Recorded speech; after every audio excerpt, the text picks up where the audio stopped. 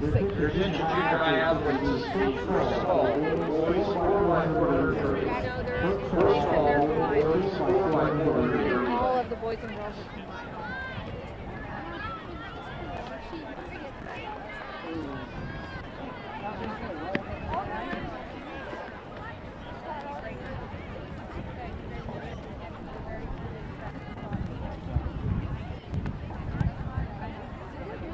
Discrimination.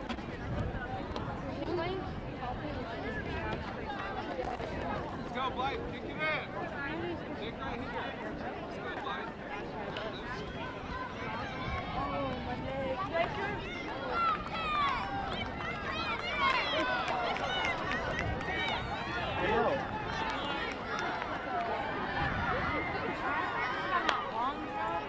Everyone died.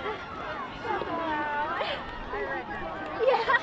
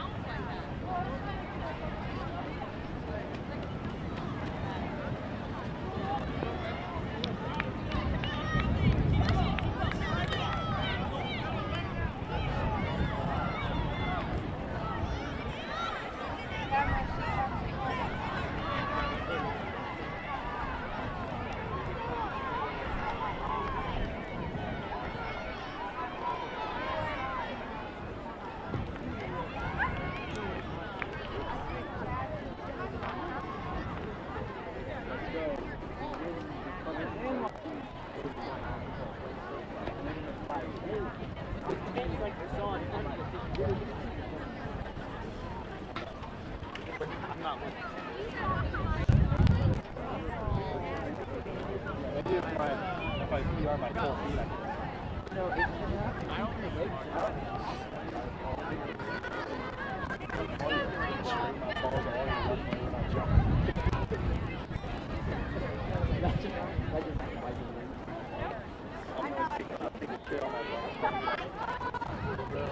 back up and jump.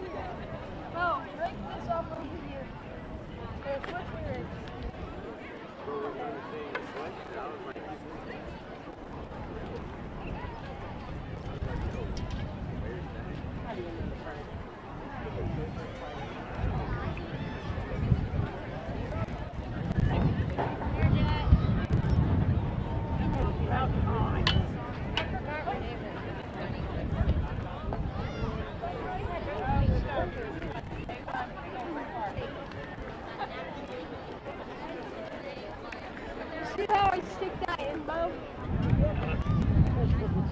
I think I found a new technique.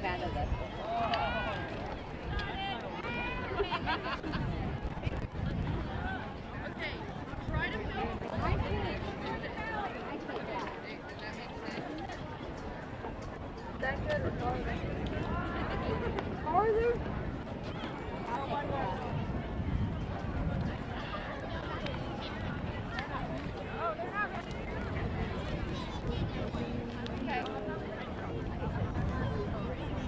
There we go, lights out on the pin. Your daughter put like a solid half inch of tape on every part of the picture. Can't produce it at all. No, I barely fit it. Oh. Did.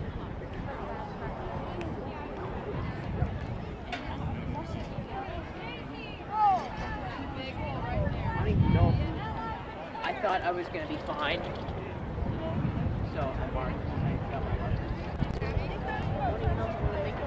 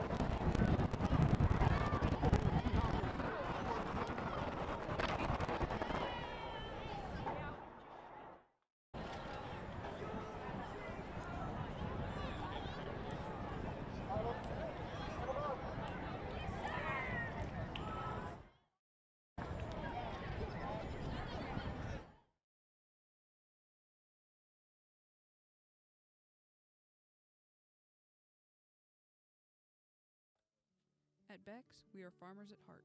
For over 100 years, the Beck family has lived and farmed in central Indiana. We are proud to announce Saline River Seed, your dedicated Beck's dealers now serving farmers in northwest Kansas. At Beck's, we are committed to helping farmers seek new challenges, push boundaries, and innovate in an ever-changing industry. That's what makes Beck's different. For more information, call your Beck's local dealer, Darren Roberts, at 785-299-0126.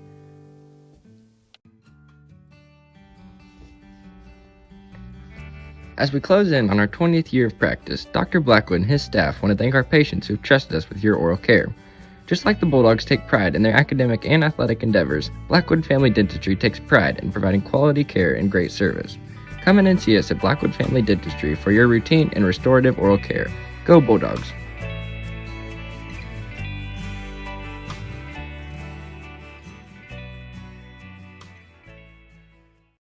Bluestem Medical Primary Care Physicians Dr. Michael Mackin, Dr. Doug Grumbacher, Dr. Shelley Grumbacher, Dr. Scott Rempel, Dr. Anna Rempel, and Nurse Practitioner Glenda Wheeler provide medical assistance for the entire family.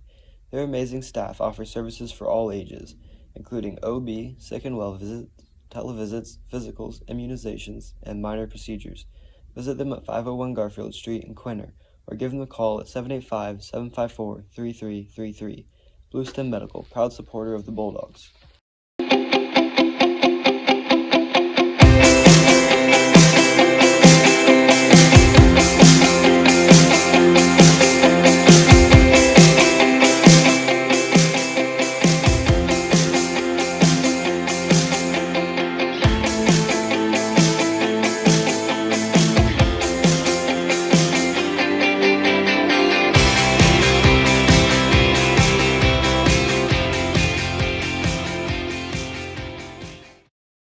Family Market in downtown Quinter is here to provide fuel for Bulldogs of all ages.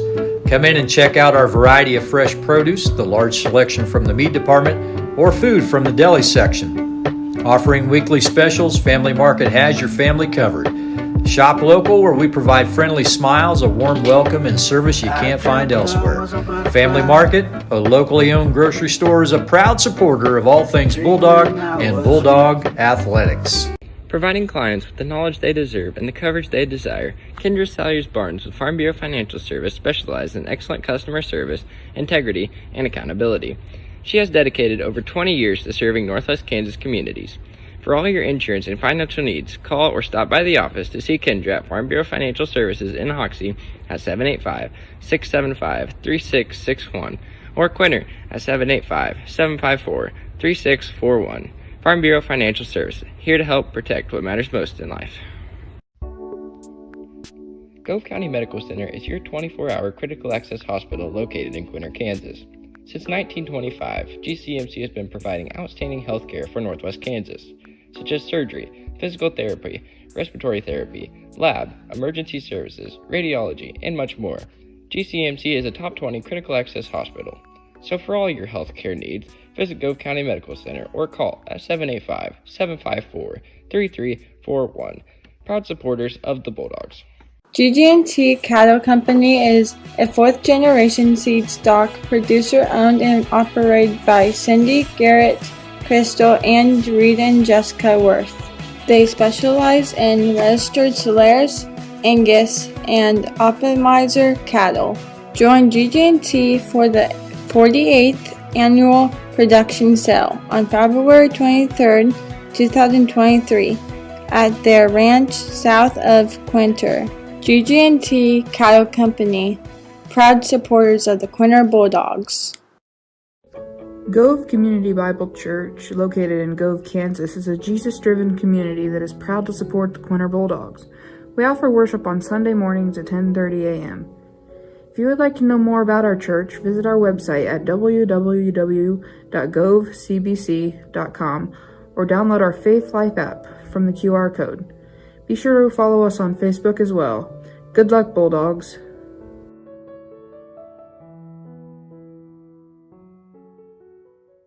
Kaiser Angus supports the Bulldogs in their academic and athletic achievements. Kaiser Angus is owned and operated by Daryl and Frina Kaiser. They have served many ranchers in the area and farmed in Gove County since 1990. The Kaisers offer and sell registered Black Angus cattle. They also look forward to being your new seed stock source. Look for their annual production sale the first Thursday in April. More information can be found at kaiserangus.com. Kaiser Angus is proud to support the Bulldogs in this tough year and looks forward to many more accomplishments to come. Kansas Land Bank is a locally owned community bank supporting community and school events. They are a full-service bank offering everything from ag loans to personal savings and checking accounts. Kansas Land Bank has a friendly staff that provides that personal touch. As one of the few locally owned community banks left in western Kansas, they strive to serve the needs of the people in our area. Kansas Land Bank remains a proud supporter of all Bulldog activities. Man Farms is your local AgriGold agent. For over 80 years, AgriGold has delivered quality corn and soybean seed to growers with unmatched genetic innovation and performance. Utilizing local in-field trials to gain first-hand knowledge of the best product lines for the area, let us help you with your seed selection decisions. Offering direct shipping or local seed delivery services for your seed needs. For additional information, call Shane at 785-299-0510. Man Farms, and AgriGold, proud supporters of the Bulldogs. Solinsky Land and Cattle Inc. of Park, Kansas proudly supports all Bulldog activities and Bulldog athletics. Kelly and Curtis are lifelong residents of Gove County and have farmed for over 30 years. They proudly run their family business. The Solinskys operate a small livestock feed yard while also growing wheat and corn. Keeping up with the best practices, they incorporate no-till farming in the operation to the greatest extent possible. Solinsky Land and Cattle would like to congratulate the Bulldogs on the tremendous accomplishments of this year and wish them the best of luck.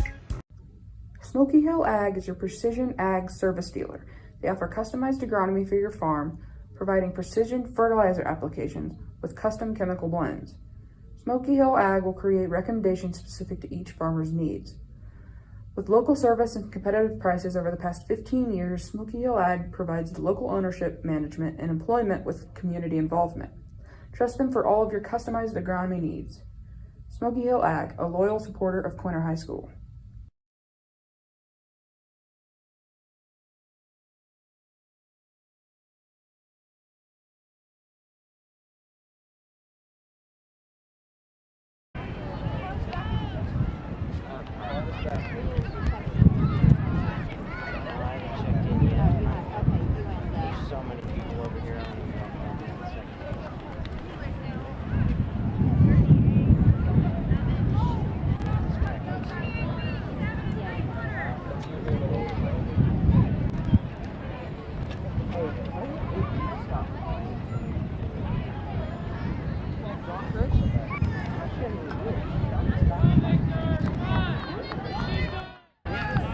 The biggest like you guys come.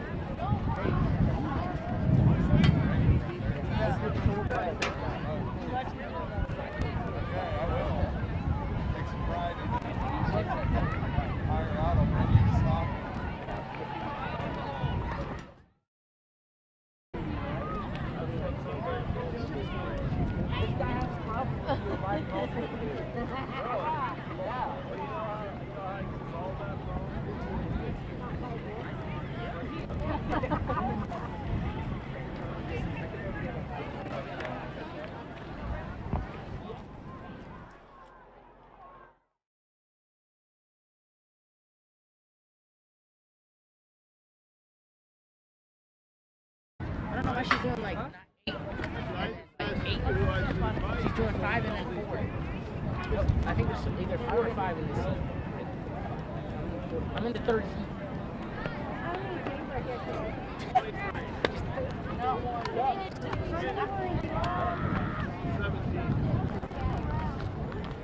I'm not even in the second flash. Yeah. So then,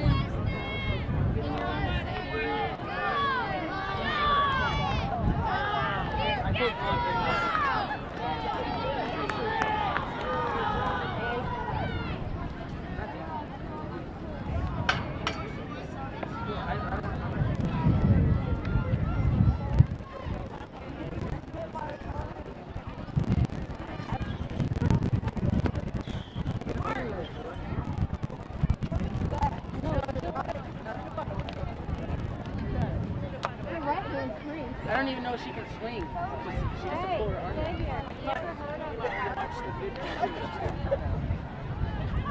That sounds wrong.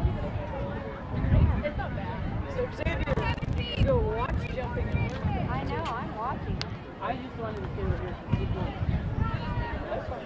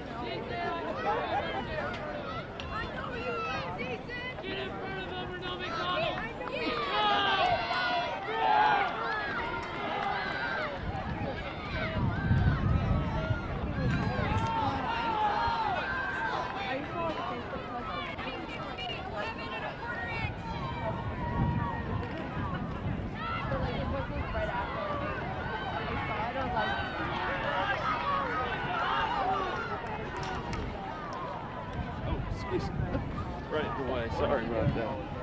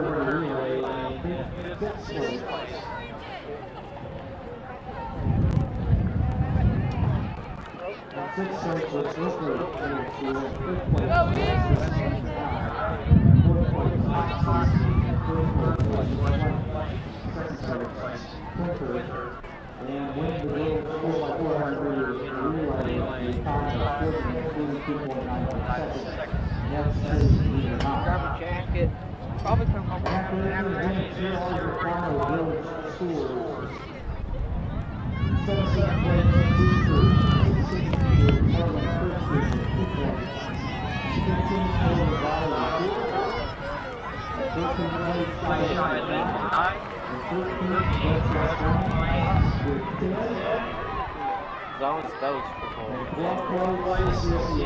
was for I don't know if you realize it, so those holes are my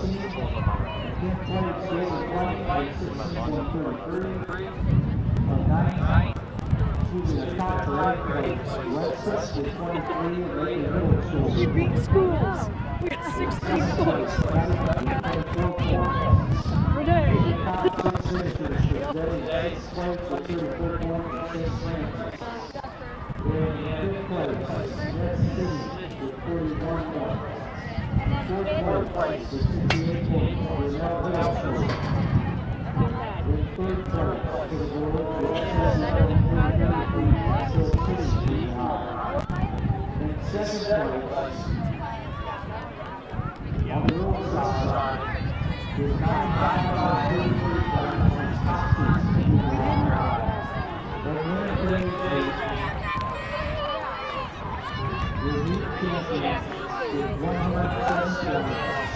On the girls' side, Quinter High School.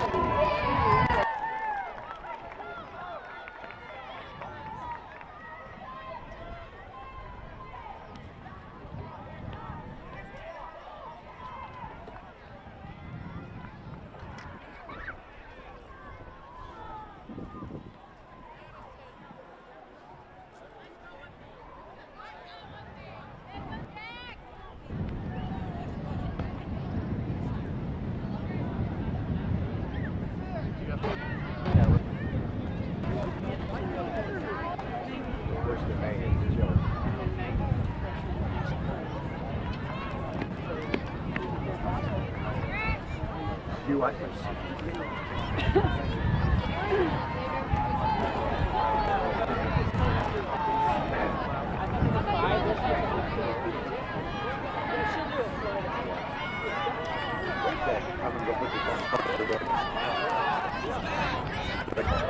Or if you need some. Okay.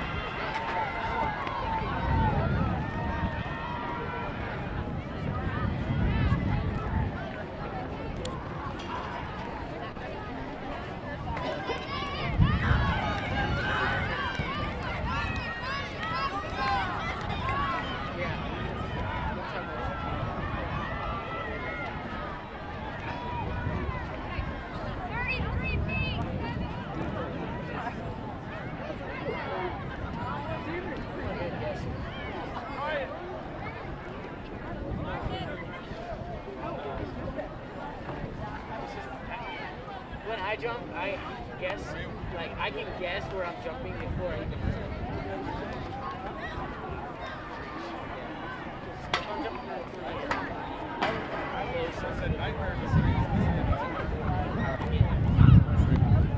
because if I could jump 7 feet, I'll hit that.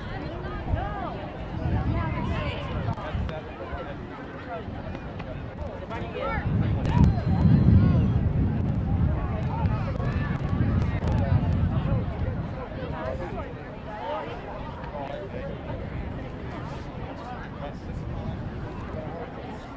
Like 6 feet.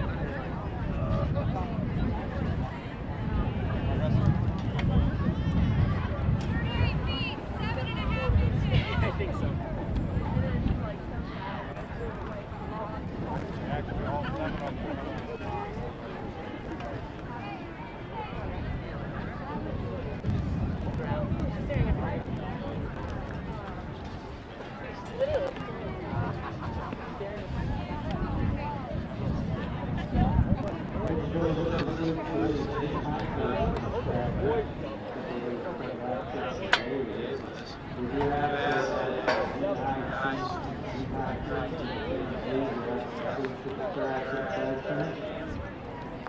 on the line further, the final balance just a few minutes, and you can pick up your medals in the hospitality, which is located at Ward Thank you. What? I'm texting. Landing there like that.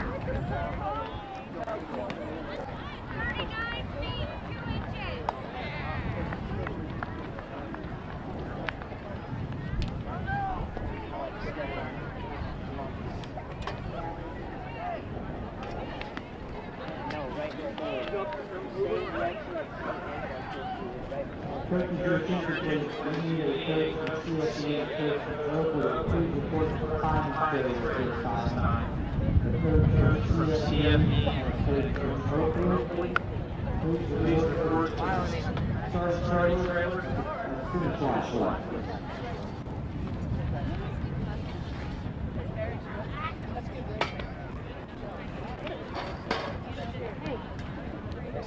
No, they're putting 8 kids per flight over there. There's like 30 kids over there. Getting shot for. There's 30 kids over there? Yeah. I even kept seeing it. 8 kids get there, they check them in and go. The discus is just going down the paper.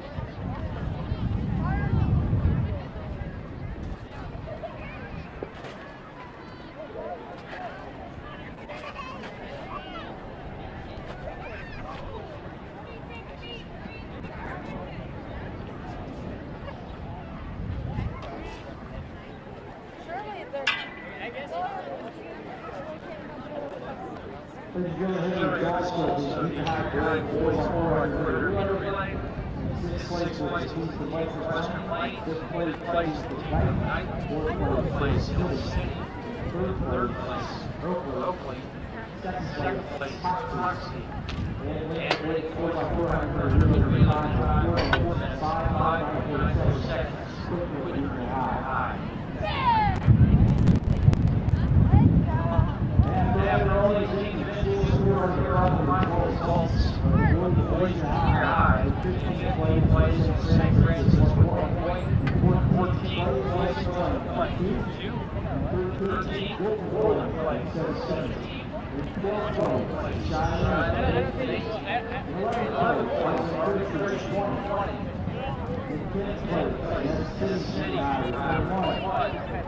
9th place, City, 5. 8th place, Valley, 41.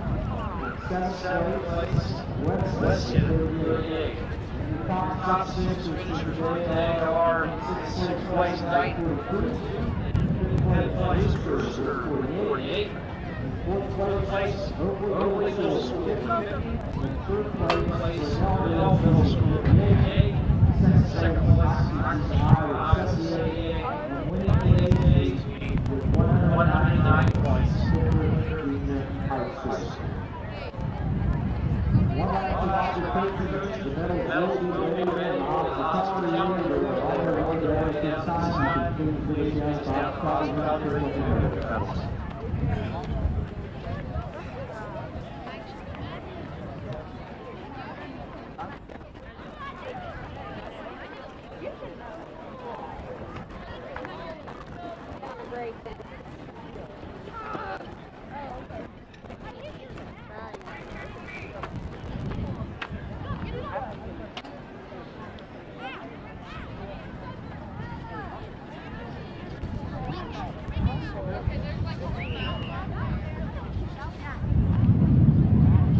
Are they doing second heat right now?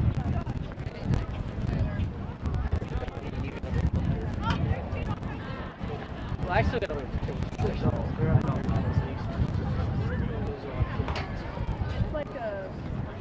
It's like around the 8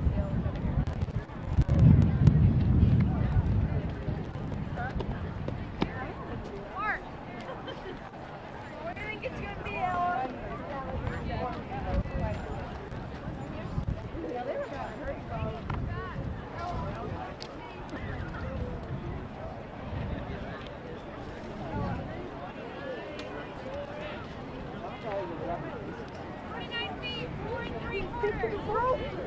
I figured I'd get him like the first try.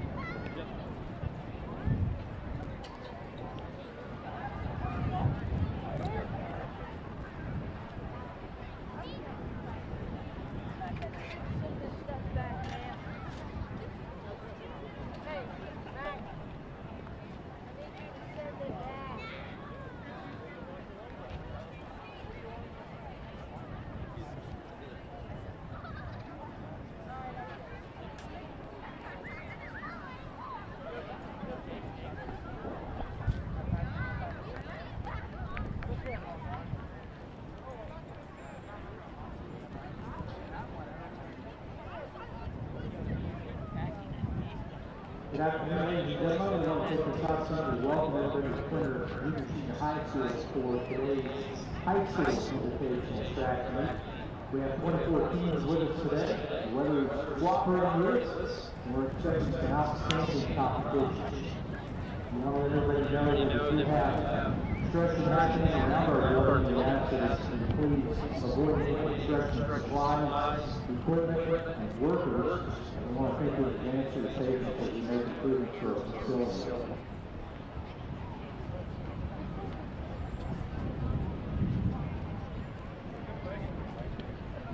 We also want to take this opportunity to remind everybody that our concession stand is open. We're still working to corner of our school line of breakers. First, we're going to concession stand gates open our 8th grade class, so let's stop there and help support our 8th grade. Also want to make sure everybody knows the directions are available inside the school year of our cafeteria area. One set is located in the hallway of the cafeteria. Another set to the east of the long hallway to the south of the cafeteria. Our building is at the end. We'll be starting our Running events at approximately 5 o'clock.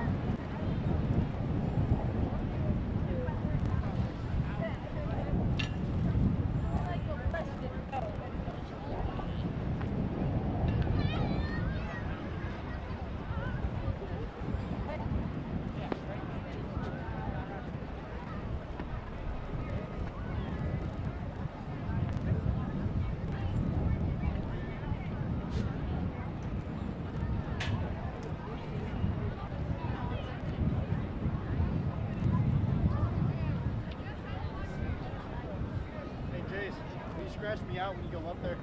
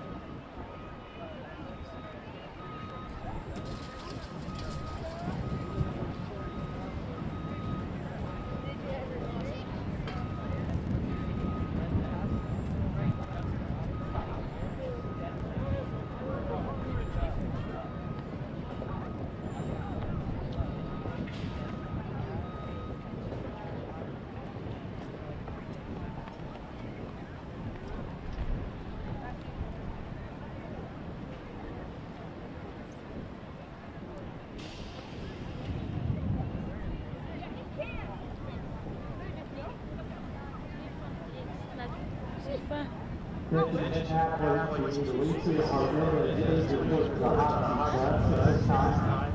Junior high students Alicia Hernandez, please report to the hockey clubs at this time.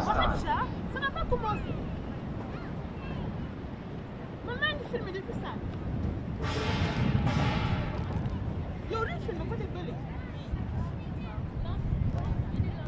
Ouais, il filme un burger.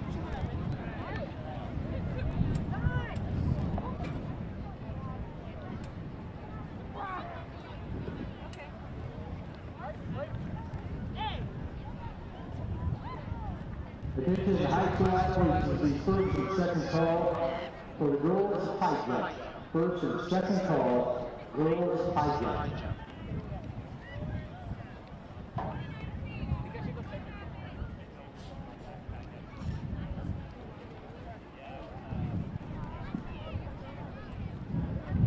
Also athletes, this is the first call for the boys pole vault. First call, boys pole vault.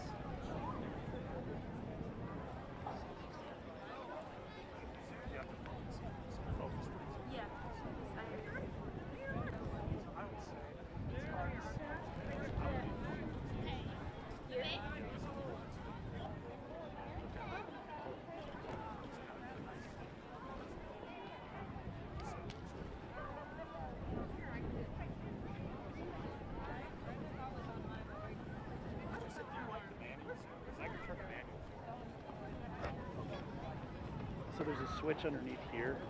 If you just switch that back, now it'll only be that. Now the toggles will not work.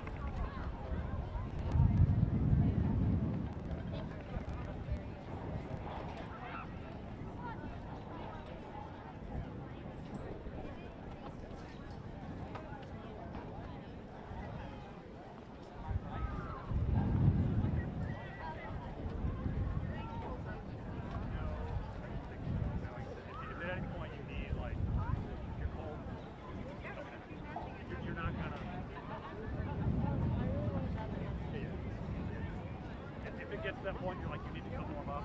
Just let me know, like, hey, I'm going to lock the shot on this. And if we're doing racing at that point, that's, yeah.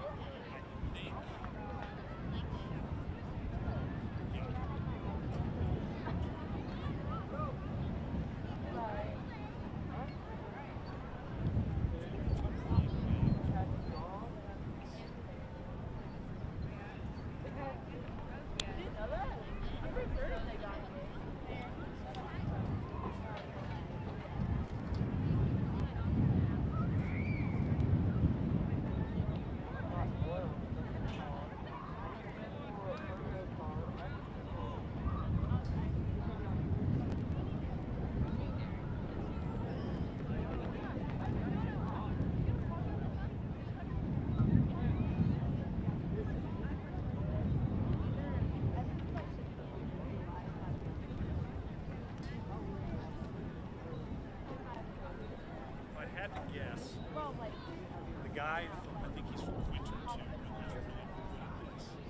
He's like the sixth guy in from the back. Red, the sleeve, so it's like red, gray, gray, brown, gray, red, right in the middle.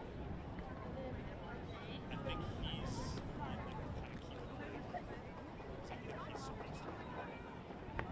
But because of that, he probably won't start jumping right away. They started low, so all of them. Get out, and the good people start. So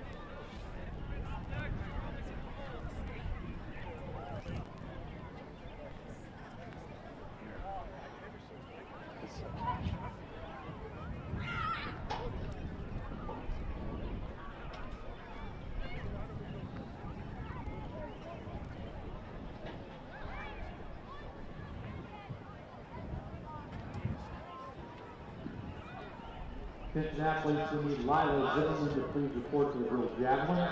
Lila Zimmerman, please report to the girls javelin.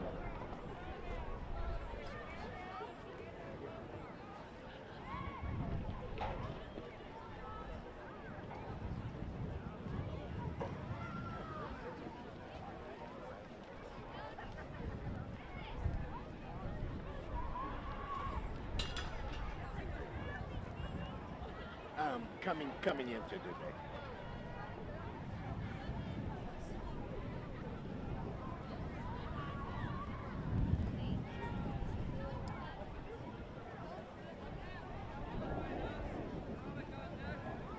I like triple.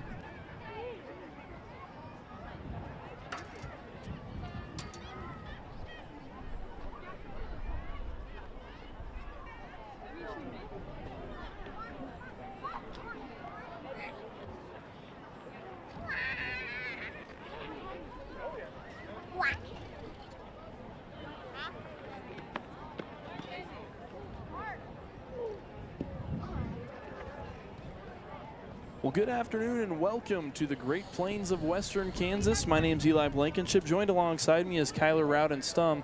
Thank you all for tuning in to the Quinter High School track meet.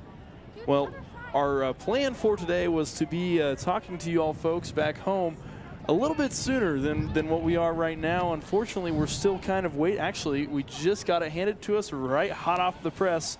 We have our heat sheets now, so we can work with that a little bit better now that we have our heat sheets. Right now, we have a lot of field events going on as we speak. The running events will start at 5 p.m. on the dot, and right now we're just kind of waiting for some of those field events results to come in. You can see there in the top left part of your screen the women's long jump, and then on that the top right of your screen is the women's shot put. Bottom left is men's high jump, and then the bottom right is the men's pole vault.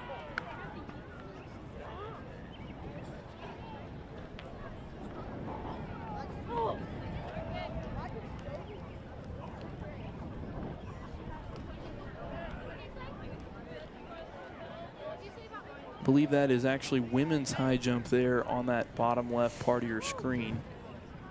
And Kyler, you ran track and field along, and you also did some field events, specifically long jump, I think you mentioned. Tell us a little bit more about what goes into that for us non-track and field participants. And so that's one of the things interesting about track and field. It's such a wide variety of things. Everything takes a little bit of different skill, and you gotta look into it a little bit deeper. So for the long jump, there's two different ones. You kind of look over the pits, long jump and triple. Long jump is literally just one jump. You're doing everything you can off the foot of the thing and then just straight into it. It's pretty simple going into it. And so really the best way to do it is just getting a long thing here, long run through and just jump. So if you're not aware, long jump, you just, there's different boards you can jump from. I believe it's the minimum in high school is the 8 or the 4 feet that's away from the pit, and that's just the minimum you have to jump to get into the pit. And after that, as you can see in the top left screen, they kind of measure it from where the end of the board, from where you jump, all the way through. And so there's two things that you have to make it a qualifying jump. Is one, your foot has to be behind the end of that board there, or else it doesn't count as a jump. And two, you also have to just be aware of like where your stepping is. If you're too far back, that's just so much loss of distance you could get in the long run. It's just at least in the long jump here. And as you talked about, we had the women's going on first, and I believe they're both going on at the same time, men's and women's, both sides. But some of the jumpers here, they're not too bad. It's a lot of jumpers. Nothing state tracked, so no state rankings as I have right now. But the leading coming in this match is from Wheatland, and 17 feet 10 inches, and I believe that's 3/4. That's a pretty decent jump there, just coming in here for the 1A. Well, and that's Olivia Ball, and I believe, if I'm correct, I believe she's related to that entire Ball family, who has a lot of very talented track and field athletes here in Western Kansas. One of my teachers back in Mays High School, he was my woodworking teacher, was also the track and field coach, along with the wrestling coach back at Mays, was a very talented a track and field athlete in his time at Fort Hays State. And so there's even some balls that are attending Fort Hays State University as we speak. So a family that's very well vetted, I should say, in the world of track and field here in Western Kansas specifically. Oh yeah, definitely, especially here in small town Kansas. Here's a lot of these, especially 1A, especially, is just really there's a lot of family going around. You see a lot of schools that have similar things, and they go on with things, because track and field is one of those things that like doesn't get a lot of attention, but it can bring you places. I know a lot of people go to college just to do track and field, and it helps them get through. I just think track and field just is great for all around. Well, and the other one that I'd been brought to my attention from one of our managers actually is in the men's pole vault.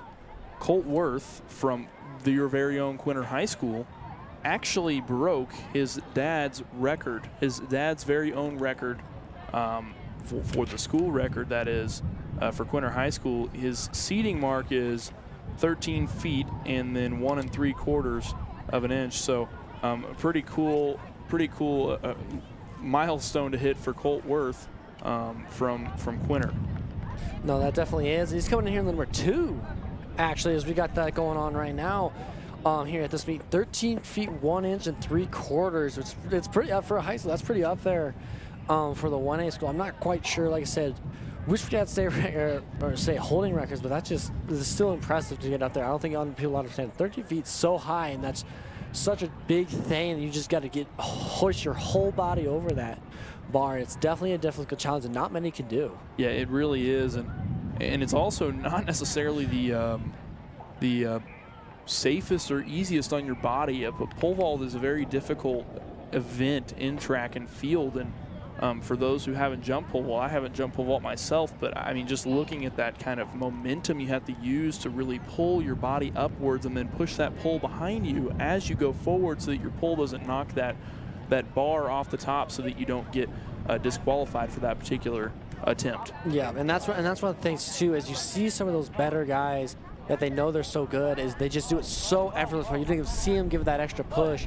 And sometimes the bar gets so high, you don't even need to push. You need to just push it off to the side so it doesn't land on you, just because it goes straight under that bar. And that's when you see the really talented people, they're just so used to it. And that's kind of a similar thing to high jump there, as we have it on the bottom left side of your screen, is a lot of form into that one too. Yeah, you're doing more of the body using it, but everyone's like, oh, you can just jump over it. I promise you, form is amazing in that sport, because you'll see so many people just try to jump over it, try to go over it like a board, but they'll end up knocking you down once they get to the higher form, because they don't know how to get that flexibility. So imagine the people that get over those tall feats and stuff like that is just incredible. I had to look in one of my senior year state, there was this one kid jumped, I believe, 7 feet off the ground on the high jump at state. It was the most incredible thing ever. The entire stadium was quiet for this jump, and it was incredible. It was lit up. It was the biggest stadium I've ever been to, and that's one of the things about track and field events, is when it is watched, it is incredible to see people just break these records, push themselves to the limit, and that's what track and field is pushing yourself to that extra mile. In another event that I have always found interesting in terms of form is if you look at the top right of your screen, that shot put that you see right there, and you notice there, and I imagine she'll probably come back and throw it again here in just a moment. They're all just kind of warming up right at the moment. But if you watch her form, she uses her whole body. She puts that shot put back. Ladies and gentlemen, we are anticipating 5 o'clock start time. Kind of spins around to get as much momentum as she possibly can. I've always found that event in particular is always interesting. You'll watch here as she kind of just spins around. She has that little wind up, spins around, and then launches it forward to get as much momentum as she can into that. I've always found that as an interesting event as well. And here's the thing, the shot put is a baseball player's worst event, because as a baseball player, you've known you want to extend the arm, throw it. I promise you, do not do that. It will hurt your shoulder so much, and it'll take you so much out. The best idea is, like I said, you gotta just give it a shove straight out, because it's a heavy ball. Like, that's what it is. It's a heavy ball. I can't quite remember off the top of the head what the weight is for. It's different for women's and men's, of course, but it's still a heavy ball no matter what you're lifting. It's crazy to see some of these people throw them, and that they have that strength and that talent to do it. Because, like I said, it's a strength thing, and a lot of people just think you just strength it. But, like, so you do a spin to do that and also be able to hit or release it at the right point. It takes practice. It takes a lot of practice, and that's one of the things. So you see the end result, but a lot of things about track and field is all that stuff is happening behind the scenes at practice, the extra running, the extra throwing, the extra workouts they're doing. It's impressive to see everyone do it. It's a full body motion for sure, especially with shot put. You notice a lot of those shot put throwers, they have very, very muscular legs, and that's where they can generate a lot of their power. Some of the ones that you see in the Olympics where they're really high level, you'll see them really squat down and really get into the motion of it, and that can really help them as well. And you really have to be careful not to underestimate the weight of that ball. I mean, you can just see by the way they're holding that ball and supporting it, it is a heavy ball. I mean, it's practically a weighted, almost just like similar to a dumbbell in a sense in terms of weight. I mean, it's that heavy that you're going to be throwing, and so that's something that's always an interesting event to watch. Another one you can see on your screen, you see the little screen there, the little protective screen. That's the discus area. And for those not familiar with track and field events, discus is another one that's very form heavy. Another one very similar to shot put, where you have a heavy projectile that you're throwing as far as you possibly can. And so the thing about discus is it's a lot more about form in that one than strength. Shot put, yeah, you have a lot of strength in that, but in the discus, though, that's where it's really all about the form, and you got to just kind of, you see a lot of people do different things. You've seen a lot of people just take a shuffle step forward. I've seen a lot of people do the spin like you saw in the shot put a little bit earlier. But outside of that, though, you're trying to just get a lot of form in there that's perfect release. Because if you release wrong in the discus, it's going to go haywire. It's going to go out of bounds, go straight down. And so it, again, takes practice, practice, practice. And it's a thing that not a lot of people do. That's the thing. Track and field has so many different types of events that it could fit. You will find your skill set in here, no matter what it is, no matter where it is. It's impressive. As someone who was a soccer player, at least in high school myself, I always found that I feel like I would have been better at some of the running events. I never was the strongest kid on the block, but I would say that, you know, more of my cup of tea will be right around 5 o'clock when some of these running events start. That's definitely my bread and butter. My dad was a track athlete himself, a track and cross-country athlete. He was a long-distance runner, so we'll have to show some love to some of the distance runners here today. As per request from my dad, was to show some love to the distance runners. So it'll be a fun event. I'm excited to see all the athletes competing, because there really are truly a lot of schools here today at this invitational. And that's one of the best things about coming to the invitationals is you get to go against all these different schools.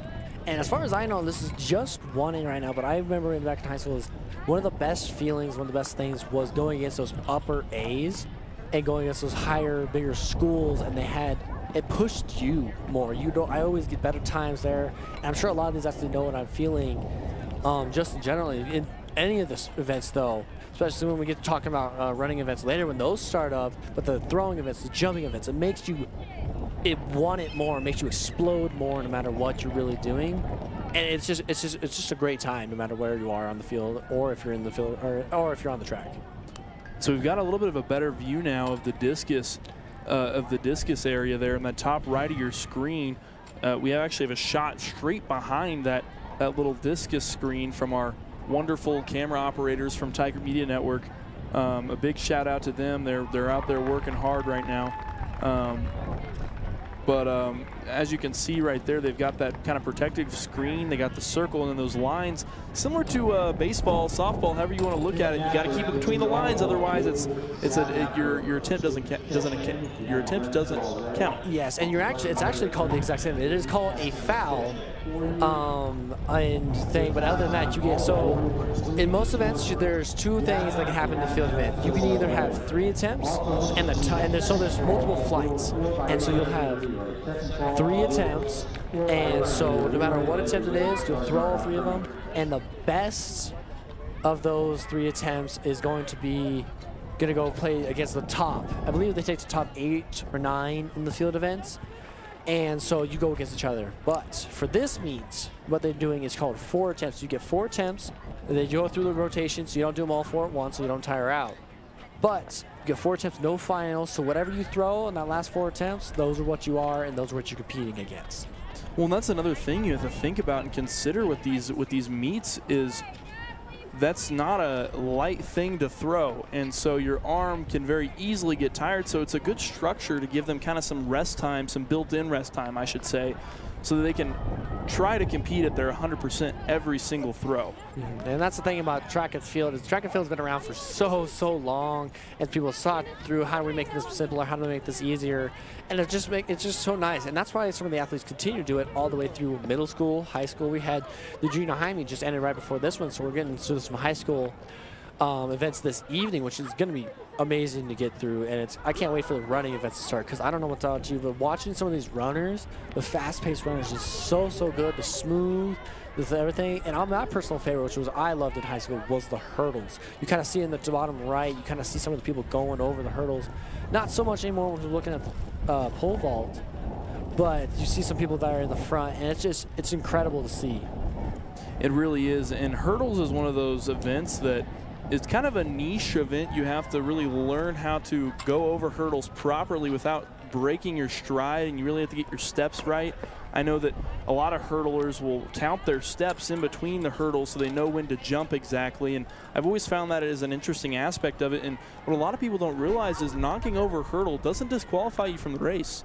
You can knock over a hurdle and keep on running. Yeah, and I'll get more into the details, especially when it more gets up there, especially for each athlete, and as stuff happens too, because we're bound to see some hurdles fall over, and we're bound to see some stuff happen. But as you said, just quickly on the count thing, that is one of the hardest things about doing a hurdle, is counting the steps in between. It's such a hard thing, but if you master that, you become one of the fastest athletes in the hurdles. And I've seen some fast people run faster than some people running the open one, and they're just so quick at that. So. And just right now, until then, it's just anticipation and see who's going to bring what. Well, we're going to step aside for just a little bit here until the women's 4x8 meter relay comes up. That'll be the first running event of the afternoon/evening. And once that comes up, we'll be right back and ready to go to call that event. We are super excited to get underway here. Don't go anywhere. You're watching the Quinter High Invitational Track Meet presented by Tiger Media Network.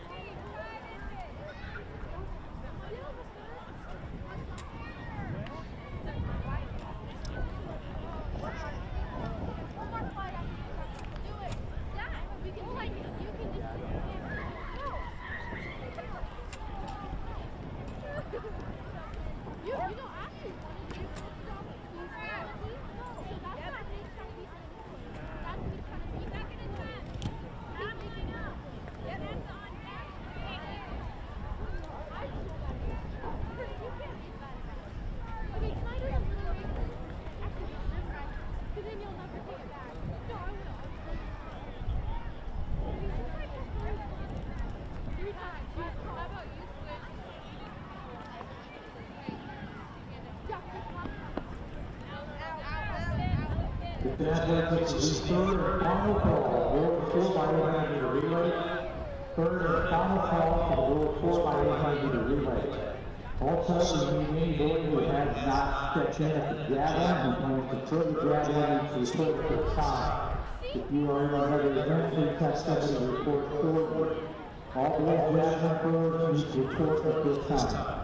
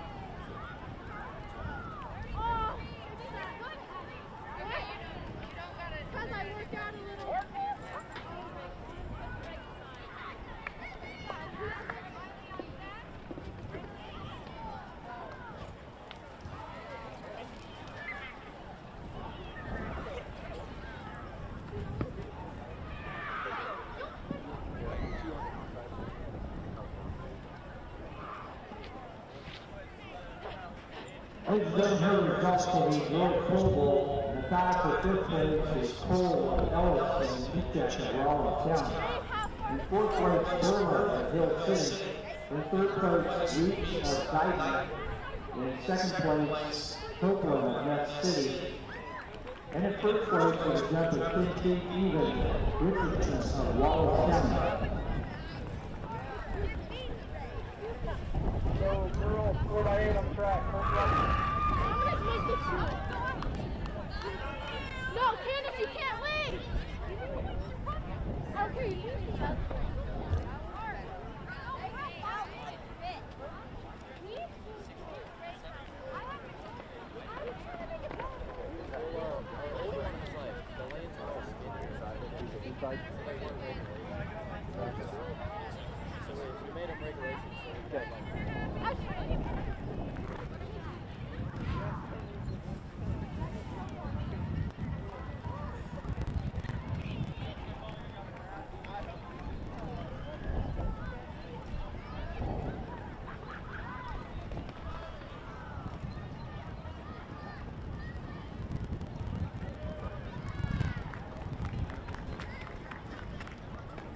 Toby Hudson, please report to the press box, please. Toby Hudson, please report to the press box.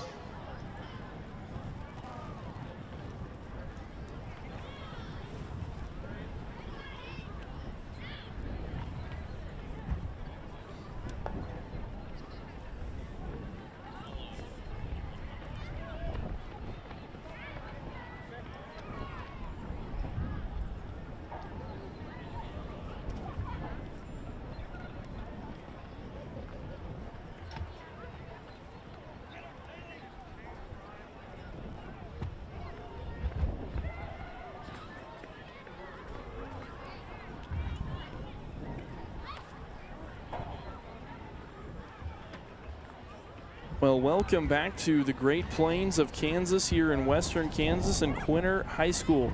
We've got the women's 4x8 meter relay coming up, and we are underway. In lane 1, we have Ness City. Lane 2, Hoxie High. In lane 3, we have Quinter High School. And in lane 4, we have St. Francis. And those lanes will just stay there, just follow the way for a little bit there, but as you come around that curve, they're all going to kind of slow it in there, get into lane 1. As like I said, this is the 4x8, so there's 4 runners running at 800 meters each. That's 2 laps around the track, or actually it's 400 meters. And it's kind of just a pace race in this one. So coming in here, Ness City's coming leading this meet with 11 minutes, followed by Hoxie with 11.5. Quinter High School 11.17, and St. Francis followed it up 11.22. Yeah, so leading the pack right now, and she really did get out quick, was Stephanie Esperanza. And man, she really got out there with some authority. She's leading the pack right now by quite a ways, and she's about to approach the final 100 of her first lap, and will here in just a moment be getting ready to approach that final lap and get ready to hand off the baton. For her, she's really kind of a pace setter for the rest of this heat. As you can see, we just said Quinter is only 5 seconds behind them on at least in the seed timing. In the seed timing part of things, but we're getting to that point in the season where some of these relay teams are looking to PR, looking to find that qualifying time that's going to push them into state. Yeah, and I believe in relays like this, just get a little bit more there, but it could be just top 9 go, but they also could, some states have is preliminaries for state. The first couple days preliminaries, and then that last day is really where the marbles come down to. But like you said, came out here, following up there was the Quinter Rose that came in here sitting the 3rd in this meet. They're following up. Courtney Azanet, I believe that's how you pronounce the last name, and is following up there, but she's got nothing on Stephanie there. She's just taking off in her 800, not showing any sign of slowing down. Yeah, and she slowed down a little bit here on this second lap. She's approaching that last 150 meters here on the far end of the curve. She's coming around that little stretch there, and she's getting ready to hand off the baton. They're going to get to the second leg of their relay, and Ness City's sitting real pretty right now in first place in this relay. Yeah, they're just moving the baton. That's what they got to keep doing. They're going to get a second runner going up here, and that's another big one. The second runner has to keep this a similar pace to their, not the start, but their second lap of the first runner, just to keep that momentum going and hold on to the spot. That's the biggest thing for the second and a little bit of the third runner, but the third runner is also a pickup pace. And when we get down to the 4th runner at the very end there, they're the ones that can be jetting out there. So it's Brecklin Bishop for Ness City now leading the charge for the Eagles, and she really does look pretty strong here on this leg. I will say one of the hardest things in all of relays is getting that baton handoff just right. I played tennis in high school, but when we would go over to the stairs to go run bleachers, I would see all those relays doing handoffs all practice long. I mean, that is something that they really try to belabor and really work hard on at practice. And you're exactly right. Now here in the 4x8, you've got a little bit more extra time, but as you see the more relays, the 4x1, the 4x2, and the 4x4 come up here, very, very little time. Get in there, and you got to make it perfect, because every second of that counts. Because if you can get it to that fresh runner faster, they can get off faster and get to the next runner, or even get to the end fine. So Brecklin Bishop still leading the charge by quite a ways for Ness City. And right behind her, we see Hoxie High School, and that is Emily Farber right behind her. Their time is only about separated by about 5 seconds in at least the preceding times. But right now, Ness City really leading the charge by quite a number. Yeah, and she's definitely, that's one of the things about Ness City. They came here with a decent time here for the women's side. They just keeping a good pace. They get us slow a little bit there, but that's the whole thing, especially when you get on the sucker in the second lap. The hardest thing is keeping that backstretch, but started you get about the last 200 meters, 150, you got to get everything else you got. Not when you get to the open stretch, because if you get it on the open stretch, you're going to get beat, because the curve is one of the biggest things in races, and at least that one go around the 200 meters and up. It's so big, because if you can't get around that, if you can't beat the curve, someone else is going to get on the outside of you and beat you to that last line, because you both might have the same amount of energy left. And for Ness City, they're listed at 11 minutes and 11.55, and they've got that 55 hundredths of a second that they're just barely not breaking that 11-minute mark. So I would imagine for Ness City, their goal is to break 11 at this meet. 100%, just getting it on there. And that's one of the things that you get closer to the meets or sort of straight track more, is just bringing it down each different time it comes up, and the more you get it down there, it's a lot better. So now Brecklin Bishop preparing for the handoff here. Her coach is really encouraging her there from the sideline. Crucial part of every relay is that handoff, and we'll see here in just a moment that handoff, and it looks like it might be raining a little bit out there. And that's one of the things about track and field, is they're not going to stop the events going on. That's what makes the track and field such great people to run out there, is because they persevere through any of the rain, thunder. The only thing that's going to stop track meet is if there's lightning, and there's not much cloud cover, so I don't see a lot of lightning as of where I am right now, but definitely it's starting to come down a little bit. As you can see, kind of blocking the view a little bit there, and they're just going to keep on persevering through it. And that's why I like triathletics so much, because it's outside, it's in the sun, and they just got to keep moving no matter what's happening. Yeah, and that's something that I've always learned about distance runners, or really just runners in general, is their mentality and their mind state. They're very mentally strong, and it's not just that they're very athletically gifted, but they're also very mentally strong, and that's something for them they really seem to pride themselves on, you know, throughout their entire careers as track athletes. So Ness City still leading the charge here in this race. You can see Quinter High School right there kind of rounding that curve. That is Ella Gruenbacher there on this last 100 meters here before she hits her second 400. Gruenbacher, actually one that we saw during basketball season, a pretty talented basketball player herself. I definitely agree there. She's good, and that's what a lot of these small schools kind of athletes have, is they do multiple sports, and each sport betters them for the next thing. And that's what's so great about it, is because they do so much, it's going to make them a better person in and after sports as well, just because they're keeping physically active, and also they got to keep a mindset. So as you can see right there, the final leg of the relays are right there at that starting line, that handoff zone, and they are ready to receive the baton. And as you can see right there, they've lined up Ness City in that #1 lane, because they will be the first one that will come across. And that's something that I've always found interesting, is the way they line them up. They try to line them up in order of when the handoff will come in. And if it's a close race, sometimes they got to go out wide, because I've seen a lot of meets where I've seen there's a couple there, they get out wide, they got to meet out there in the 2 or 3 lane, just because it's right neck and neck. You got to be aware of that. You just got to see where your person's at. But with Ness City holding such a commanding charge, it's so good that they just keep this kind of thing up. So I did a little math here. In order for them to get under 11 minutes, each runner has to run around 3 minutes. I believe it's around 20 seconds each in order to get it under 11 minutes. One has to either run really faster, or one has to run, they have to keep making up for a little slower. But around that time is what they got to do to keep it up. Well, and Emma Petersilly for Ness High School is Ness City High School is now the final leg for them, and man, she's really kicking it now. A lot of times you'll see teams put their fastest runner in their final leg because they need all the gas they can get there at the very end, because sometimes these races will come down to, I mean, just fractions of a second. Yeah, and so a lot of the times you'll see here at the end there's a couple cameras, photo finish, but a lot of them will track the number as they break the last line there. But either way, it's going to be good, is what it really ends up to be, because no matter what it is. So in the last lap, though, you can't do the first lap all you had. You got to go about 80%. And people will dog me on that, but that's because if you do that first lap at 100%, your second lap is going to be slower. So if you save some energy for that last lap, then you're going to be able to go that last lap and beat anybody who tried getting out the gate on that second.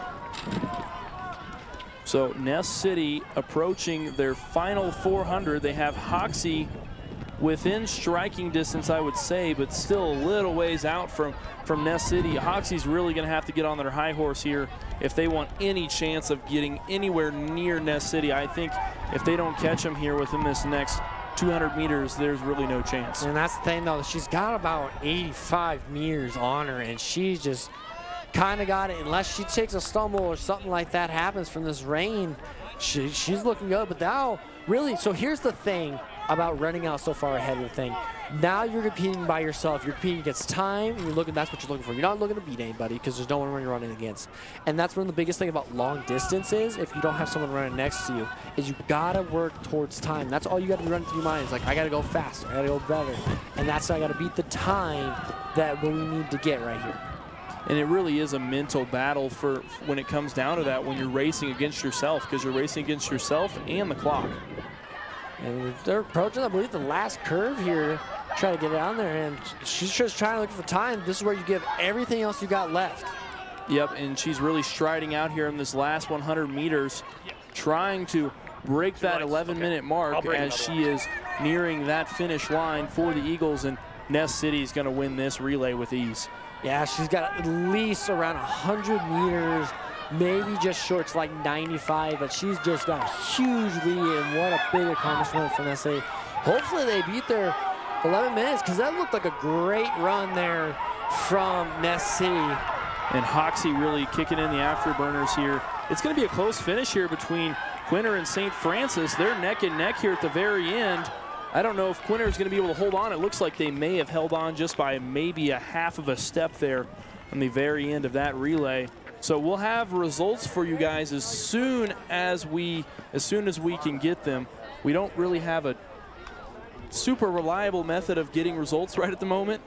The live results have been a little bit funky with us this afternoon, so we're hoping we're in hopes we're optimistic in the sense that we will hopefully have some times for you all back home, and maybe even some distances for some field events here, hopefully within the next half an hour. Yes, I definitely agree with you there, but definitely was a close battle, especially for the end there. And like I said, if you're behind the leader like that, it's good in long distance. Yeah, you have a guy to beat, but that's not the only thing you should be thinking about, because if you beat that guy, someone else might be fast.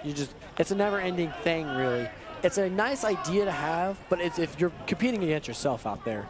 And that's what a lot of people do if you're up ahead that high. And I like what Ness City did. They didn't slow down. They didn't relax. They gave everything they got. Hopefully, they keep that kind of momentum going. But we're getting ready for the men's 4x8. And this one, I'm actually looking forward to specifically for the Quinter men, because amazing time coming in here, entering in this 4x8. And it's absolutely incredible because they're coming in here at 8:36. I don't know if you know, that's about 2 minutes and 9 seconds per person.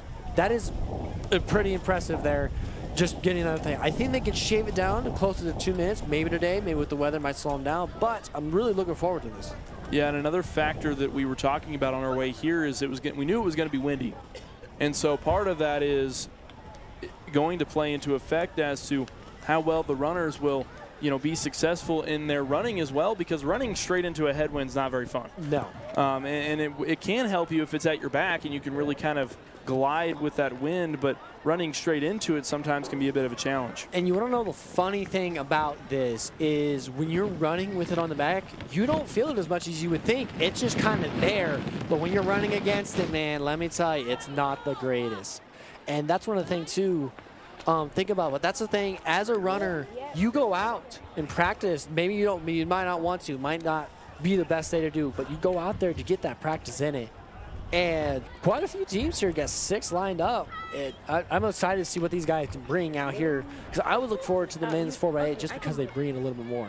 So in lane 1, we have Quinter High School, your very own Quinter Bulldogs, Ness City High School, Hoxie High School, Rawlins County High School, Shaylin High School, and CFE Home School. That is lanes 1 through 6 in descending order. We are underway. Quinter High School, the favorites to win this one. But it's going to be a tight race, I think, between especially Quinter and Ness City. There's a 6-second difference between the two. And for those who don't know, the reason I like Quinter so much is they have been, I believe it was cross-country state champions for 2 or 3 years in a row. And we got a couple of those people on that team here. No, Elliot Churchwell, I believe, was on the team, but I know Kendrick Selensky, and then ending all of it, Hans Deaton. When he's late, make sure to stay around for his 2 laps here, because he's going to be zooming on this track. And he's one of the fastest long-distance runners that I've seen. I love watching him work. I love his hustle and everything he brings to it. Yeah, and it'll be interesting to see the results of this race. We get to see a lot of these guys compete during basketball season as well, and football season.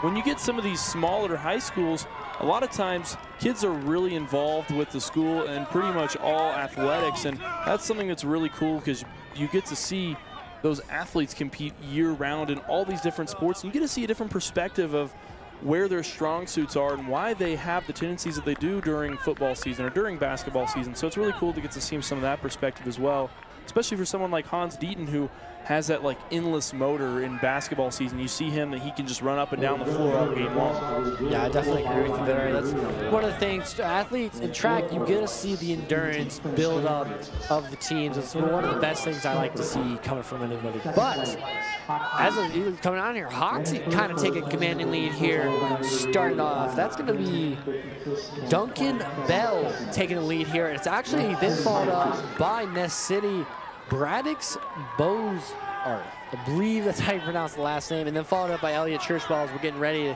to get the handoff for the second runner. Yeah, and it's going to be a tight race between these top 3 spots. We said that Quinter came in with a seed time of 8:36.75, and then right behind them was Ness City with 8:42.13, and then right behind them is Hoxie with 8:55.73. All those teams under 9 minutes. I mean, that's a pretty impressive feat to hit no matter how you look at it in a 4x8 relay. I definitely agree with you there, because that's so quick. And if you're looking right now, it's neck and neck between Hoxie and Ness City. And then Quinter's trying to catch up now after that second handoff, but these guys are just going at it, and that's just what I love to see. But as you see, here comes Kendrick Selensky, one of the guys I was talking about that I knew was on that cross-country team. He's using those skills, but you got to remember, I talked about in the women's race, that first lap, gotta make sure don't use all your energy on that first lap, or that second lap's gonna really kill you, and you're gonna start losing those front guys. But that's what we're gonna have to see, what endurance these guys got in the top 3. When you talked earlier about having someone to run against is really important, because it pushes you harder, because you have someone right there next to you to compete against. You see Quinter starting to fall behind a little bit, but Kendrick Selensky trying to ease his way back into those top spots so that he can have someone to run with. I definitely agree with you there. As we're getting ready on their second lap of the second leg of this men's 4x8. Ness City taking the Ben Durham. He's hit a hot start, but he looks like he's picking up pace in my eyes. Yeah, and he really is building a little bit of separation between him and Hoxie. That's Aaron Keith, I apologize. Aaron Keith right behind Ben Durham, but Ben Durham really creating some separation. And in third place is Quinter with Kendrick Solinsky. Solinsky kind of running out of gas here a little bit. You can see him struggling a little bit there on your screen. He's slowed down a little bit here in this second lap. You said it yourself. You got to be careful to pace yourself in that first lap so you have enough energy for that second. And that's the thing. It's about, the track really makes you realize how much your body can handle and how much it can go forthward, because there's only so much you got to pay attention to. Because like, okay, I can Joe this far at this rate at about 80%, and then I can use this last 200 meters at 100%, take that extra lead.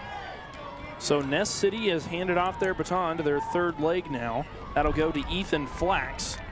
And then right behind them is Hoxie, who has also handed off their baton to now Easton Nicholson. And then in third place is Caden Thomas from Quinter High School. Those are really the main three schools we're watching in this relay, as the other three have really fallen behind now. So it's really just between Hoxie, Ness City, Hoxie, and Quinter.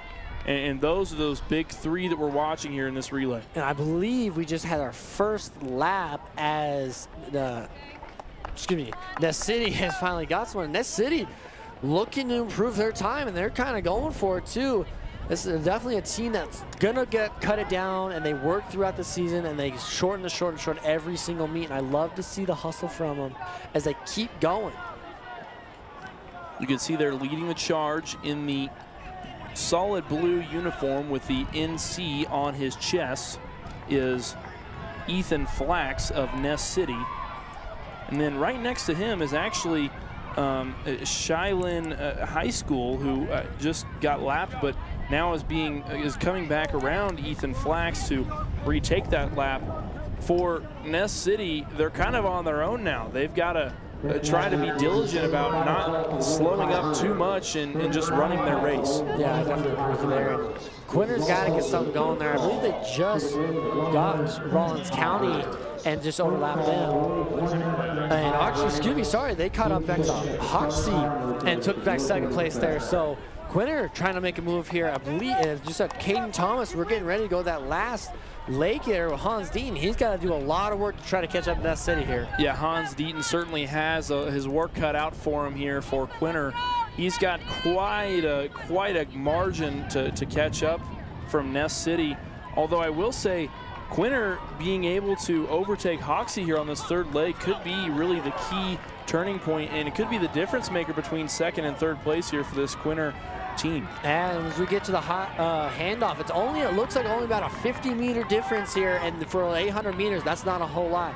As Quinter gets their handoff, trying to catch up to Hans Deaton, as the runner for Ness City, it's going to be Broxton Gow. Yeah, and Broxton Gow really got out of there real quick. He was not wasting any time whatsoever. Hans Deaton not far behind him. We saw him get out of the gates there pretty quick. I think Hans Deaton really does have an opportunity here to start to cut away at some of this lead that Ness City has, but if he's going to go, he's got to go now. Yeah, he's got to kick it in now, because I'm telling you now, Braxton does not look like he's slowing down. And he reminds me of someone I used to watch in high school. There was this one 800-mile and 2-mile. He sprints the entire time. And that's what he's doing. He's not slowing any signs of slowing down. And he's just kind of taking command. So Ness City getting some long distance runners coming in here. Well, and they won that first relay where they in the women's 4x8. We'll see if they can get the double crown here in the 4x8 and win the men's here. If Broxton Gow can hold this lead for them. Yeah, but it's not only as he gets around that first curve on the last lap here, as he's going down that back stretch, it's so tough try to get to him. As here he comes. He's just moving the ball. He's moving himself so fast that it's hard to keep up.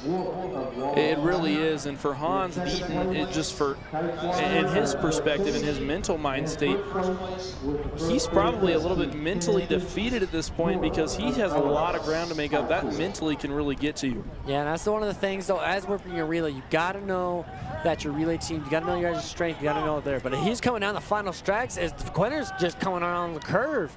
And so they're just going to take this one by storm, and definitely on a performance to note there, I would think they beat their time as well. A great improvement. Yeah, they certainly really kicked it in gear there, especially Broxton Gal there at the very end. Here's going to be the interesting part here. We'll see how close Hoxie gets it in gear with Quinter. Hans Deaton looks like he has this one in the bag, and I think he will by a few steps. And so Hans Deaton will come across and get the silver for the Bulldogs, and then Hoxie will come in at third. Yeah, what an impressive race by all three of them. We'll see the last three trickle in here slowly after a little bit more, but it's just, we're just seeing them go more, and that's the thing. That's the thing about these meets. Nothing, you'll see these guys multiple times and sometimes you won't, but it really, all you're working towards is your better time until the state track meet, because that's the only time you're not racing against time, because that's the last moment you're running. That's the last hit, that's the end of the year, you're running against who you're next to, and that's the target here. Here out in these meets, you're trying to get a better time, and so that's one of the things to focus on. You can't hang your head. You talked about a little bit about him hanging his head, being a little defeated, but that's the thing. You're looking to improve your time as the season continues all the way up to that state meet and just trying to qualify.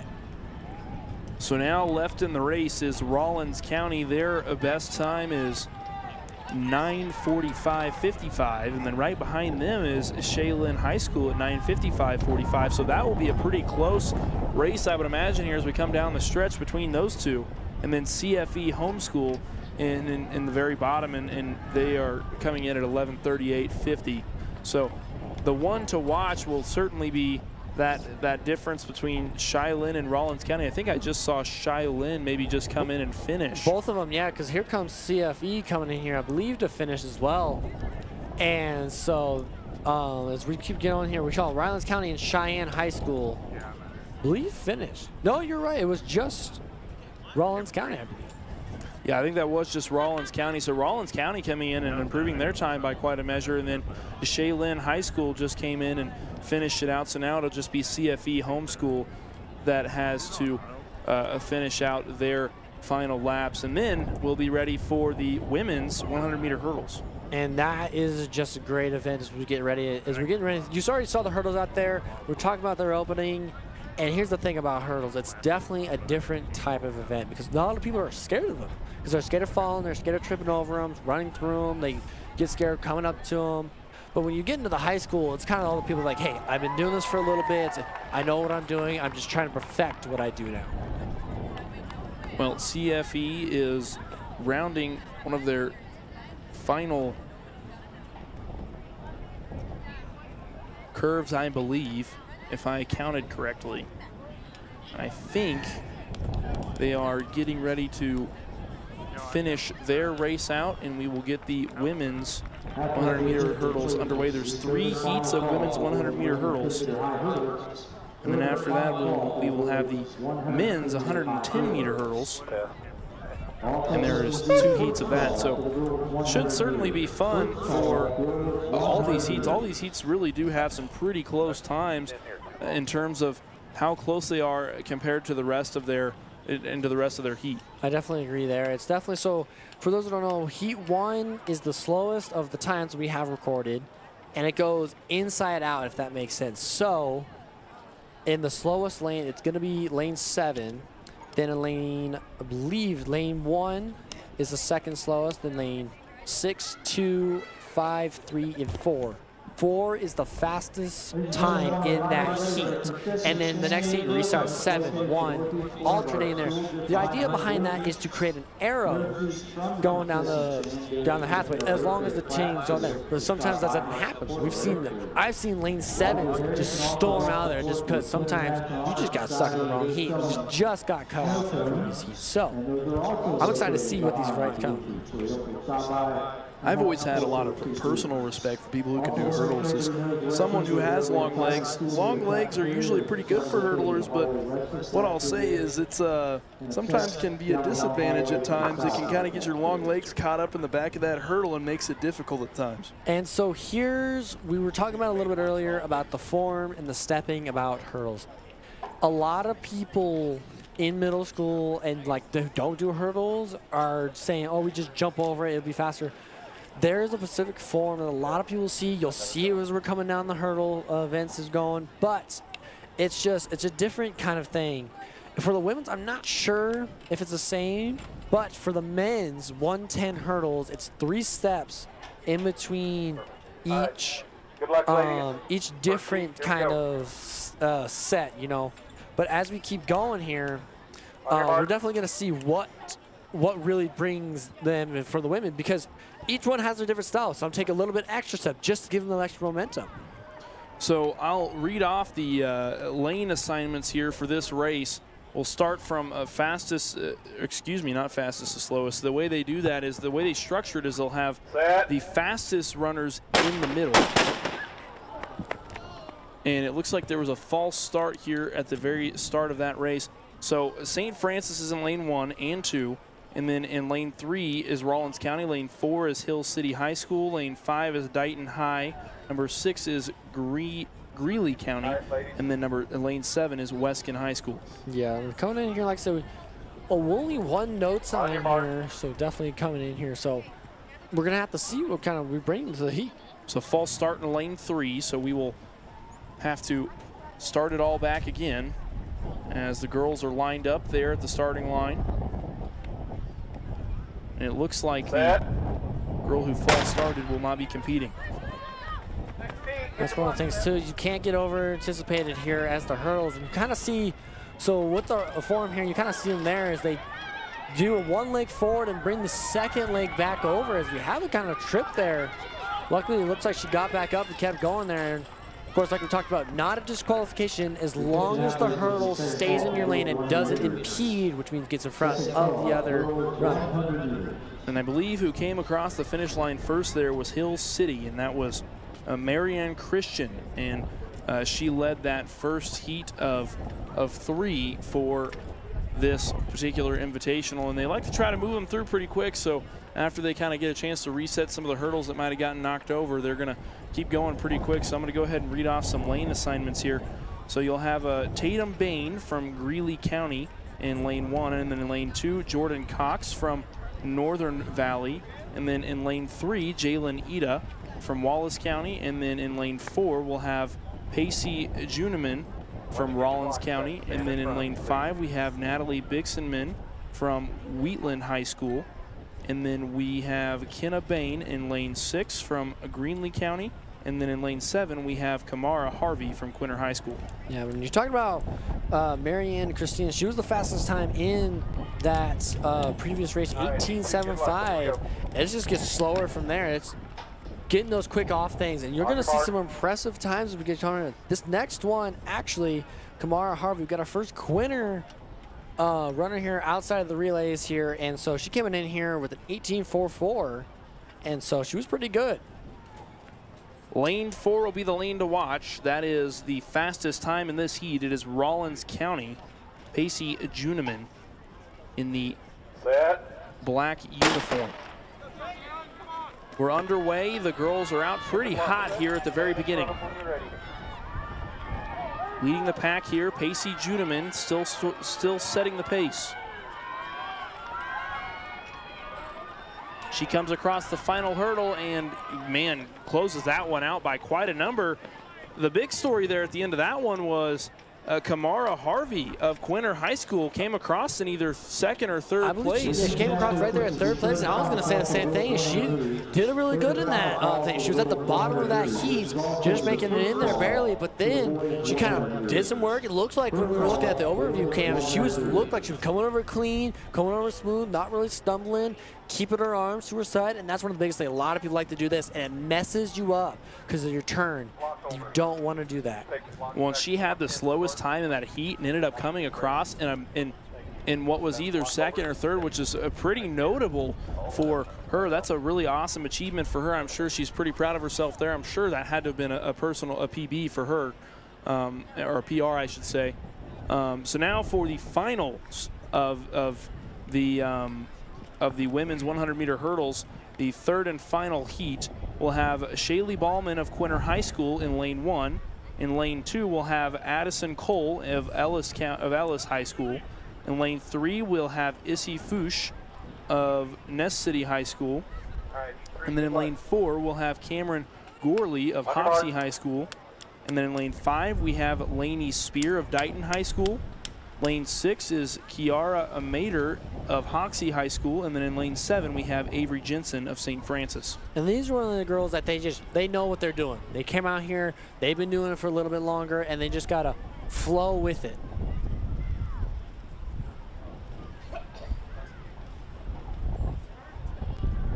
Set. The gun is fired, and we're underway here in the final heat of the women's 100-meter hurdles. Leading the charge is Cameron Gourley from Hoxie High School. And it's going to be a tight finish. It looks like she'll come out in front just by a hair. And that's the thing when you get up to those higher meets, is just because they get so close, and that's where those photo finishes kind of come in, and you just got to be, the timer will, you cross a line, that's why you have to have your number on a specific side, because that's what the timer's reading, is when your hits get across that line, okay, you're there, and then you're there, here. So when it's that close, though, sometimes they got to go to that photo finish, but that was good. It was a good run. It was a good run. And what really differentiated her from the people next to her is she had put her arms out and leaned her head over that finish line to get her body across it and finish all the way through that line. That's what a lot of coaches will tell their runners, is run all the way through the line, because if they don't, sometimes that can make or break the outcome of that race. Yeah, and especially early, your time. You can shave a couple split seconds off of that time. But now we're going to get ready for the men's 110. So they're looking at there, so they can raise it up. I believe 2 notches from the women, and then moving down a little bit more, because it's an extra 10 meters. And the reason is for that is because the men have a little bit longer legs, a little bit bigger strides, and so they need that extra distance in between the hurdles. And here's the funny thing, though. The goal is to have 3 steps in between each hurdle, and that would just be the goal idea. That is certainly an interesting perspective, and for good reason. It's a scientific in a way behind it, something that will be more into effect here. In the times are really, in terms of just similarity, they're pretty on par with a lot of the women's times, and like you said, it does have a lot to do with their stride. Yeah, I definitely agree with you there. It's just, you know, it's all about trying to just figure out what you got going for yourself, because in the hurdles, it's a different event, because you're not straight out running. The other one, everyone else on their other runs, you're just running. That's all you're thinking about. But the hurdles, you're thinking about more. You're like, okay, I got to jump here, and I got to sprint. And I got to jump here, and I got to sprint. That's what a lot of people don't realize. It's like, yeah, there's an obstacle lane. Okay, I don't want to do that. You just got to jump. There's a lot of thinking behind it. Okay, I got to release here, or else I'm going to hit the hurdle. Again, practice makes an amazing athlete. I will never say perfect, because there's always room for improvement, but it's just, it can make you better and just improve yourself. Well, as the volunteers are helping to raise the hurdles, we will step aside for just a moment, and when we come back, the men's 110-meter hurdles.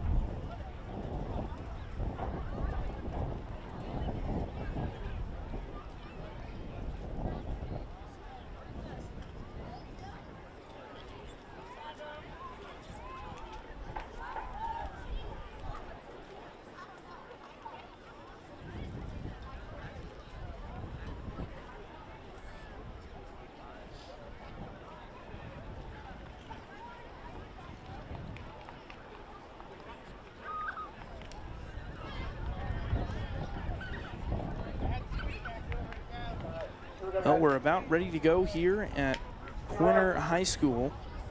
And for this first heat, there'll just be 3 competitors. In lane 1, we'll have Pierce Rummel from Quinter High School. In lane 4, we'll have Gage Cox from Wallace County. And then in lane 5, we'll have Colin Conroy from Dighton High School. Pretty impressive times already, you know, and you see a lot taller athletes kind of coming in here for the hurdles, the other twos, but sometimes you get in those shorter, smaller meets, you don't get a full run if it's a full race. Well, it looks like they may have had a no-show for Gage Cox and from Wallace County. So it's just going to be between Quinter and Dighton here, and it looks like Pierce Rummel of Quinter will win that heat and overtake Colin Conroy. And by a little number. They share a little bit of a hug there at the end of that one. I would imagine that they probably are friends or have become friends through this sport. And that's one of the things about the small town sports is you play these guys so much, you see them so much, is you just become friends off the court or off the race, but as soon as you get on there, it's game time. You know this is what I want. You're my game, I'm going against you. But afterwards, it's all hugs games. That's what I like about these small town sports. It's all good games once it's all over, you know. And they're so competitive just because they know each other. I want to be better, and it's fun. It's fun competition, and that's what makes it better competition. Well, we have one more final heat of the men's 110-meter hurdles.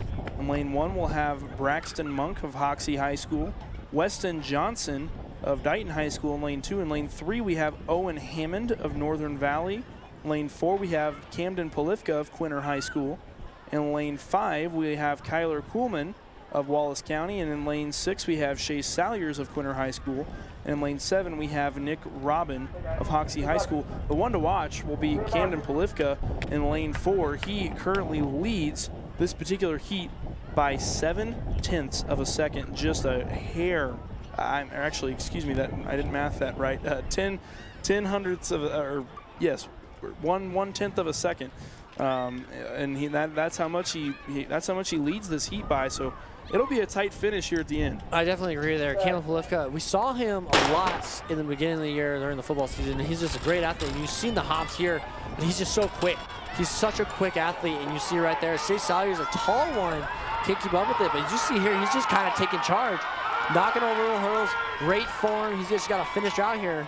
And he'll do that. He got it, just leaned his head over, beat him by about a half a step. And it is Camden Polifka that will come out on top. Chase Salyers held his own too, I saw there, and it was a really close finish there between second and third. That's going to be a really close decision there. They might even have to get to a photo finish on that one. But the undisputed winner of that heat would have been Camden Polifka. He'll take home the gold for the Bulldogs. Yeah, and that's one of the things too is you like to see those races there, and you know you always could do better, a little bit cleanup, a little bit of stuff like there, because you saw him knock over a couple hurdles there. You know he's getting low, and you just got to stay low. You got to kind of bend in half, and that's what's going to help. Well, while the volunteers clean up the track of the hurdles, we'll step aside for just a moment. When we come back, the women's 100-meter dash.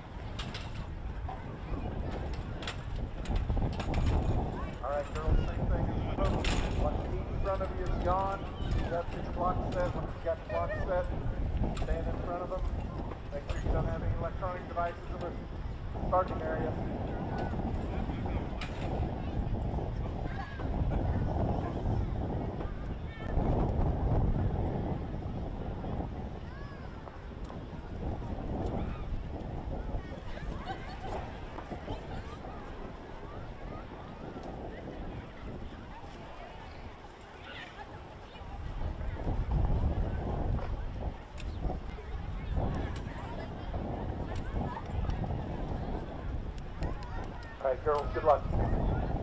On your mark.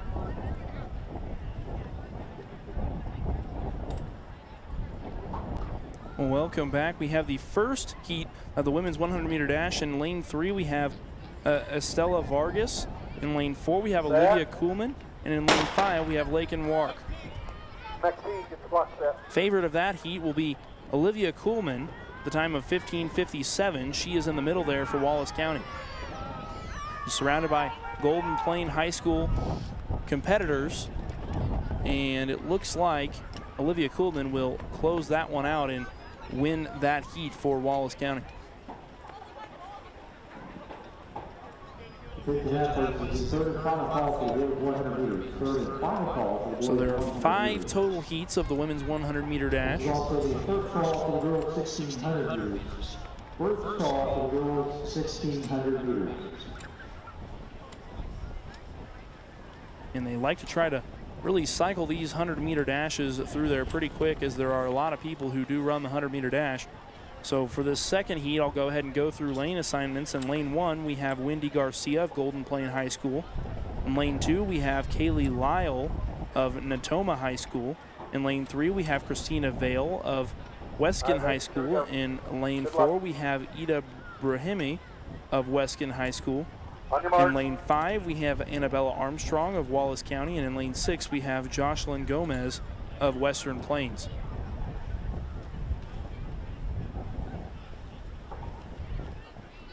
Set. Runners are set, the gun goes off, and we're underway. Get the block set. Favorite for this heat will be lane 4 of Ida Brahimi.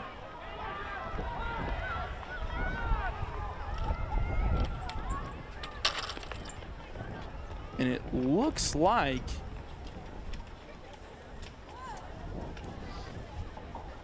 Ida Brahimi might have gotten beaten out by her teammate just by a hair, and that was Christina Vale that it looks like may have been able to just barely get across right before. And so a 1-2 finish in heat number 2 of the women's 100-meter dash for Weskin High School. And so, get a little bit more technical into the 100-meter high school. It's just straight. There's no turns. There's nothing else. Everyone's going against the same winds, same things. And so you just got to really get out there and you got to hold your pace. A big thing is coming out of the blocks, and that's such a huge thing. A lot of people don't see that, but it's bigger than what most people realize. For the third heat of the women's 100-meter dash, we'll go through lane assignments. We have Kamara Harvey that we saw from Quinter High School in lane 1. We have Mariah Barnett, of Hoxie High School, Peyton Johnson of Wallace County, Shaden Howell of Greeley County, McKinley Roden of Ellis High School, Sienna Schmidt of Ellis High School, and Analia Long of Greeley County. Quick times are just, that's what you see. Just a lot of people like these little sprints because it's quick, you see it, but it's very, very competitive. This is one of the more competitive. This one, the 100 meters dash, and the 200 meters is just very, very competitive. The gun goes off and we're underway. Shaden Howell of Greeley County is the favorite to win this one. She's in lane 4. It's going to be a tight finish here coming across the stretch. And that one was too close to tell from my perspective. I don't know. I'm thinking it was Ellis High School. McKinley Roden might have taken that one just from the angle we got at the finish line, and it's pretty close. Yeah, and that was certainly a photo finish worthy. I think they'll probably go back and review that one. That one was quite the finish there for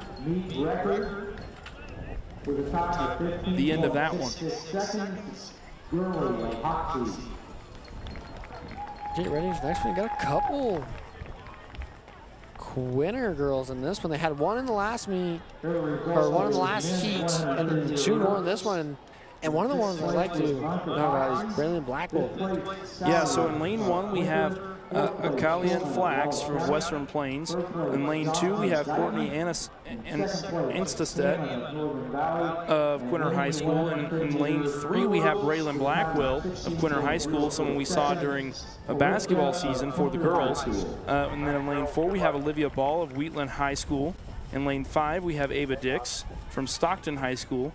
In lane 6, we have Tessa Bolin of Rollins County. And in lane 7, we have Tatum Bain.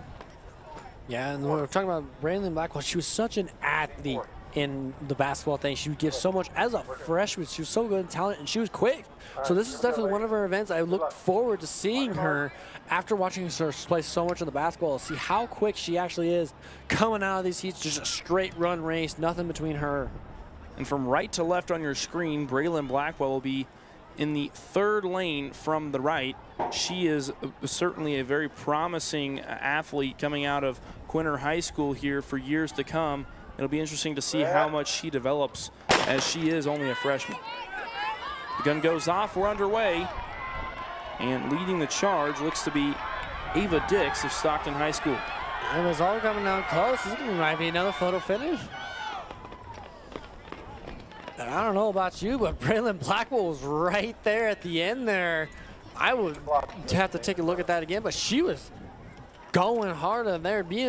She's not in the fastest heat, of course, but like she's definitely picking up the pace there. Maybe stealing that thing right at the end. And so that's one of the things. It's one of the things. The best things about the 100 meter is you have that competition all the way through all your entire race. And that's one of the things, that's why I call it the most competitive race, is because there is no gap between you guys. You're starting the same spot, straight off, and I just love, because you can't blame anything else, but just like, you just got to run. Yeah, and it looked like she was right there in neck and neck with those top spots. In that heat, she actually had the second fastest time. The other one that was close to her was Olivia Ball, who had a slightly faster time than her by about 11/100ths of a second, and that was Olivia Ball of Wheatland High School. All right, girls, here we go. Good luck. In this final heat of the women's 100-meter dash, we have in lane 1, Jalen Spangler of Western Plains High School. Lane 2, Eden Britton of St. Francis High School. Lane 3 is Evelyn Merriam of Ellis High School.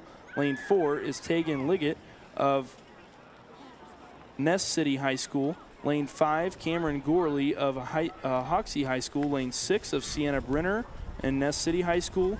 And in lane 7 is Jenna Berland of Hill City High School.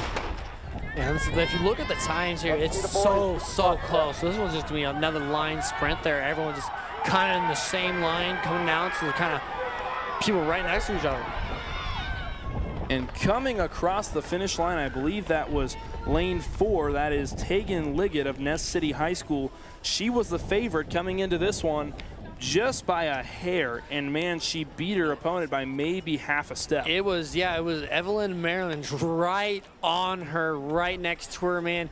If she could have just, look at her long hair, long drop stairs, had some of that extra hair going across the line, she could have taken that one right away. That was certainly a close finish there coming down the stretch for the women's 100-meter dash. And we're just going to go straight into the men's 100-meter dash. We have 6 heats of that one. I'm going to let Kyler take that one away while I step aside here for just a moment. Yeah, and that's what I love about these events. It's going quick right after another one. You love to see competition right before you. It's like, okay, I want to be the next one. I want to be the fastest one. But we got full heats, all 6 heats here for heat number 1. Lane 1, Kelby Bueller from Golden Plains. Lane number 2, it's going to be Peyton Hoisington from, I believe it's Noanami High School. And lane number 3, Jace Dinkles from St. Francis. Lane number 4, Arturo Mendera from Cheyenne High School.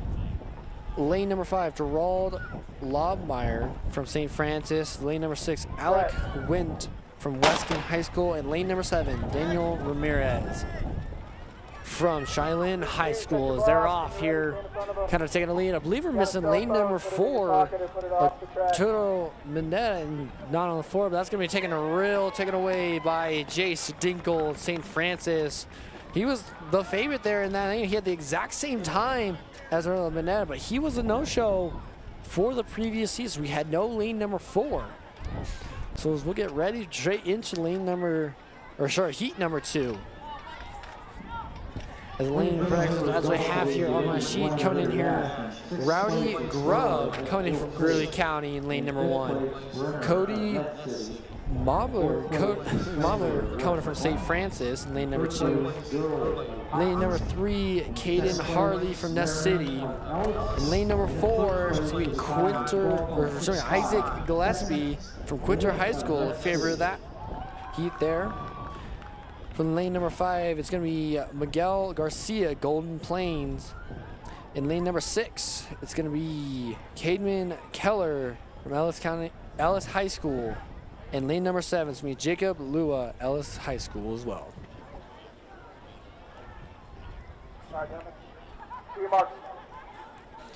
We'll get ready just to start this heat. As they get ready to get set into it. And a lot of people wonder why they take so long, but they want to make sure that, again, biggest thing is coming out of those blocks so quick. You just got to get a nice little jump into it, because if you don't, it could be really depending on winning or losing this heat. Hit the set and the gun, no false start. And they're off, and that's going to be kind of taking the charge here. Looks like it's going to be Caden Harley from Ness City kind of taking the lead, but it's going to be coming down to it. It's a cross line, and he does come across with it, and I believe that was Cody Marley right on him, right there taking the second in that heat. Yeah, and Caden Harley came right across there, just a hair in front of his opponents that were just right behind him. I mean, there was just fractions of seconds there.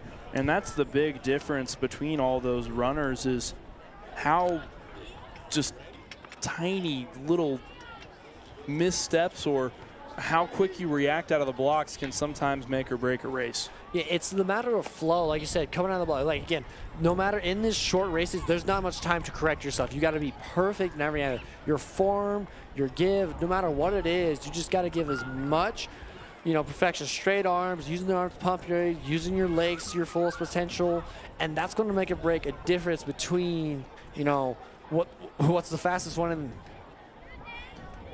So here for heat number 3 will be in lane 1, Hill City High School of Evan Walt. Lane 2 is Owen Bowles of Rollins County. Lane 3 is Jensen Van Dyke of Wallace County. Lane 4 is Judah Crow of Weston High School. Lane 5 is Dalton Ard of Stockton High School. Lane 6 is Heath McCain of Wallace County. And lane 7 is Griffin McKinney of Northern Valley. Gun is off. They're off the blocks. No one false started on that one. And so we're underway here. And looks to be leading the charge is lane 4. That is Judah Crow. And I'll be honest, that was right neck and neck, actually, from the difference. When you look at the side can right there at the end, and just from our angle, it could have been lane 5, 6, or even 2. Owen Bowles, Dalton R, or Heath McCain, they were all right there neck and neck, and so it's really hard to determine a winner on that one. It was kind of those the middle outside lanes there trying to take in the charge. So we'll get ready to just continue, getting ready for those next heats. Like I said, it's back to back to back. Yeah, and they like to try to cycle through those 100-meter dashes as fast as they can, because a lot of times they have a lot of them. As someone who came from a 6A high school, sometimes you have 12 100-meter dash heats per category. So you have a men's and women's 100-meter dash, and there are like 12 of them. And so you get a lot of those, and it just becomes very taxing sometimes on some of the event staff. And so that's why they try to cycle through a lot of those. Here for the 4th heat of the men's 100-meter dash, in lane 1 we have Tanner Owens of Brewster High School. Lane 2 is Tage McDonald of Ness City High School. Lane 3 is Pablo Contreras of Shaylin High School. Lane 4 is Jefferson Roden of Ellis High School. Lane 5 is Tanner Black of Golden Plains. And then lane 6 is Evan Rawl of Brewster High School. And lane 7 is Ben Zhu of Hoxie High School. And coming across was either lane 3 or 4. It was really hard to tell between those two. It was either Pablo Contreras of Shaylin High School or Jefferson Roden of Ellis High School. That's definitely a photo finish. And that I'm was definitely close to tell. And I'm going to agree with you. If you look at their final times, 12:22 is Jefferson and 12:25 is Pablo coming into this contest. So that doesn't surprise me at all. That was not the first time those guys ran against each other, and it won't be the last time. And probably won't be the last time they have a photo finish between the two either. So for our 5th heat, I'll try not to have to rattle them off too fast, so I'm going to beat them to the gun here. And for our 5th heat, in lane 1, we have Logan Harris of Greeley County. In lane 2, we have Rodrigo Ortiz of Dighton High School. In lane 3, we have Drake Woods of Ness City High School. Lane 4 is Jackson Smith of Hill City High School. Lane 5 is Archer Amrine of Hill City High School. Lane 6 is Pierce Rummel of Quinter High School. And lane 7 is Aiden Beaker of Hoxie High School. And another just so close. That's the thing. It's just so close. It's so hard. So every race is not going to be the same. And that's one of the things I realized is, like, when I was younger, I came into the track. I went and watched college, high school. And like, okay, that guy's the fastest. He holds the state record. But a lot of times, every day is different for an athlete. The slowest in that heat might win it, and the fastest in that heat might come in last. So really depends on how they're feeling. Getting ready, stretched is one of the biggest things going into any race. Going right to left, lanes 1, 2, 3, 4, 5, 6, and 7. Lanes 3, 4, and 5 will be the ones to watch. And Hill City giving everybody a run for their money in lanes 4 and 5. It looks like, coming down to it, it looked to me like lane 5, that is Archer Amrine of Hill City High School, came out on top. I definitely agree with you, but right there next to him was teammate Jackson Smith was right there as well.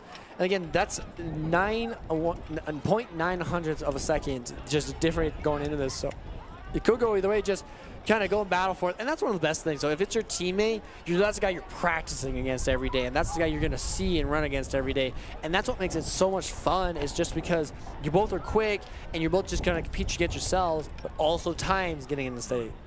Yeah, and especially when you have a teammate that can push you and motivate you coming across the way. You see all smiles from those two as they are having a chat there at the end. And just a great experience for those two to have each other, to push each other, to really try to have each other try to PR almost every single time they go out. For our 6th and final heat of the men's 100-meter dash, we have in lane 1, Ryland Price of Dighton High School. In lane 2, we have Dorian Colwell of Rawlins County. In lane 3, we have Ryan Sromick of Rawlins County.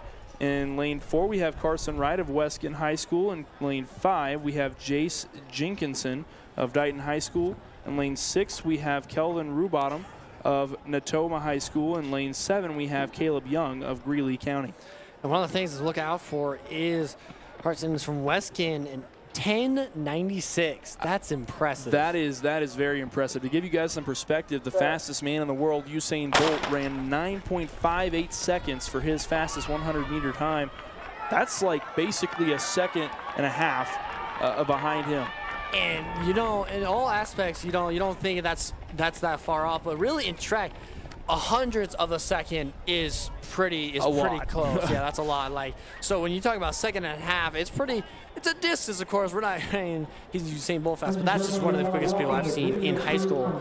And he took that one by a storm right there at the line. It wasn't even close. There was a big distance there. At least a half a second between, maybe just a quarter of a second. But took that win. I'm no doubt he took the gold over all the heats today. Well, and I'm sure that won't be the last time we see him on a track and field stage. I would imagine he has some colleges really looking at him real close, as that is a very impressive time. Hitting that under 11 mark by itself is very impressive. Yeah, I definitely agree there. It's so cool to see these athletes. Again, track and field is one of those sports where you're pushing yourself to the limit every single time you're out there, because there's nothing else you can do, because that's the best time too. You're pushing yourself against other people. You're also pushing yourselves against other things in general. As you take a look here, as we're at the pole, that's up in the air pretty well. That's a couple feet, over, I think probably over 12 feet at that point right there. As we get ready to kind of see this kind of pole vault. Just short of it, as it kind of landed on top of it, but we'll keep kind of in touch on that, kind of see the heights on that. Like I said, pole vault was one of those skills we were talking about earlier, that it just takes so much skill to get yourself above, beyond. And if you're that good, you end up competing against yourself and just go to breaking records. Well, we have what appears to be a women's 1,600-meter race coming up here in just a little bit, with 25 runners in that particular race. I don't know if they're planning on racing all of them together, or how that's going to work. And so here's how it works. So with how they're set it up for is they have a line right in front of the end line and start line, and what we call like that is the waterfall start. And so how we judge that is based on, it's just a little bit of start, and they all just kind of file right in at the very start. All 25 in one. Maybe they split into two groups, but they run a lot of runs at a time, because like mile takes quite a long time, get a way to go.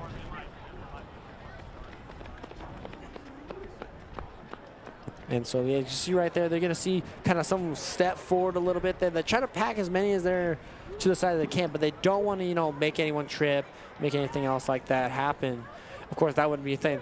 So I believe it's in the first 100 meters, or 100 to 50 meters, if someone trips, they'll restart the beginning just to avoid, any stuff like that, because it's kind of hard, to restart if you're already a lap in. Well, and especially with some of them that'll wear spikes as well, it can be dangerous. You don't want to step on anybody, especially if someone were to tumble. So that's just kind of out of precautionary measure. And if I'm only 100, if someone's wearing spikes during the mile, I'm going to be real impressed with them, because I promise you, spikes are not the event. The mile is not the event to wear spikes in. Cross-country spikes, man. cross-country spikes. I promise you, you want comfortable, light running shoes when you're running the mile, because it's a whole different kind of thing when you think about it. Because when you get to the mile, it's kind of it's a distance race. Your endurance. How good is your endurance when you get to it? I see some distance spikes out there on some feet as they're lining up there in that waterfall start.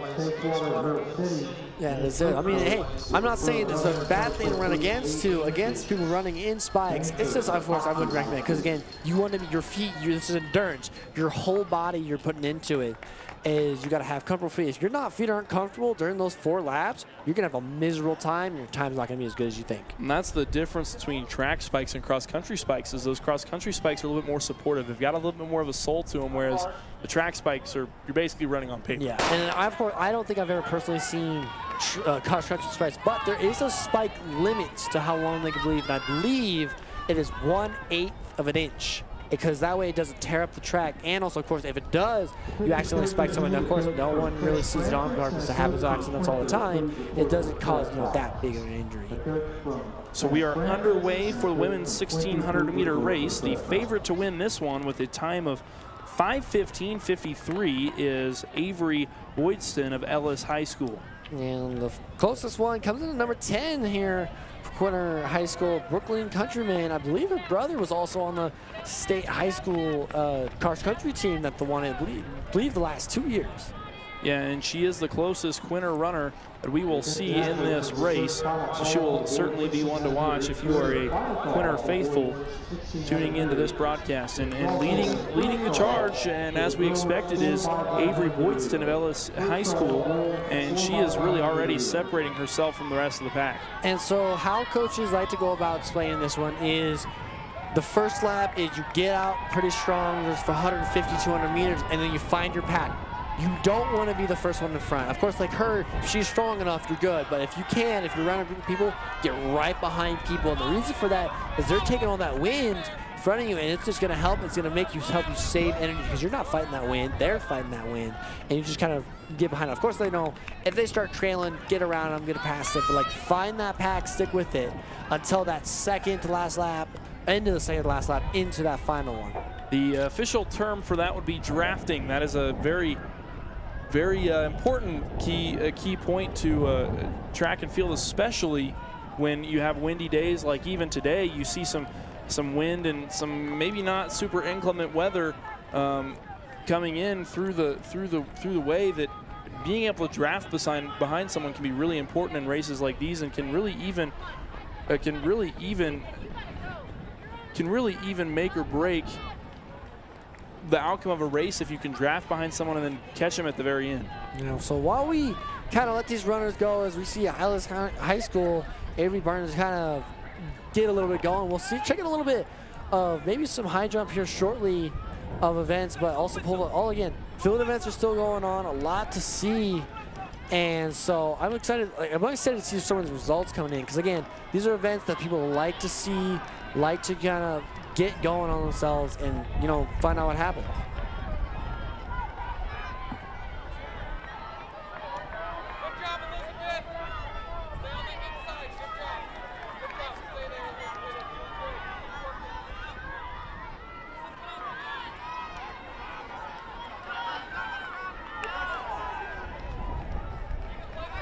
So still leading the charge for this women's 1,600 meter run is Avery Boydston of Ellis High School, and really no one near her right at the moment. And her time of 5:15.53 is quite impressive for really any runner that's running the mile. She's got a pretty quick time in terms of just overall for most runners.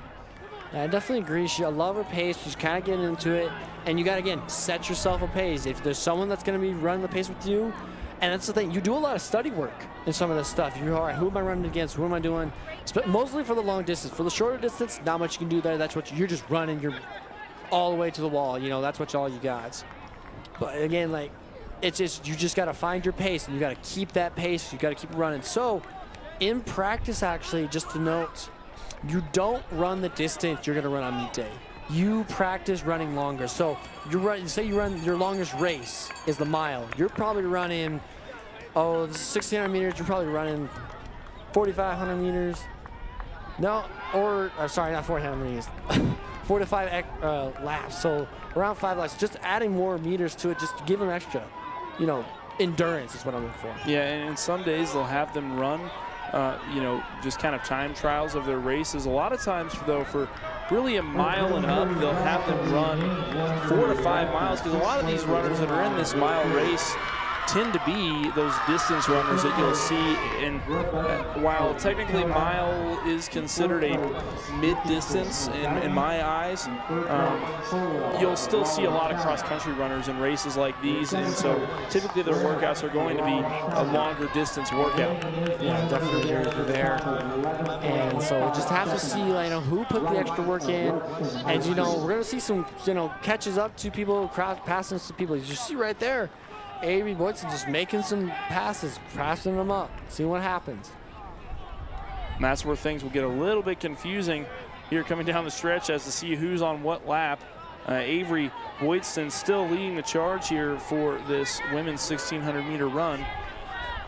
We will see how quickly she gets across this line. We currently still don't have any times or results yet, unfortunately. So unfortunately for you folks back home, we can't give you anything quite definitive, and she is done with her race by quite a margin. No one really near her on that finish, and taking that one by storm is really the only way you can put it. Yeah, and she did so well in that race, and she just kind of took it out the gate and then didn't let anything slow her down, didn't have anybody run against. She ran by herself, and then she just gone. She's just keeping it up, keeping that pace. Love the effort. Just a lot of, especially out of Ellis High School there this evening, just out of the short few races we've seen, just give us some effort. You kind of let everyone start to trickle in here. We're waiting on a lot of results. A lot of the field events have finished. High jump, I know, have finished. I believe long and triple have also finished out there too. So I'm hoping to start getting a lot of results kind of getting in here just to see how the athletes are doing. And also, if you don't know, it's kind of a meet overall. So women's and men placing has points. First place, of course, is the most. I believe it's all the way to 8th or 6th place gives points. Everything else after that doesn't give any points. But the higher you place, the more points you get as a team. You kind of get a team thing for winning that meet overall. Seeing some more finishers there come across the finish line. Looks like some of the final runners coming in here at the very end.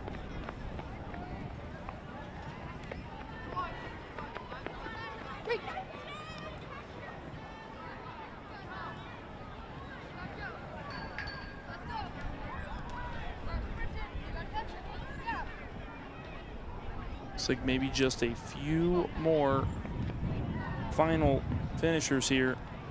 I'm seeing some come around the curve, approaching their final 100 meters.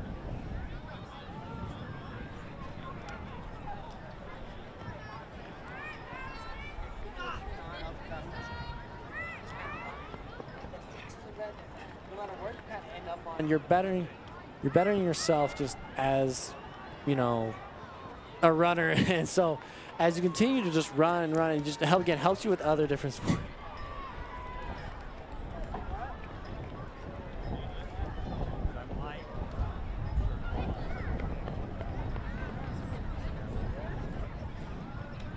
Looks like that may have been our final runner there coming across for the women's 1,600. That was Madison Hayes of St. Francis. So that will get us ready to go for the men's 1,600. As you can see the men taking the track now. A couple more of them. 27 on the sheet here, and no one really up there, with that time, especially in that 4x8 as well. I was looking for 209s, 2 something like that, but shooting the mile here, so a little bit longer, a little bit mixed up there, but a lot of great orange you'll see in that 4x8 from coming in here. Coming in the number 2 is coming from Hans Deaton, 4:37, just 2 seconds behind the leader, Broxton Gow, we saw him in the 4x8. He kind of took charge there. He was the ending one there, 4:35, 2 seconds above him. So this could be a good race between those two. It definitely will be, and it's not just those two at the top. You've got another one in Michael Hafner right behind them at 4:49. I mean, that top 4 or 5, it can really be anybody's race on any given day. But especially the top 2 of Braxton Gall and Hans Deaton will definitely be the ones to watch. Yeah, because like in the 4x8, you got to team around. You got to let them. So you're kind of ending. Oh, okay, this is where I'm at. I'm going to try to do as much as I can. But here's the individual thing: is you're running for yourself. Yeah, you're in a team jersey, but like this is you. There's no one else to help you. This is your time, and so you're going to see what they can actually do against those actual runners if they start at the same spot. Starter getting everyone organized there at the starting line. And these are those meets where some of those races where you'll see those pretty extraordinary times of 4:35. I mean, breaking 4:30 as a high schooler is really pretty impressive in itself. Yeah, you're doing pretty good on laps. Every 2 laps, I believe, is about a 2:15, and then it drops down to like a 1:07 around that time and it's impressive to do. So that's keeping such a steady pace. And that's what you do. Again, start off pretty quick, and you got to find that area. Gun is off, and we're underway. See here in this first 100 meters, make sure nobody falls down, and as the starter would say, have a clean race. You see a lot of them have clean races, and that's what I like to see and enjoy, is just them running, doing the best they can, all the way through those cones right there, and then they all kind of cut in there through that inline, so then it's off. Everything's all out there. If you fall here, you're just kind of on your own. Got to get back up and keep going, though. And so coming out strong off the rip is the 2 we talked about before this race started, of Braxton Gall of Ness City High School and Hans Deaton of Quinter High School, the 2 that we saw really neck and neck there at the finish of the men's 4x8. Yeah, these 2 running side by side, and that's pretty impressive. These guys are going to push each other to the max just because, you know, they're on even playing field, and they're just going to keep running everything they got. Hans Deaton certainly has the height advantage over Braxton Gall. Might have the longer strides, that is, but they're really kind of going stride for stride here coming around this corner. And I'll tell you what, a lot of people try to down on long distance runners, but I'm telling you, I've seen some muscular long distance runners because they just got to have that endurance for their muscles to keep going. They work at it so much, and so it's just crazy to see these guys keeping a great pace. They really are. They're really cruising around those corners, and you said it. You've got to attack those curves, and we'll see here as they come across this. I believe would be this is their second lap, if I'm correct, and so now they're entering that third lap here in just a moment, and those 2 really going at a pretty good click, and it's going to be a neck and neck finish if they can keep this up. And here's where it's at. Do not try to get ahead. If they, in this third lap, stick with them, because you don't want to waste that. If they start trying to go, try to stay with them, but don't exhaust yourself until you get to that very last lap. Then you go all you have, everything there, because that's one of the things too. A lot of people try to get ahead of this third lap and say, okay, I'm good, and then they lose everything in that last lap. So just keep this pace they got right here. If you feel comfortable, keep the pace, keep it going. And Deaton currently has about a half of a step on him. Actually, I stand corrected. Braxton Gall now they're going back and forth. And so Braxton Gall currently has about a half of a step on Hans Deaton, and it's just such a back and forth race between those 2 right at the moment. And so here's the thing, though, that like it's impressive to see that they keep going back and forth as they keep moving, and he's running that outside of him too. He's not giving him any room to go inside, so he's running the outside. He's running a little bit farther than anything else. Just got word, Hans Deaton is actually a Fort Hays State University signee, so we'll more than likely get to see him in the coming years at Fort Hays State, making some more noise on the track and field scene. He's starting to slip a little bit here behind Braxton Gall, but Hans Deaton still certainly within striking distance. I definitely agree there. These guys are going back and forth at the end of the last lap here. And Braxton trying to make his move right here on Hans Deaton. Hans Deaton, yeah, he's kind of falling here. I don't know when he's going to give his kick, but Gall is going to give it everything right here this entire lap. Yeah, and Gall's really cruising now on this last 200 meters. He's really giving it his all, and Hans Deaton has got to kick it in gear here. If he's going to kick, now's the time to do it. Yeah, and Gall's not showing any sign of slowing up, and we saw him in the 4x8. He kind of sprinted that entire 2 laps, and it was impressive to watch. To remind you some of the people I watch, and it's impressive to see these guys just continue to grow better and grow better.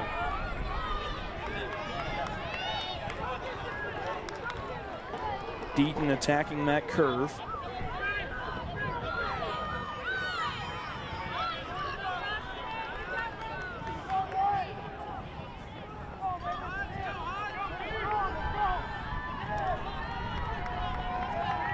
Kind of see as the final people coming down here in the stretch. You can't quite see them. They're kind of behind some of these people rocking in the back. And there is the finish. Right there is Hans Deaton right behind him. What an effort there, that entire, right before the start of the last lap and then the ending of it. Yeah, and then quite a race between the two of them. Braxton Gall and Hans Deaton really were neck and neck for the majority of that race. And then towards the end there, Braxton Gall, especially on that last lap, just took off and didn't look back once and beat Hans Deaton by a few seconds there at the end. Hans Deaton, though, still really put together a pretty good effort, all things considered. I definitely agree. So, like I said, one of the state champions in cross country coming out here in the track. A little bit different kind of style of running from the cross country, but still one of the better athletes. And you talked about him, signed, committed over there to Fort Hays State. Definitely looking forward to seeing how he improves over the years to come. Well, up next will be the women's 4x1 relay. So until then, as some of these final finishers come across, we'll step aside for just a moment. When we come back, the women's 4x1 relay.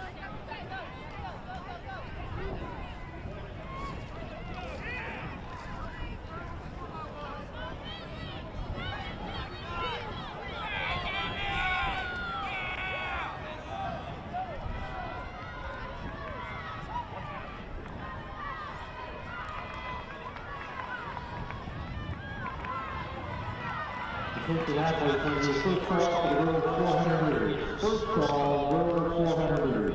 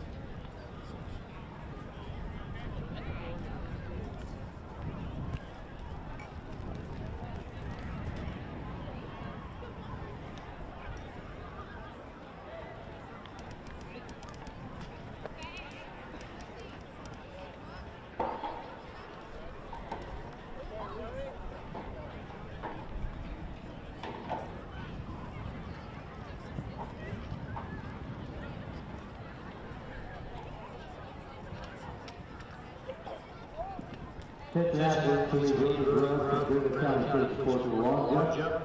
Rhoda Grove from Greenwood County, please report to the long jump at this time. Spectators, move back, please.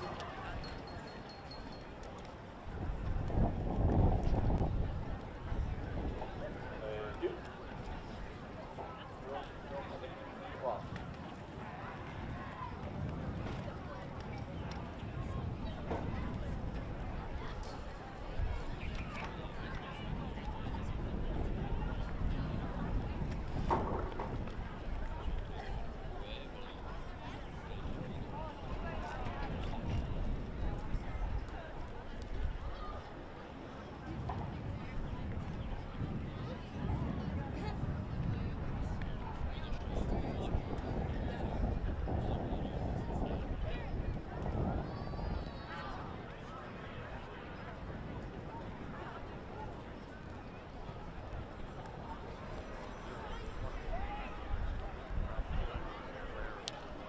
All right, ladies, here we go. Good luck. On your mark.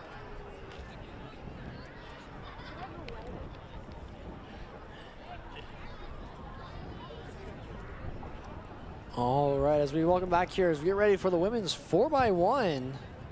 Getting started in here in lane 2. We're gonna have Weston High School. Lane 3 coming in at Golden Plains High School. Lane 4, Wheatland High School. And then lane 5, Cheyenne High School. As we get ready to get started here. As they're off, they do the first handoff, quick handoffs everywhere they go. As they're going down that back stretch here, this is where a big one trying to get some distance here. And this is where the back runner's trying to catch up as they get ready for the third handoff. Trying to lead it here. It looks like it's going to be Wheatland, or I believe Golden Plains taking it in front. Golden Plains or Wheatland in front as they get ready to go into that last handoff coming on that down stretch. And so as you keep waiting there, Wheatland or Golden Plains trying to catch it. I believe it is Wheatland taking the front lead, not even closer in the first heat, and they're going to take the win in their heat here, and hopefully maybe taking a good time here against the second heat. Followed by them, it looks like it was Golden Plains, then Cheyenne High School, followed by Weston in that first heat. And there's 2 heats of the 4x1 meter here. It's such a quick race in between us. Sometimes it's hard to keep up. In heat number 2, we got full 7 lanes. Lane number 1, Wallace County High School. Lane number 2, Dighton High School. Lane number 3, Ellis High School. Lane number 4, Ness City. Lane number 5, Hoxie. Lane number 6, Rollins County. And lane number 7, Hill City. I've been told Ness City is actually one of the better 4x1 times in all classes across the system. And that's pretty impressive, especially being in the 1A brackets there, to be considered one of the better 4x1s. Part of their run team starting off is Hannah Younger, to Tegan Liggett, Sienna Brenner, and Izzy Fush. Those are the 4 runners there in the 4x1 for the Ness City High School. Like I said, I got told it's pretty fast. They're running a 56.8 as a team there around the 400 meters. One of the best things here is such a quick thing. It's not missing action there. They got to be ready, especially handoffs. Some people drop those batons and it ruins them right there at the end. As we're getting ready to get inside their blocks.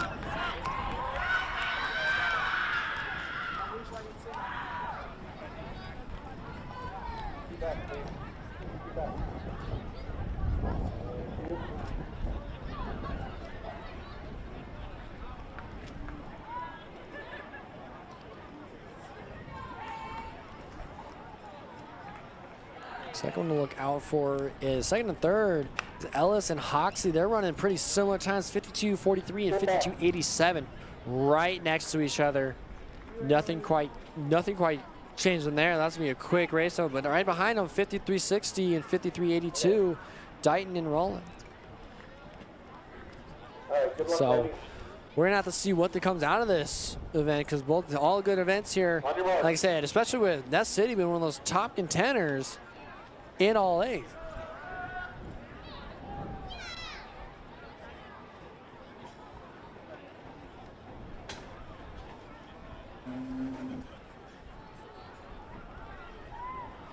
Runners get set.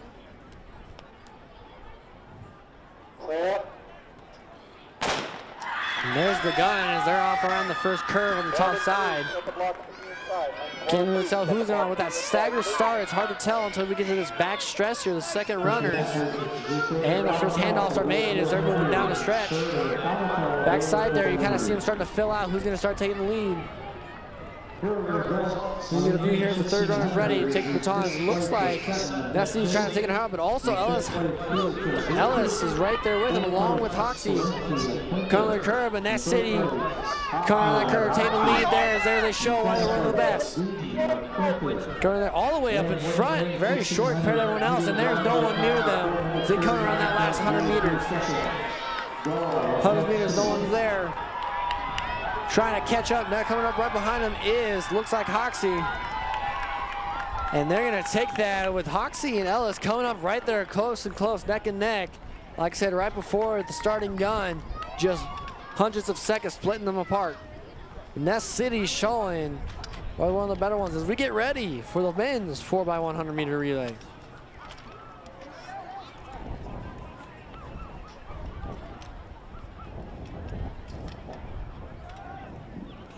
Again, just an amazing time. They came in here with a 56.8. It looked like they might have gotten a little bit better there. The goal to get under 50 seconds is quite impressive, just as seen there. So we're going to get ready here for the first heat. 1 of 2 in the men's 4x1. Lane 1, St. Francis. Lane 2, Golden Plains. Lane 3, Wheatland. Lane 4, Natomi. Lane 5, Northern Valley. And Lane 6, West Quinter High School. Fastest team coming in here is Natomi with a 48.5 in this. Right there in lane 3 and 5, 49.02 and 49.32. Quick athletes here on the men's side. Heat 2 getting even faster as we get under the 50 seconds.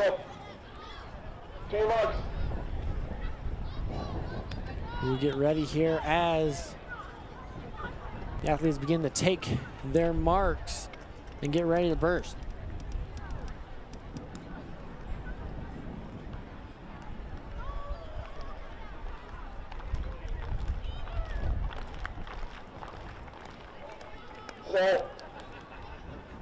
The sets and the gun as we're off on the first leg. Like I said, there's the first one in that middle lane there. Probably the fastest lane here on Tracks Run as we get in the handoff 1.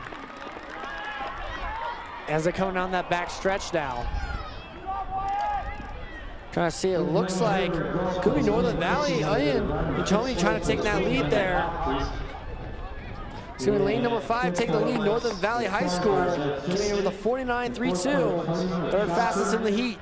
Looks like that third leg kind of caught up with him. They told me, Alvaro caught up with him, get him to the 4th leg as they come down the last 100 meters. As they take quite a commanding lead here on that 3rd and 4th leg. It's going to be Natomi taking the lead with Northern Valley coming up right behind them. And it looked like on 2nd lane there, Northern Valley did some work. Kind of took the lead there to start it off, but then right there at the end, Natoma High School just kind of took charge on that 3rd and 4th leg and just ended off with a bang. No one even near him within 15, 20 meters. So we're going to get ready here for the 2nd and last heat of the 4x1 men's relay. Lane 1, Cheyenne High School. Lane 2, Hoxie. Lane 3, Dighton. Lane 4, Rollins. Lane 5, Greeley County. Lane 6, Ness City. And lane 7, Brewster. Lane 4, Rollins County coming in here with the fastest heat, fastest time. 44.59. All the way under 45 seconds. Pretty impressive. Everyone's running a really, really fast 100 meters, especially around the curve. The curve runners are the toughest because that's not the normal 100 meters you got. Dighton and Greeley coming in here 2nd and 3rd in the heat. 45.71, 45.91. Rollins and Dighton and Greeley in that order.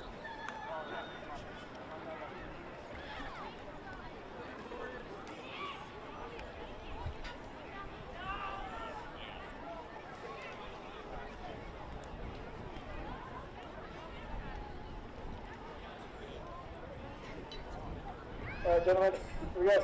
All right, the runners as they're getting ready to take their marks in the blocks, and that's one of the hardest things as a starter is you cannot leave the baton behind. You think it's not a simple thing, but the way they hold their hand, it is spread out, and it's not wrapped around the baton when they start. And it's I've seen people leave it before, so we'll have to see, make sure no one does it here. Set. The set and the gun, and everyone's off. No second fire, so we're going to clean race to start.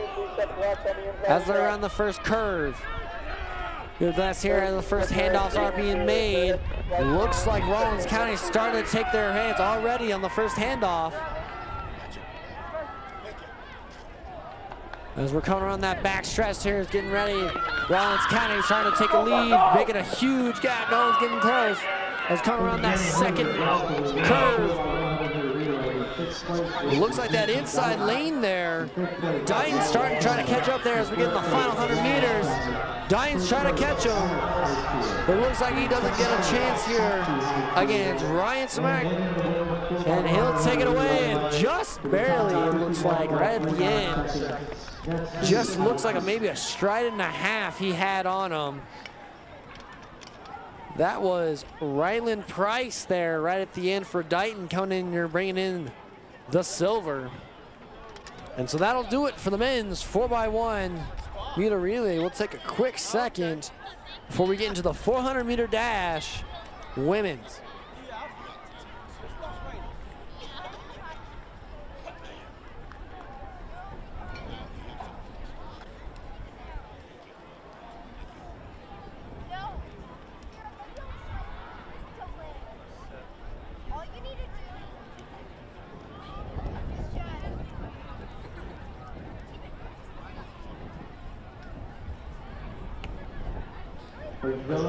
More results from field advantages for women's long jump results from 6th place for Strainer and Hopkins.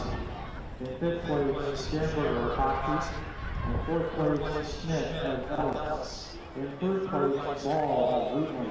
In 2nd place, Rapp of Golden Plains. And winning the women's long jump with a jump of 17 feet 1 1/2 inch, Wicks of Stockton High School. All right, the women's 400 meter dash is getting set right now as our first runners get ready. All right, ladies, good luck, ladies, all the way around. First heat of 4, lane 1, Caitlin Smith from Weston High School. Lane 2, Wendy Garcia, Golden Plains. Lane 3, Olivia Coleman from Wallace County. Lane 4, McKenna Colts from Greeley County. Lane 5, Kaylee Keir from Golden Plains. And lane 6, Sierra Midland from St. Francis. Heat 2. Get out, get your block set. As the gun is off, we have the first runners there. Get your block set. For the 400 meters, you run in your lane the entire time around, as it's mostly a full sprint. So no cut in, unlike the 800 and mile. Taking charge, it looks like lane 5, McKenna Colts from Greeley County.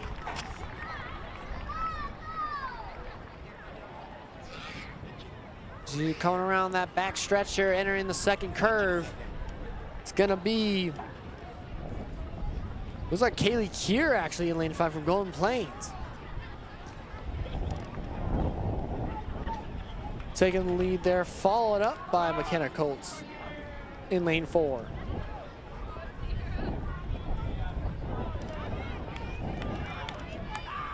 That's going to leave Kaylee Keir kind of taking a large lead here kind of towards the end as we come to the last 100 meters.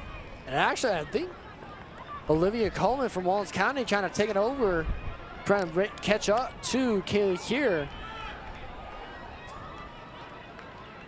As we come down the line and final finishers, but it was right there. I believe Olivia Coleman might have caught up there to Kaylee Keir right at the end.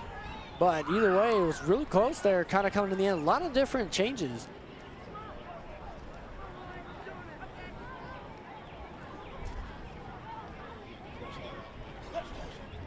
We'll get ready here for the second heat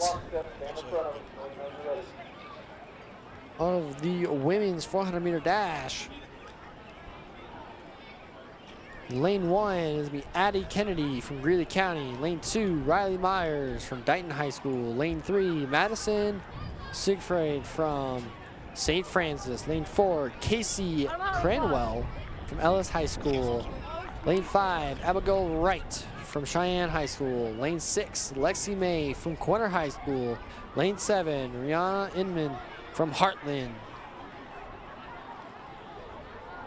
That's this time coming in here from Casey Cranwell, minute 8:14, right on her.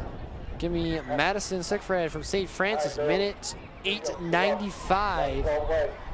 Casey's got a minute 8:14. On your mark.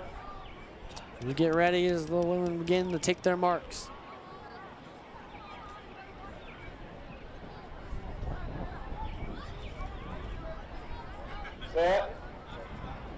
Some not taking the blocks as we're off. No immediate gun, so we're good. Man, it looks like all the way around. Now clear into the jets after we come out this curve, as we'll see the back stretch as they come around. Casey Cranfield, Ellis High School, trying to make a move. Yeah, she's in that inside 4 lane. Nobody in the 5 lane. It's Abigail Wright from Cheyenne High School. Goes all the way back out to Lexi May in the lane 6. As we're coming around the second curve, looks like Casey Cranwell from Ellis County taking the lead. It looks like Lexi May coming around the second. As Casey Cranwell kind of attacking that curve. No one's really trying to get her. She's kind of gaining ground 15, 20 meters behind anyone between her. So that's the last 50 meters of the 400. It looks like from St. Francis, Megan Siegfried coming in to bring in the silver. It is gonna be Casey Cranwell from Ellis High School taking the win in her heat. It's another great race. No one really close to the first round, but as we get closer to these final heats here, we're gonna kind of dial down into these closer times as this next heat, all their entry times are 5 out of the 7 entry times are minute 6, and the other ones are minute 7 flat. Moving lanes for lanes. Here in lane 1, it's going to be Shaden Howell from Greeley County. Lane 2, Keely Kingle from Wallace County. Lane 3 is going to be Evie Shippers from Hoxie. Lane 4 is going to be Sarah Christian from Hill City. Lane 5 is going to be Marissa Beckman from Wheatland. Lane 6, Kendall Ballman from Hoxie High School. And lane 7, Daly Rose from St. Francis. We'll look out for it. Sarah Christian, she's got the minute 6, minute 6:38. Like I said, the next 2, minute 6:50, minute 6:60. All right there, 5 out of 7. And as you kind of get down to some of those later heats, the times start to get more and more impressive and start to get closer and closer, and that's what makes those races so exciting to watch down the stretch. So look forward here to kind of give it a little extra. So who's going to give it? And again, another way to start this one is get a good start out. Getting a good start, especially in a 400, is so crucial because in a 400, it's pretty much a dead sprint. It really is. You can't let up at any point in the race. That's number 1, so you just got to keep going, but as we're out, the shot of horn as we're going there. St. Francis on the outside lane, of course, having that set lead, but it's going to be that 4 lane Sarah Christian from Hill City kind of taking her toll here as we're on that back stretch, getting close to entering the second curve. It's going to be kind of neck and neck there between Hill City and Hoxie. Evie Shippers and Sarah Christian, but Evie Shippers has that inside lane. We're going to have to see, but Hill City hanging on. Sarah Christian hanging on there as we're entering the end of the second curve. As it's neck and neck, both curves are shoulder to shoulder.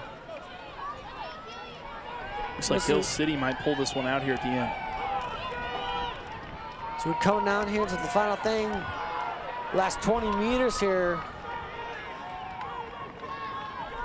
And it is gonna be Sarah Christian followed by Evie Shippers taking the one in her heats. And that was a great finish from her. She held her ground all the way from the start. Didn't let up at the very end. In fact, if anything, she may have increased her speed at the very, very end of that race.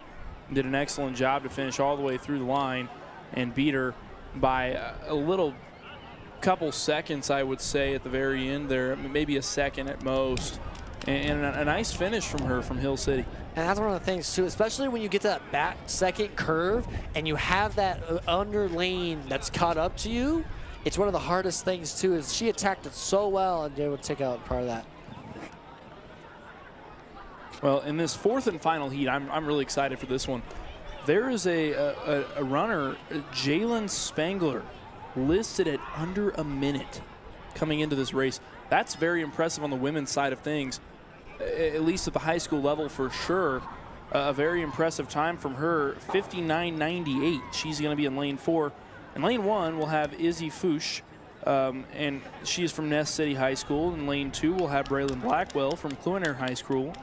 In lane 3, we'll have Madison Meyer from Hoxie High School. In lane 4, we'll have Jalen Spangler, as I mentioned, from Western Plains, and she's the one that's listed at under a minute. In lane 5, we'll have Evelyn Miraman from Ellis High School. In lane 6, we'll have Joey Hudson from Dighton High School. And in lane 7, we'll have Callian Flax from Western Plains. Yeah, it's all real close there. Under a minute, but the Netherlands 101-10, 101-24. All real close there, and it's just, you're looking to see who's really going to take, you know, top hits. You just got to give it all.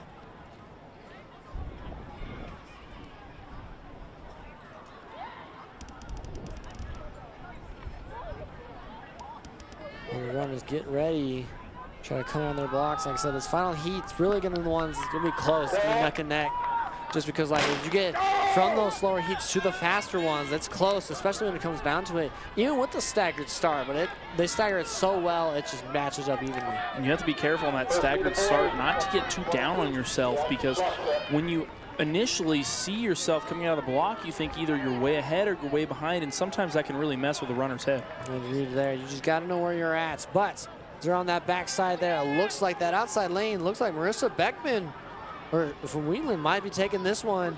Or lane 6, excuse me, Kendall Ballman. Or excuse me, Joey Hudson, I think, yeah. Dighton High School is kind of taking the lead there, but we get that final curve and she's on that outside lane. Yeah, we'll see how this last curve plays out. As you've mentioned, you have to attack the curves. And right now, it looks like Jalen Spangler of Western Plains is taking the lead by storm here in this last final 100. And right there, she's just pushing everything you have. And inside there, Braylon Bockwell kind of pushing a little bit there. Yeah, and Spangler's going to take it with ease there at the very end. A nice race ran from her. Well run at that. She didn't get out too quick, but she got out fast enough to where it didn't take much for her to get up to that 100% at the very end. She really gave it her last there, the effort there. And like I said, she showed why she can run that 100, and she was the fastest one here at this meet today. And unfortunately, we still do not have times available. I really wish we did so that we could actually be able to give you guys live results back home. But as soon as we have those results, we will try to list some of those off. But for the time being, it's our understanding that the timing company is having some network issues. And so as of right now, we can't provide those times, but we'll try to call them as we see them and without the times, of course. Get ready here, as that was the last heat of the women's. On to the men. A lot of times here, I love watching the men's 400-meter relay because they really give it all they have. I love seeing the effort, a lot of it, because it's competitive every single heat. Yeah, there's a couple in the first 2 heats that kind of fall behind, but like that middle group really stays together well. Yeah, and for this first heat, we'll have 7 runners, so a full heats all the way through these 4 heats. In lane 1, we have Samson Liggett of Ness City High School. He has no time for his seating time, so this may be his first time running this race this season. And we have Boone McDonald out of Brewster High School. And then we have Dominic Stout, Griffin McKinney, Cale Bishop, Jace Keeney, and Charles Sale Anderson. And that is from Ness City High School. He also has a no time. But so those first and 7th lanes with no time, they're automatically defaulted to those outside lanes just due to the fact that they haven't had time recorded yet. Yeah, that's one of the things too. You can just give it your all here.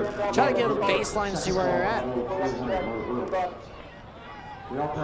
Pulling out here. And it looks like Charles Sell Anderson is really kind of leading the pack here in this heat, and this is his very first ever timed 400 that he's run in a race, and he's doing pretty good. He's holding his own out there. Yeah, right on next to him is going to be one of his teammates, Cale Bishop, trying to get that inside lane on him. But let's see if he's got enough left in him to kind of hold that lead as we're coming on that final curve. They've got to attack that curve. They've got one on the inside, too. Another Ness City teammate. Ness City might have a 1-2-3 finish here in this heat. Yeah, and that's one of the things, too, is right there. Like I said, first time running it, but clearly he should have ran it, started a lot sooner there, as he could get it here. and he's going to do just that. Absolutely crush it. I mean, just a great race from the rip. Off the rip, he got out real quick and held that pace through the majority of the race. I saw him kind of fade off a little bit there on that curve, as he did let his lead slip up just a little bit. But nonetheless, he came across the finish line first, and that's what matters in that heat. Yeah, and that's one of the things, too, is on that outside curve, it's so hard to try to get it because you're like on the outside, you got a little bit extra to go there. Yeah, they start you so far up, but that second curve is kind of rough because you hadn't get that full curve to start. So you didn't get that warm up on that little bit of start of the run.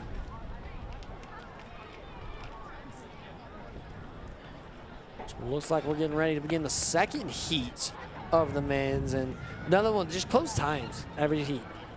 Yeah, and a lot of them are. All of these times are really right around that 1 minute range.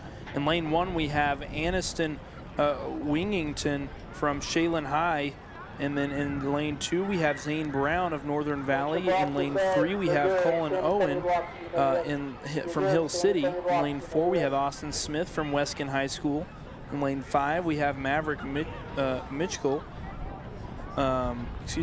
Mitchek from Weskin High School. And in lane 6, we have Luke Siss from Rollins County. And in lane 7, we have Christian Garcia from Golden Plains. And another great one, like the fastest one there, minute flats, or minute 0.10 coming in your speed. And another minute right behind it, minute 93. And so you just kind of have to see kind of what each one brings. Like I said, it doesn't really matter what time's going in. You could have a really good race and just improve your times exponentially. Gun is fired and we're underway, and man, they're off to the races. Ripping around that corner. Currently, what looked like was in the lead was Luke Siss in lane 6. Yeah, but right there, Austin Smith kind of coming up on him from Weskin. And now it's going to be lane 4 in the lead. That is Austin Smith of Weskin High School. He was really close to breaking that sub 1 minute range. And he's definitely looking forward to get it right here and try to end this race here strong as we enter that last 100 meters. He's a man on a mission right now. No one even near him. Austin Smith will be able to finish this one out with ease. It's just a matter of how fast he wants to finish. And right here, he's fighting time on himself. He's just got to give everything he's got, especially for this last couple of meters.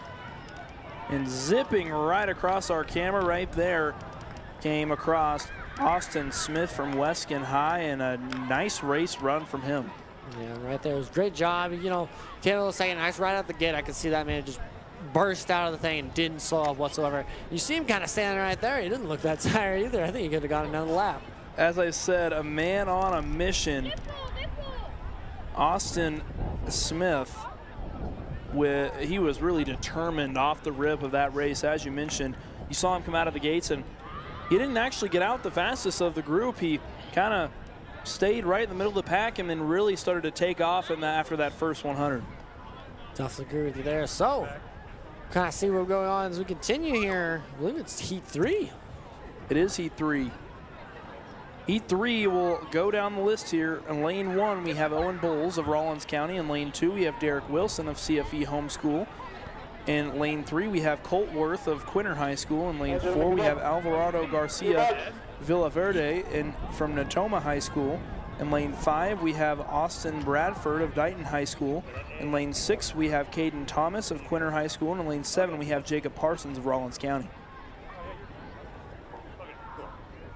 And all sub 1 minute racers right here, and that's what we're looking for. They're just short in the last heat. Now everyone here is under it.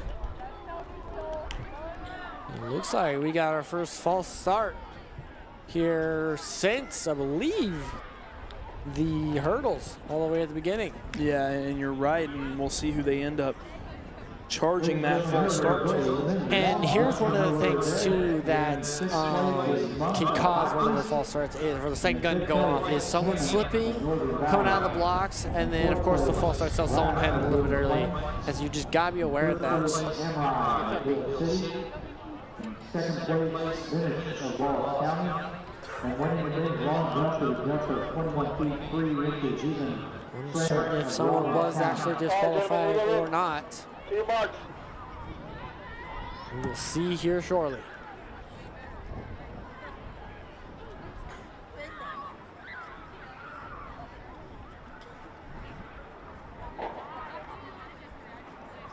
Set. The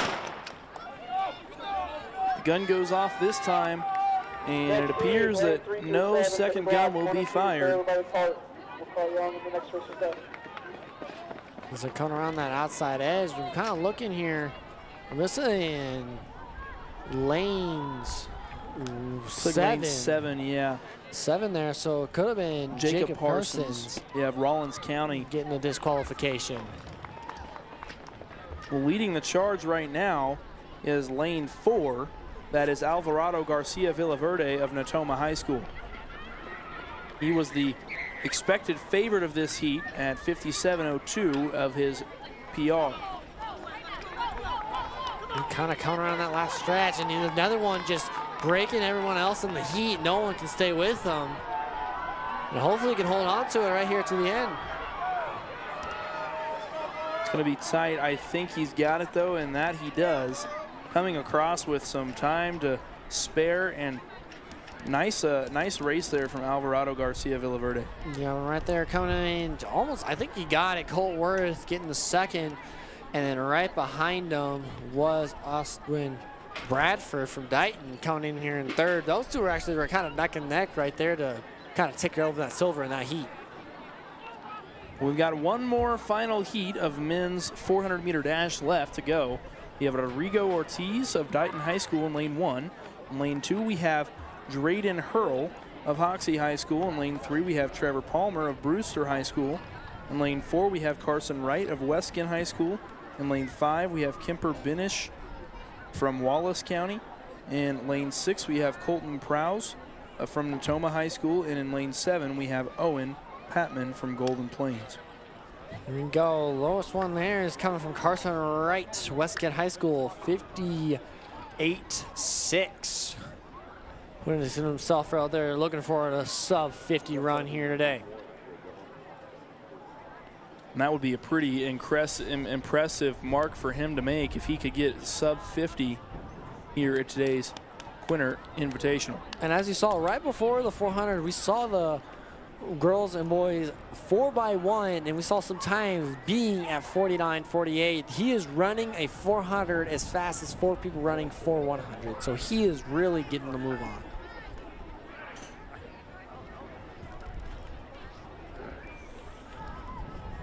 All right, gentlemen.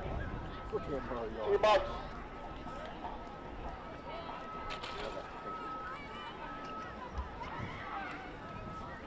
Runners are at their blocks. The starter is getting them ready to go, and we should be hearing a gun here in just a moment.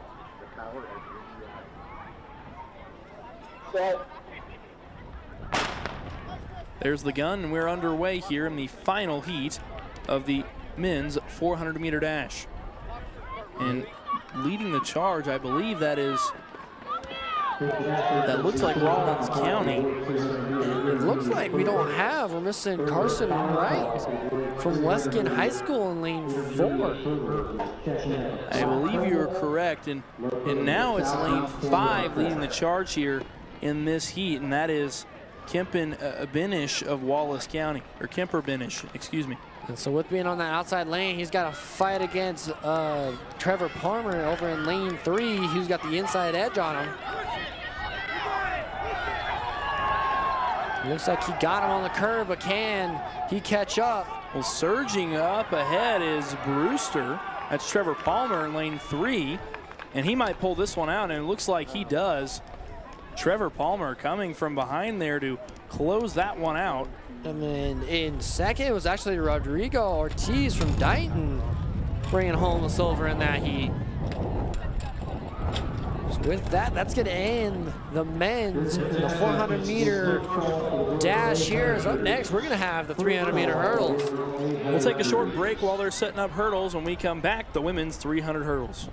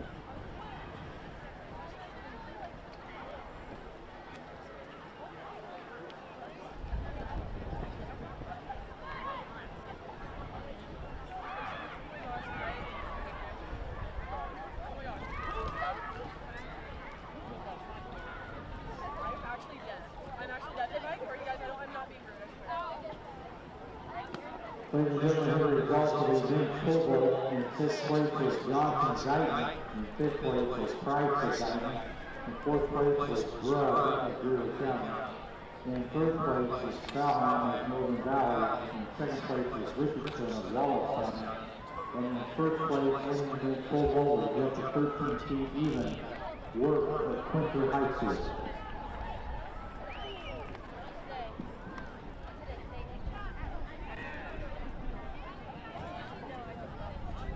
Results of the men's 400-meter dash. In 6th place Garcia Villaverde of Natoma. In 5th place South of Natoma. In 4th place Pearl of Hoxie. In 3rd place Dennis of Wallace County. In 2nd place Ortiz of Guyton. And winning the men's 400-meter dash to the time of 53.66 seconds, Palmer of Brewster.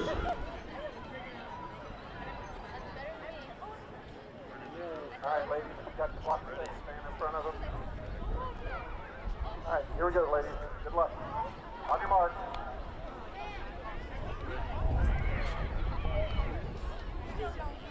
And welcome back here for the Quinter Track Meets. Get ready for the women's 300-meter low hurdle. It's a little bit lower. It's a little bit one click higher than the 110s, but they're still pretty low on the other side. So 3 heats for this one, more than I expected, honestly. You don't see a lot of them coming out here because the 100-meter hurdles are already rough enough, and now you got to do 300 meters of it. Yeah, the 300-meter hurdles is certainly one of the harder races in all of really track. This is a different kind of endurance. It's one of those that you really have to be seasoned for, and we are underway here in the first of 3 heats for the 300-meter hurdles. In lane 1, we have Reagan Milne out of St. Francis. In lane 2, we have Sinetra Corinta out of Hill City High School. In lane 3, we have Brinlin Rath out of Golden Plain. In lane 4, we have Kenna Bain out of Greeley County. And then in lane 5, we have Grayson Collins out of Winona Tri-Plains. And then in lane 6, we have Kaylee Wessel out of Golden Plain. And then lane 7, we have Chandra Nichols out of Winona Tri-Plains. And so right here, it looks like we're kind of seeing that inside lane. Number 3, Brendan Rath from Golden Plains, I believe, taking the lead here. And right here, that last 100 meters gets a lot of people there, but she's able to power through and kind of make it through. It's an effort. It takes a lot out of you trying to get over those hurdles. And that was Serena Corinta out of Hill City High School that came across first, and a nice finish from her, a nice result, certainly one that I'm sure she's quite happy with. And so we'll get ready for the second meet. Yeah, that one's, it's definitely a different kind of style. I look forward for these guys just because, 300 meters, it brings a lot more. You got to give it all. These are the real people who like to, jump but also run. So, they can't really get a pick a side for it. So. All right, ladies, good luck. Well, we have 2 more heats of that, and our heat number 2 in lane 1, we have Ida Bremy out of Weskin High School. In lane 2, we have Addison Cole out of Ellis High School. In lane 3, we have Jordan Cox out of Northern Valley. In lane 4, we have Jalen Ida out of Wallace County. In lane 5, we have Mariah Barnett out of Hoxie High School. In lane 6, we have Natalie Bixenman out of Wheatland High School. And in lane 7, we have Brinley Castens out of Rollins County. All looking for to try to get that under 50 mark. The lowest one in this heat, 53.33. A lot of threes right there in a row. So looking to try to get it under that 52 to 51 mark is kind of the goal here, getting closer, especially when we get into this last heat here. This one coming around that corner edge. That's what gets a lot of people. A lot of trip up happens there because as you're running, the angles of how close they are change because they're on that back side. They're pretty spaced far across. They get closer, and now they're just in a straight line. So it's back to the basically 100-meter hurdles for them. Yeah, and especially that last straight is so crucial. It's where a lot of runners can really capitalize and take advantage of, and it looks like Addison Cole did just that out of Ellis High School. She was in lane 2 and ended up taking first in her heat. That was a great job by them. Like I said, looking to get that lower there. The target goal for the women's side is kind of that 50 mark, 50-second mark. That's what's going to get you in there. But a lot of one, especially in this last heat, a lot of people under here under the 48 mark. A lot of them at a 45 is going to be our leader today. That's a pretty solid time for the women's 300-meter hurdles. And in our third and final heat, I'll go ahead and just list the names off, see if I can beat them to the punch this time. We have Cameron Gourley out of Hoxie High School in lane 1, Shaylee Ballman out of Quinter High School in lane 2, and then in lane 3 we have Lainey Spear out of Dighton High School. In lane 4 we have Tegan Liggett out of Ness City High School. In lane 5 we have Avery Jensen out of St. Francis. In lane 6 we have Marianne Christian out of Hill City High School, and in lane 7 we have Kiara Mater out of Hoxie High School. Right there is Tegan Liggett was the one I was talking about, the 45-45, identical two things there. Running pretty well there. You know, that's one of the target things there, for especially for her. She's running it pretty well. She's got great form. That's another thing. Got to keep the form too, all throughout the endurance. She'll be the one to watch. She's currently leading the pack in lane 4. She's coming around that corner, and she's trying her best. Keep it in there. She's got a nice little high, little too high on the hang, but she's coming down that straight stretch. Not really anybody around her, and she's going to try to take this one clean slate. And she's got quite a nice gap here coming into the very end of this, into this final stretch, and she finishes before really any of the rest of the pack can get over that final hurdle. And a pretty well-run race there from Tegan Liggett. Yeah, what an impressive just run from the entire heat there. All of them trying to keep up with. Everyone was kind of even there in the back, but now you're getting ready to try to catch up from them, especially going to the state. But up next is the men's 300 meters intermediate hurdles. We're gonna raise them up 2 clicks, guys. So it's 1 more click than the 110s, but still 2 up 2 from the women's intermediate hurdles. So we'll step aside here for just a moment while they're clicking up some hurdles, and when we come back, the men's intermediate 300-meter hurdles here on the Quinter Invitational.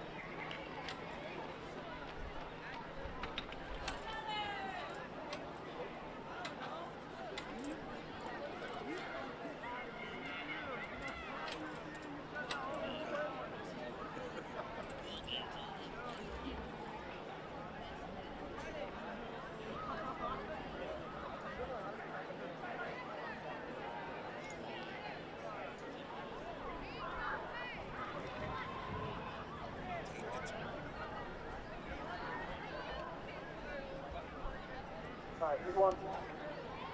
Team up.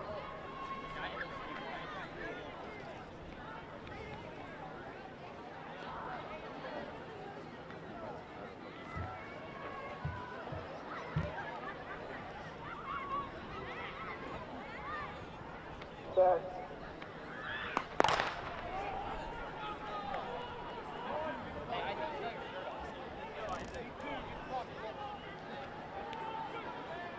as we are back here with men's 300-meter intermediate hurdles, we got the first heat going here. Just 3 in this heat. Coming out here in lane 3, Oscar Martinez from Greeley County. Lane 4, Colin Conroy from Dighton High School. Lane 5, Colt Coleman from Stocking High School.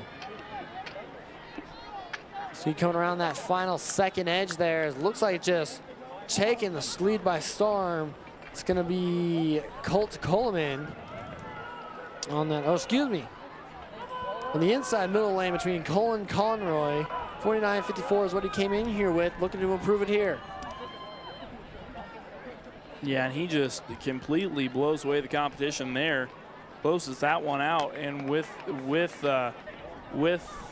with authority there at the very end out of Dighton High School, Colin Conroy will win the intermediate men's 300-meter hurdles. Second heat, as we get set ready for the men's second heat. Here, as you know, got a couple a little bit faster times. Got a first one under 44, 43.95. But before we get to that, lane 1, Trey Allen from West Kent High School. Lane 2, Jensen Van Dyke, Wallens County. Lane 3, Isaac Thomas, Hoxie High School.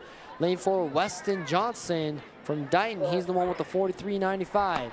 Lane 5, Nick Robin, Hoxie High School. And lane 6, Cage Cox, Wallens County. Not a full heat, but keeping it full here as he's going to come exploding straight out the blocks. The one to watch here in this heat will be lane 4. That's Weston Johnson out of Dighton High School. He's coming into this heat with a PR of 43.95, the fastest in this heat. He's moving here as they're coming down to that last 100 meters here. Coming down a straight stretch, and he's not going to let anyone catch form as he's keeping kind of a similar pace there. Good form over the last hurdle, kind of clips it, but he's going to get a line with plenty of room in between. And a nice run there from Weston Johnson. Came across the line with no one even near him. And I would imagine he probably got pretty close to PRing there. So with that, team next we might move into the final heat, which is up next. Heat 3 of 3. We got a couple Quinter boys in here as well. Been a little bit since we heard those two, but lane 1, it's gonna be Shay Salyers from Quinter High School. Lane 2, Lincoln Schaefer from Greeley County. Lane 3, Owen Hammond from Northern Valley. Lane 4, Braxton Monk, Hoxie High School, coming here with a 42.43, barely holding on to the lead by 0.03 of a second. Lane 5, Camden Polifka, Quinter High School. Lane 6, Archer Armin, Hill City. And lane 7, Harley McPherson, Shineland High School.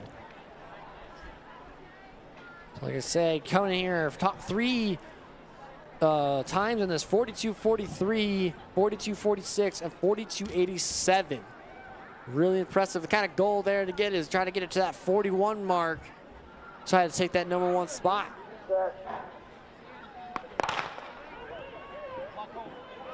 As they're off and the gun hits it.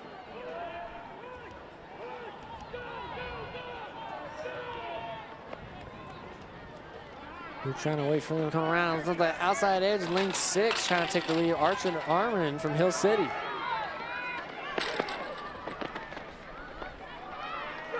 He's gonna hold on to it, but inside, looks like it could be Northern Valley trying to make a stand here.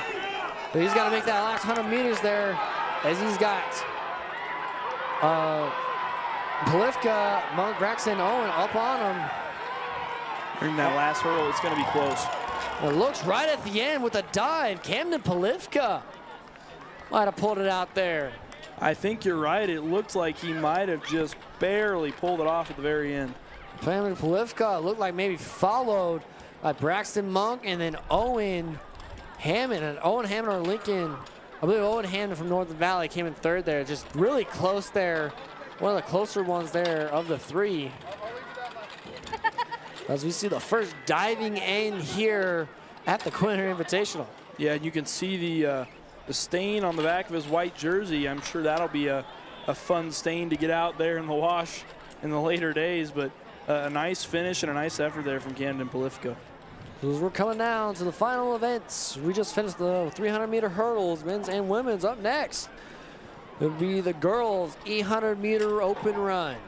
We'll be back.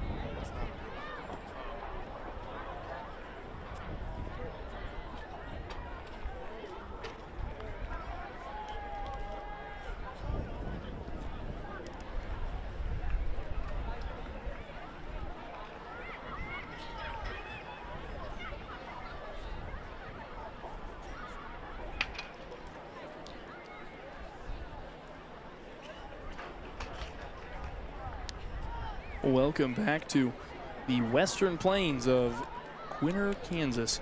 And we are about ready to go here for the first heat of the women's 800-meter run.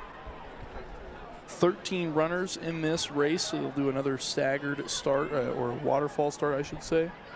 The fastest time being Sarah Christian in this first heat with a time of 2:48.90 here in this 800. You can see the Quinter Invitational. It's fun for the whole family. You can see a little sand pit action there, maybe even some sand castles. We'll see. Maybe we can check back in later to see if there's a sand castle built up by the end of the meet this evening. But we got some 800 action to get to first before we explore too many sand castles.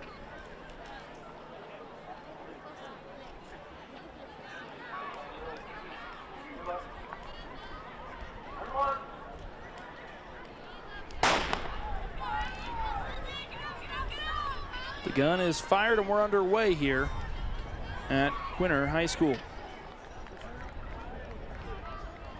And leading the pack will be no other than, that is Taylor Cole out of Ellis High School. The second fastest runner in this heat in the pre-race seeding.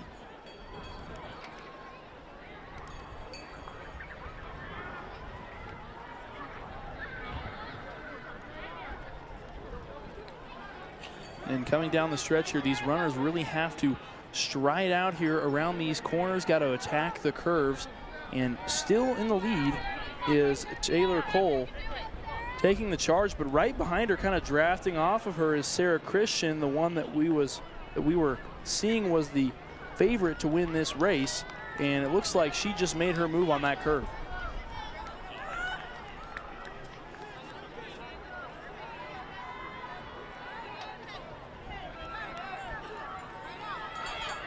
Christian here getting ready to enter into her last 400 in that halfway point.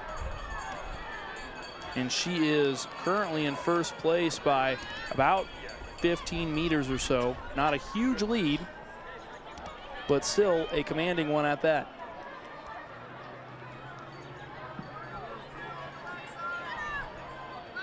Christian going around her second to last turn. Second call, over 800 meters.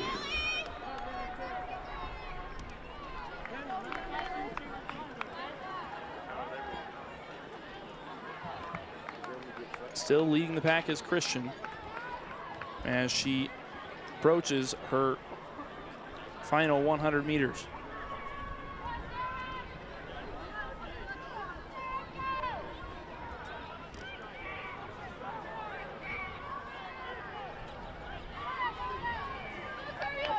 Christian makes it around her last curve.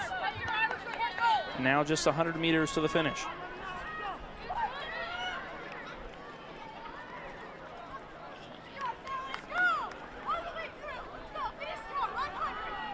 Christian pumping those arms. Here comes the kick. With no one near her, Sarah Christian will easily take this one away after what seemed to be a slower start. Looked like Taylor Cole was going to give her a run for her money, but Sarah Christian had something else to say about that. A nice race run by her.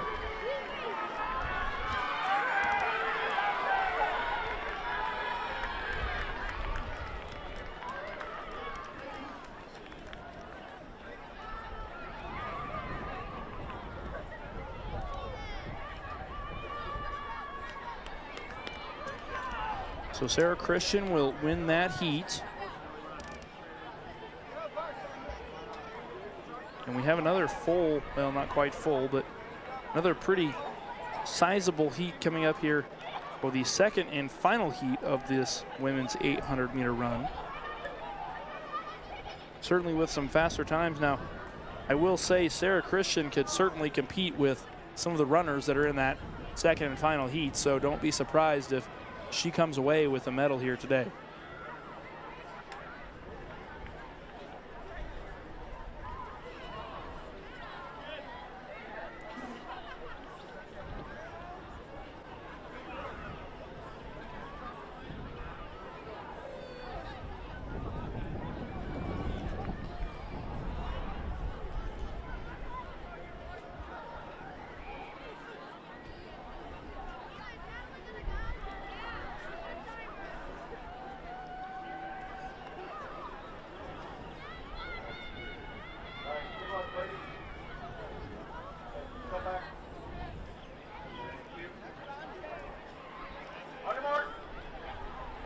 runners are all set up.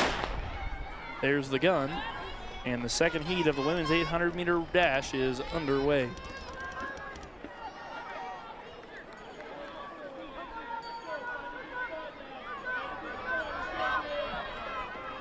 This match is the third and final call for the boys 800 meters. Third and final call for the boys 800 meters. And here we start to see them funnel in here, and the favorite to win this heat will be Avery Boydston out of Ellis High School, who has really shown out today here at the Quinter Invitational.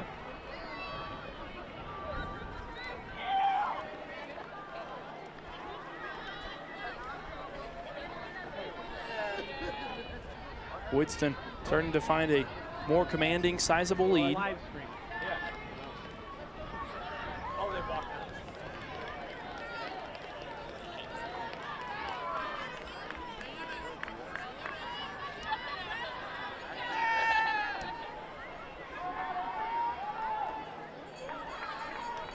Still Boydston taking the charge here.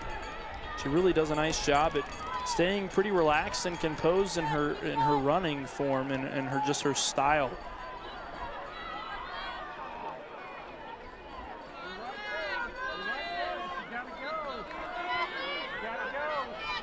Here she comes around her 300 mark.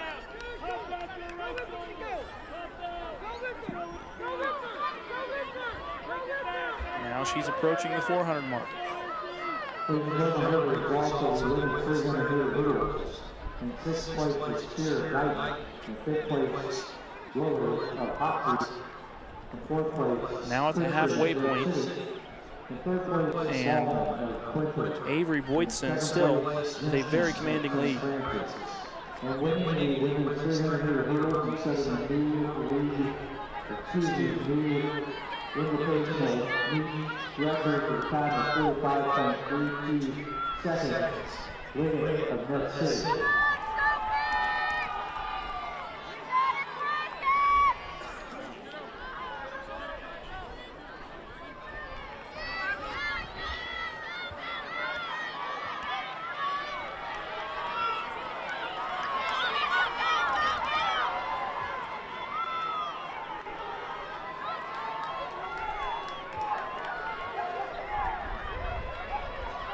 So Boydston will take that one with ease.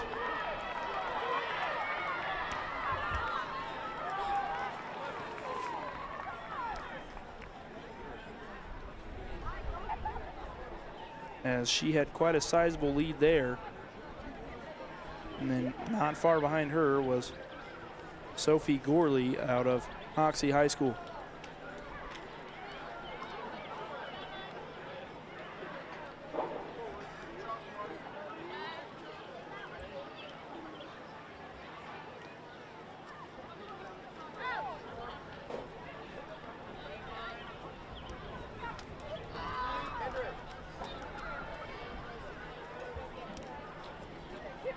The first athlete, this is the first or second call for the girls 200 meters. First or second call for the girls 200 meters. So up next will be the men's 800 meter run.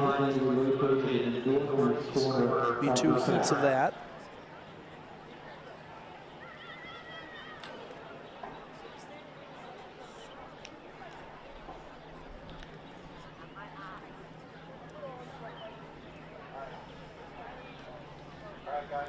I'm going to let Kyler take over for me here for just a moment as I step away for just a moment.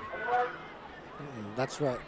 You know, a lot of the things about the 800-meter run is it's a definitely different race. And so definitely excited to see, how everyone takes it here, especially with a couple of our long-distance runners from Quinter entering a lot more of it. So as we get started out here, and they're already at the 100-meter mark and starting to file all the way in to that center front line. And that's backstretch. A lot of them now finding their pace. Just trying to find a cruise rate all the way through up to the second line.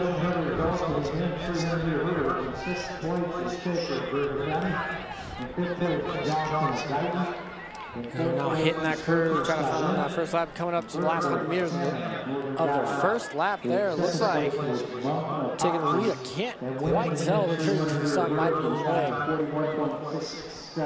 Taking a commanding lead.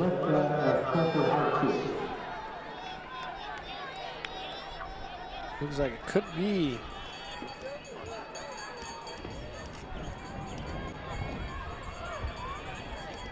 Light blue there as they now finish the first lap, entering the second one.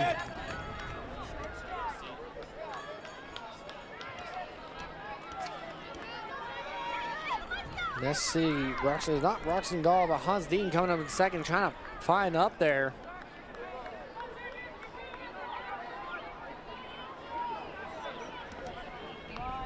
First and second kind of taking away his laps. Last one just aches his first lap as he's going around that first curve, coming around that backside.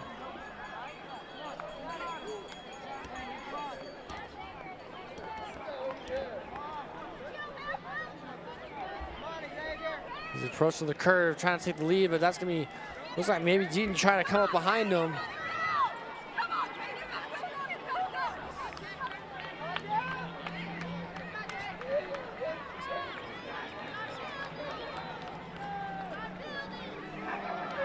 The second curve, excuse me.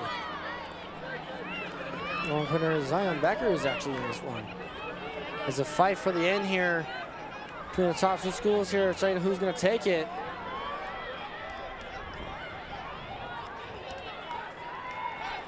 And right at the end, he's got it right at there. Just before, it was a great little fight there towards the end there, but it looks like Austin Smith maybe taking the win. Excuse me, Maverick Mitchell from Weskin.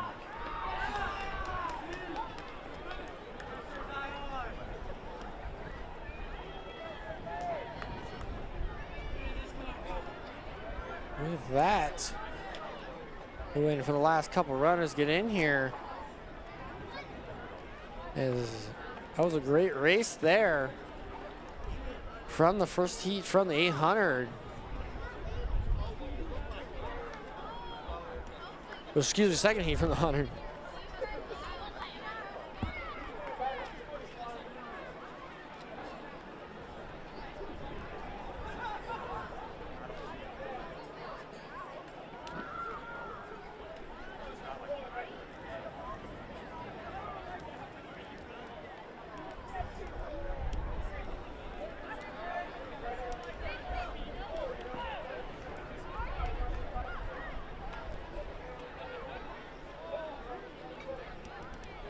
And so we are actually getting ready to start the second hand of the 800 here with Hans Deaton having the top time here.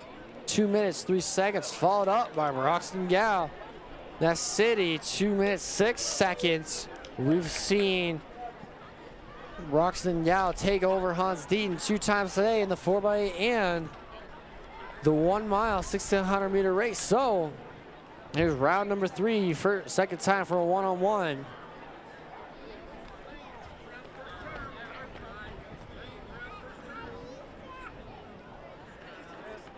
As they begin, the athletes begin to find their waterfall and kind of do a warm-up sprint to kind of get stretched and ready. Top 3, Hans Deaton from Quinter High, 203, of course, for Bronx Breath. Then followed by them is Austin Smith from Weskin High School, 211.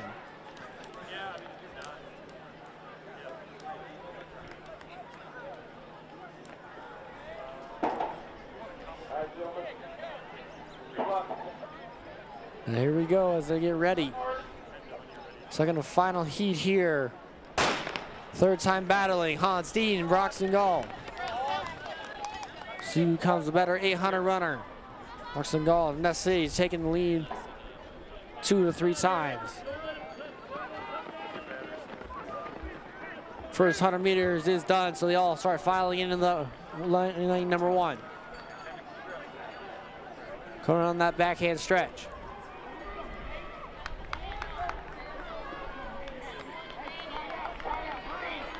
And it looks like new one taking the front. Rooster Hill, I believe that's Natalie Pearson. Number 7 came here with a 2:14, and he's coming out hot. Looks like Hans Diet and Roxton Gall were right behind. But right now, he's taking a lead and taking that first start by storm as you see him coming down here. Looks like it's going to be for the first lap. Natalie Pearson, followed by Roxton Gall, followed by Hans Deaton.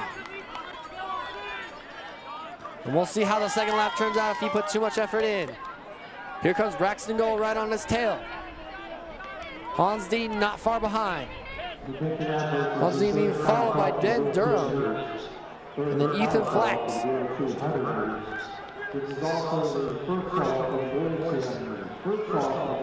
They're cutting around the tank. Looks like it did. Looks like Hans Deaton and Jackson Brawl took over there, but it looks like Jackson Brawl is looking to take it another 3-day win over Hans Deaton. Hans Deaton trying to get him on his final 200 meters. Braxton Gall, though, gets the edge of the last 100 meters. Looks not softening him. He's putting everything in it, putting in a full sprint. And creating too big of a gap for Hans Deaton to try to catch up. Let's go, Brad! Take him on the straight here. Let's go, Brad! Braxton Gall taking the win here on the 800 meter, then followed by Hans Deaton, and followed by looks like Ben Durham, the number 4 runner, came in with 2:11.74. So what a run! As you see him kind of pump up there, it has to be a new personal record for himself.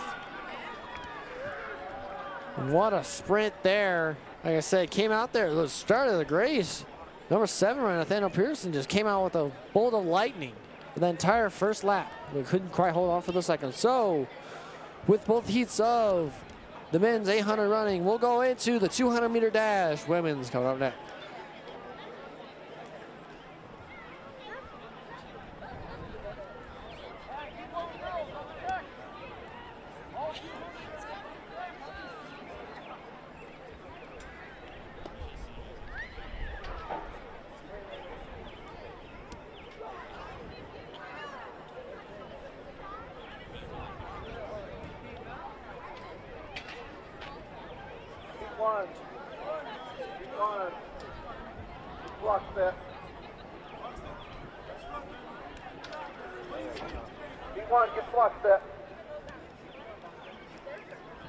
And we are back here to get started with the women's 200 meter hurdles. As you still see there, the winner, and he's actually taking 3 wins today. It would be in the 4x8, the boys 1600 meter run, and now the boys 800 meter open run.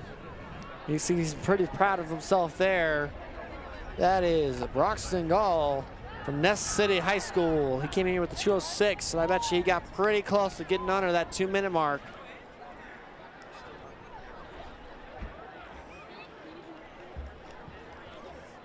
You know, his teammate, quite a few long distance runners here from Ness City, all up in the top 5. There's Hans Dean from Quinter High School taking the number 2. Peter Day, as he took also number 2 in the 1600 meter run. So, as we get ready to begin the women's 200 meter dash, 5 heats, heat 1 of 5. We got 5 runners, no lane 1 or 7. In lane 2, Caitlin Smith from Westkin High School. Lane 3, Briley Price from Dighton. Lane 4, Wendy Garcia, Golden Plains. She's the leader in this one, 33:16. Lane 5, Sierra Minland from St. Francis. And lane 6, McKenna Colts from Greeley County. Runners begin to get ready. Hold set. And they're off with the gun. Come around that first corner edge. Golden Plains, St. Francis, Greeley County, how to hold on. Got that inside lane. Looks like Kayla Smith, who came in with no time, taking the lead here. Following up right behind her, Wendy Garcia from Golden Plains. She was the leader of those heats. As we're coming down the end here. Looks like it's going to be the inside lane. Kaylin Smith taking her first time running. She'll take the win, followed by Wendy Garcia. And then coming in third, Briley Price from Knighton. So the no time from Kaylin Smith, her first time running, she'll take a win. Probably bump her up in that final heat, or up a couple heats here when she runs it again.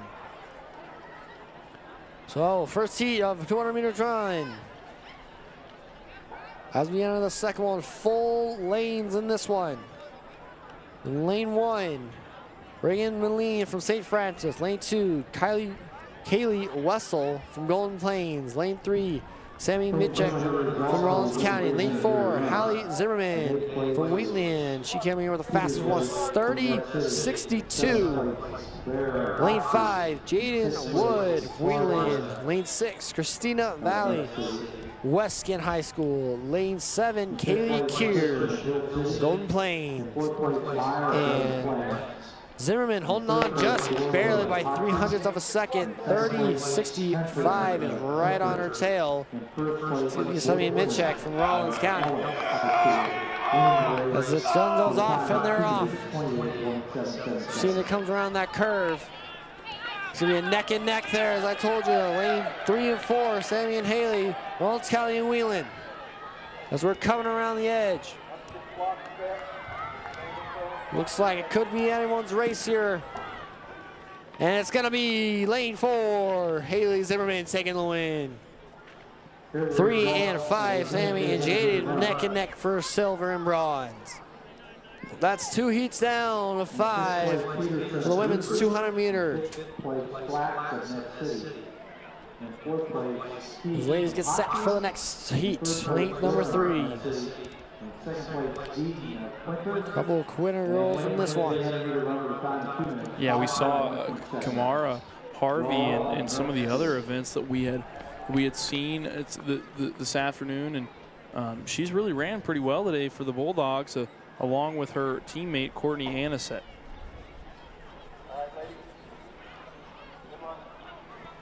Let's do some lane. Lane 1, Kamara Harvey is from Quinter. Lane 2, Piper Nicole from Ellis High School. Lane 3, Courtney Anistet from Quinter High School. Lane 4, Peyton Johnson from Wallace County. She's the fastest one in the heat, 28.80. Lane 5, McKinley Roden, Ellis High School. Lane 6, Keely Kingley from Wallace County. And lane 7, Annalie Long from Greeley County. The gun is off, and they are on their, around the edge of the corner. Moving around the long last 100 meters. Looking like it could be Ellis County ahead.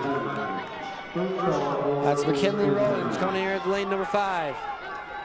Can she hold on to it? Looks like lane number 3, Courtney Anistet coming in there.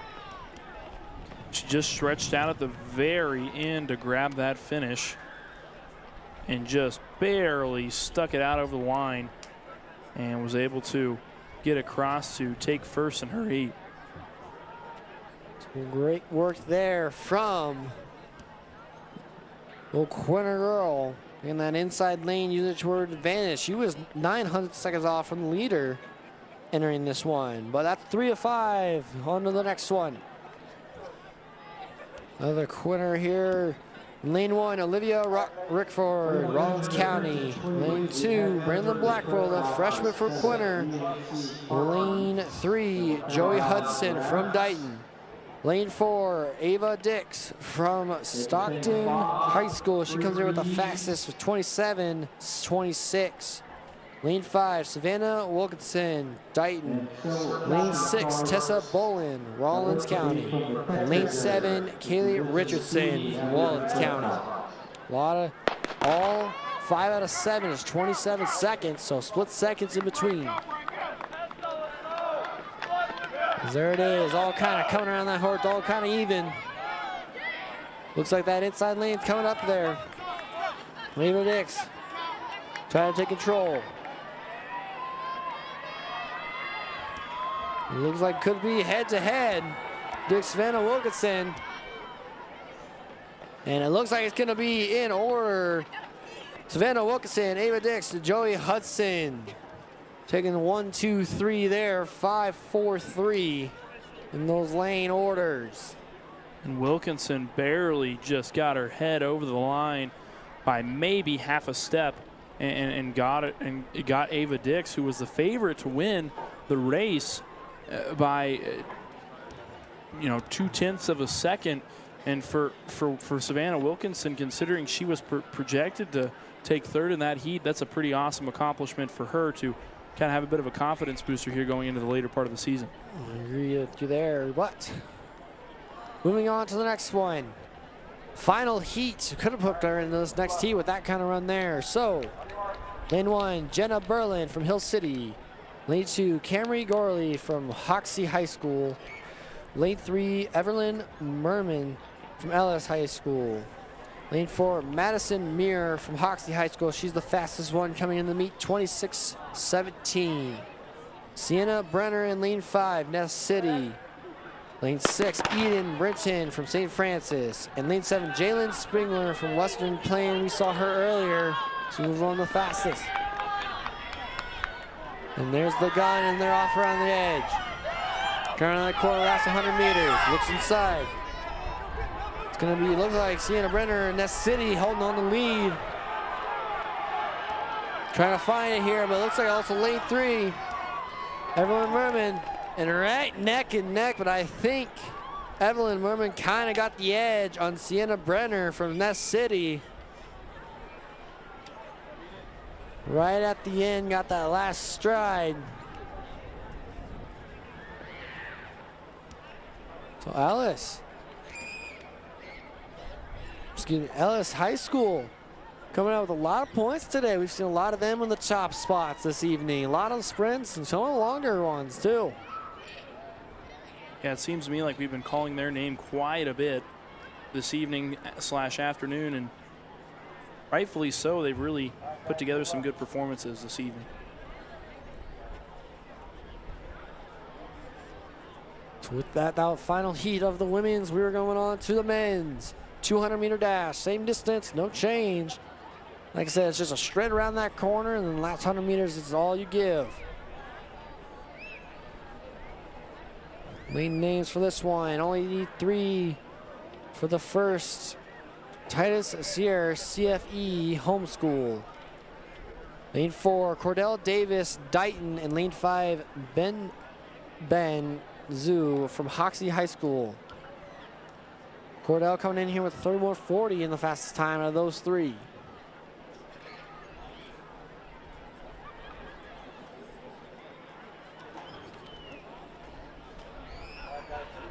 We get ready.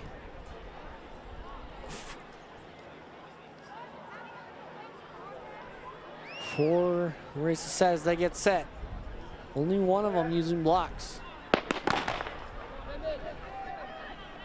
And with that, the gun's off and the 3 are going. And that corner, it's gonna be that top thing. Ben Zhu, no sign. He's kind of running around there. Like I said, first time running, he's that long stride. And he's got some pretty good distance there. And this one, after this today, he's gonna be moved up quite a bit. As he comes across the line, no competition. It's gonna be followed by Davis Cordell and then Titus Cyril. Really the main reason they had him in that heat was primarily due to the fact that obviously he had no time, and so for him, this is his first time running the 200 this season. And because of that, he has to get a time on the board so that he can, in the future, get seeded for other races. And I definitely agree with you there. That'll move him up a couple of heats there as we got 6 heats here for the men's 200, 1 more in the women's, as we'll get ready for the second one. 4 lanes, lane number 1, Boone McDonald from Brewster High School. Lane number 2, Gerald Lamar from St. Francis. Lane number 3, Cale Bishop from Nest City. Lane number 4, Inston Wingman from Shannon High. He came in here with a 28:02 head in this heat. Lane number 5, Eli Aldridge, Weston. Lane number 6, Dominic Strout, Golden Plains. And lane number 7, Adam Ritter from Golden Plains as they are off. Straight out the gate using the long stride.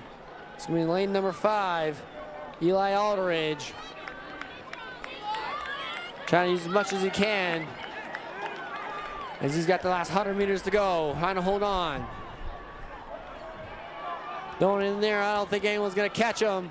No, he's going to take it with it. And it looks like a pretty close tie there for second as well.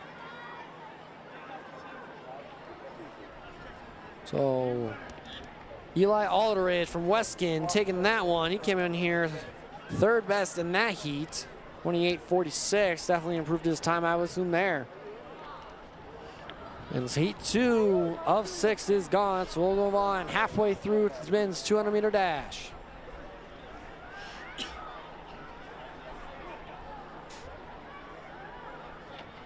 Heat 3 of 6 here. Lane number 1, Gage Cox. Wallens County. Lane number 2, Trayson Bullitt from Ellis High School. Lane number 3, Owen Bowles from Rollins County. Lane number 4, Logan Harris from Greeley County. Fastest in the heat, 26.23. Lane number 5, Josh Rath from Golden Plains. Lane number 6, Colin Owen from Hill City. And lane number 7, Jacob Liu from Ellis High School. And with that, the heat number 3 is off. Looks like another lane number 5 trying to take charge here, Josh Rath. And Golden Plains coming here, 26.33. Right on his tail though, lane number 4, Logan Harris. He's the leading of this heat. Those two head to head, but looks like Josh Rath might got some height and leg advantage on him. And it's going to actually be Logan Harris. Got him at the end. Fall right behind was Josh Rath. And it looks like the short man wins this one. Well, in a just back and forth battle there all throughout that entire race. That first corner really kind of took the charge there, attacked that curve, got around the guy, and then from there, got overtaken once again. I mean, quite a back and forth battle there between the two of them. I definitely agree with you there. One of our better. Love seeing those close battles, especially on those inside lanes. Up next, on the heat 4, lane number 1, Judah Crow from Westkin. Lane number 2, Pablo Contreras from Cheyenne. Lane number 3, Branton Goetz from Wheatland. And lane number 4, Colton Prowse from Natomi High School. He came in the fastest in this heat, 25.41. Lane number 5, Dalton Erb, Stockton.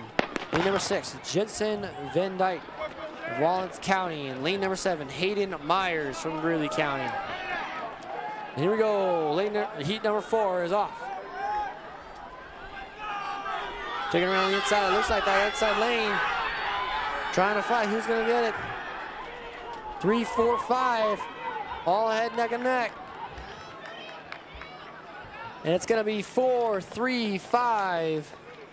Lane names. It's going to be Colton Prowse from Natomi, Branson Getz from Wheatland, and Dalton Ard from Stockton. Especially when you get into these later heats, a lot of those finishes get closer and closer and closer every time, and that one a prime example of it. Those three, I mean, came across at virtually the same exact time. One of them just had a singular leg length out in front of the rest of them. There, it's one of the things. A lot of these guys, a lot of people like to be competitive and don't want to get beat, so they're just neck and neck and don't want to give up. And so here we go as we get ready for heat 5. Lane number 1, Tage McDonald from Nest City. Lane number 2, Drake Woods from Nest City. Lane number 3, Tyler Palmer from Rooster. Lane number 4, Keldon Bottom, Natomi High School. He was the fastest in this heat, 24.25. Lane number 5, Pierce Rummel, Quinter High School. Lane number 6, Aiden Beeger, Hoxie. And lane number 7, Austin Bradford from Dighton. Beat him a bunch this time, and they're still getting ready.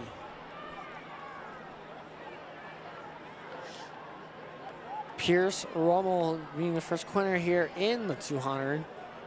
We'll see what he can bring here, as he's only the 3rd fastest in this heat. We've seen judging off the last couple of heats in the 200, that 5 lane has been the lane to be in. It really has. There's something about the lane. It's got some magic dust on it or something propelling those runners just a little bit faster, just a hair faster than the rest of them. So let's see if he can hold on to it here. As I said, Hilden Ribon coming in here with a 24-25, but not far behind the next two runners, 24-38 and 24-45. So should be close. As we wait for our runners to get ready and get set.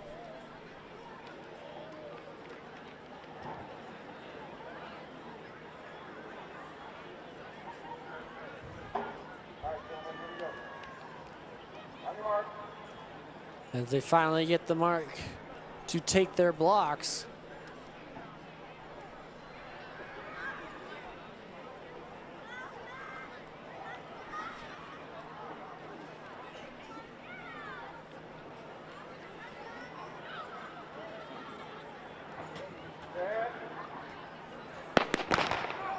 And we got a gun and multiple guns here in the thing as they're off around the edge.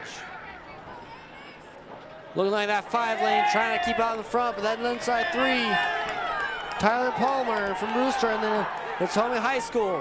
All right there, coming on the last 100 meters. And it looks like that 3 lane might get it, and he does. Followed by lane number 5. Tyler Palmer from Brewster will take this one, followed by Pierce Rummel from Quinter. And a tie for the bronze there between 4 and 2. Drake and Kenlow.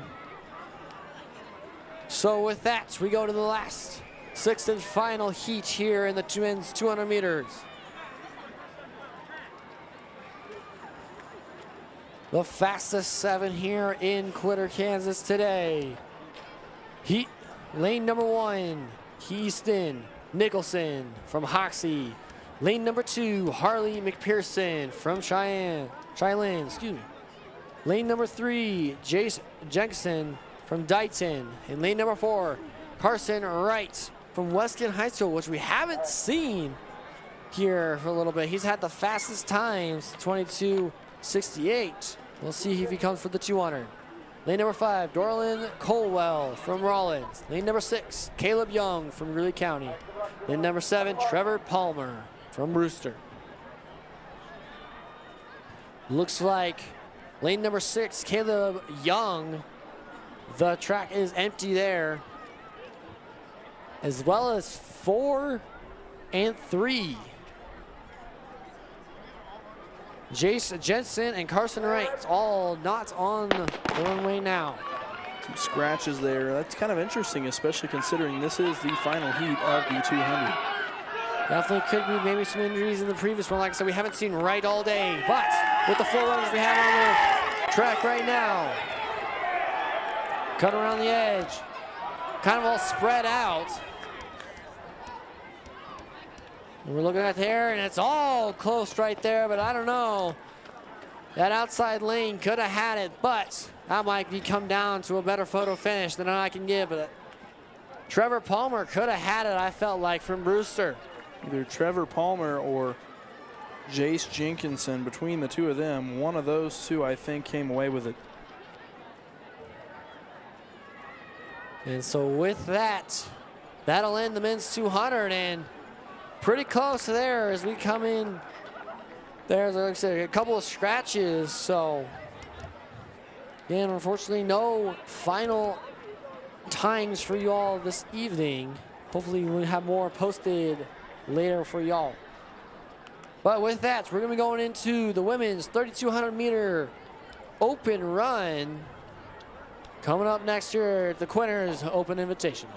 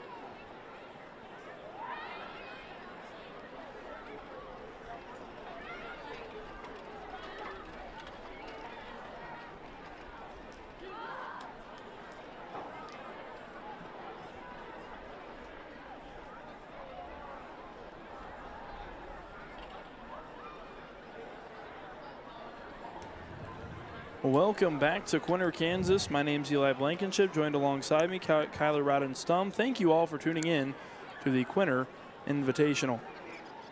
Well, it's been a action-packed day from the very beginning of the day. We've been going since about 5 p.m., so we're about 3 hours into the running section of this meet, and honestly, it's been fairly efficient, I would say, for the running section. Now, here come the two longest races and really the most dreaded races among some of the distance runners, and that is the 3,200, the 2-mile race. I always thought these people were crazy running these 2 miles, man. I ran a mile one time. It definitely was not in track, not in just general there, but it was definitely a competition that's not for the weak, definitely for sure. You got to have great endurance.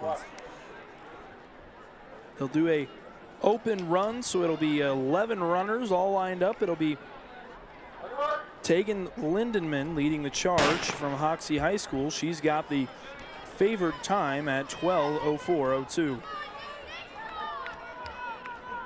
Right behind her from Greeley County is Jalen Brandel. And I hope you guys have your counting fingers out, because 8 laps, here we come.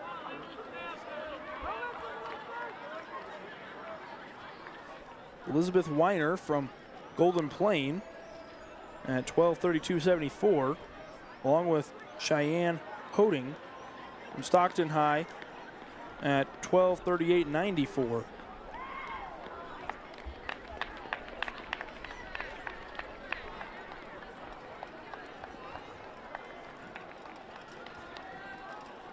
So leading the charge here for this particular heat of the women's 3,200 looked to be, may have been Greeley County. That's a possibility. That's a lot of things, though, especially with 8 laps to go. You know, it's kind of hard to take the charge. You know, if someone has to, you never want to be the one in charge, especially with this long of a race, because, you know, you're the one being that drafter. You're the one ahead. You've got to take out the lead. So it's just kind of, all they kind of stick in one pack, and then you got a couple trailers, and they start thinning out, thinning out, thinning out. And it's all about running with the pack here in these longer distance races like the 3,200. Staying with that pack will allow you to kind of push yourself a little bit more. Try to race against someone else as opposed to yourself. Hold each other accountable in that sense.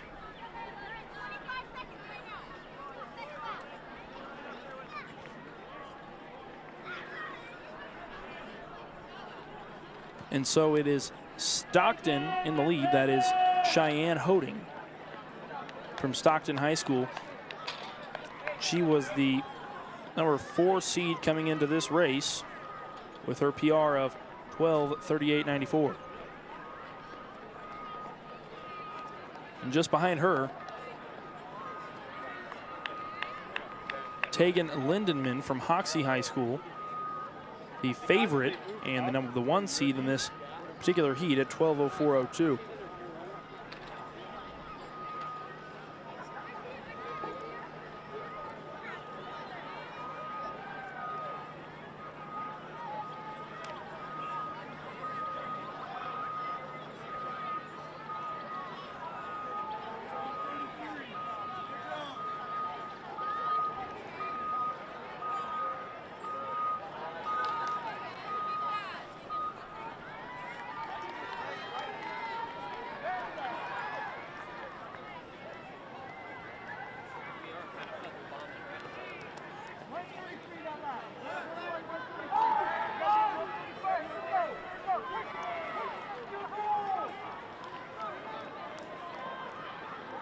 So neck and neck here in the front. Looks to be Stockton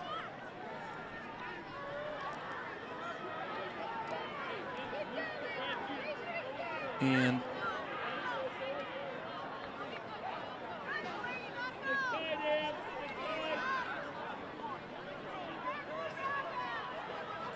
what looked like to me Golden Plain.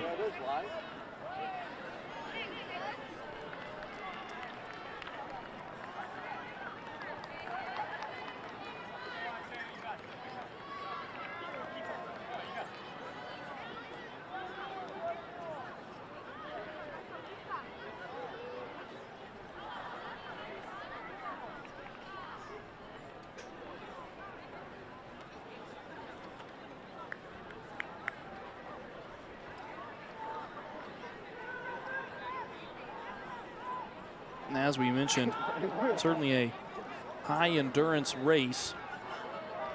One of those that you have to be really mentally tough for as well, especially with 8 laps like that. Sometimes you can tend to lose track or try to get too caught up in your head as to what lap you're on or how many you have left, when really all you can do is just control where you're at and in the moment and just run. And here's the thing too, like luckily there's a counter right there at the start line. Hopefully when you see come back around here, the man that's set on the track, he's luckily keeping track for you. And of course someone else there is helping keep track as well, just keeping how many laps you got. So as a runner, you just got to relax and just run your race and run your pace. Of course, not relax too much where you're not getting that power going behind, but either way, that's what you don't think about the laps too much. You just got to keep your similar pace.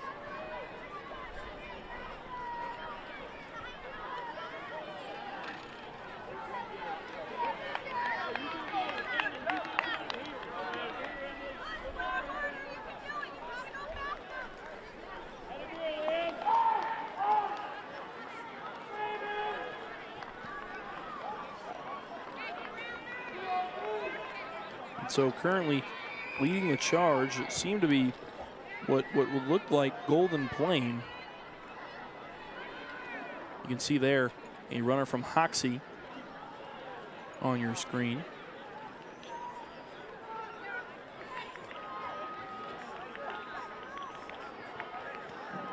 We think the athlete is best home of the first 300 meters. Second fall of the 3,300 meters.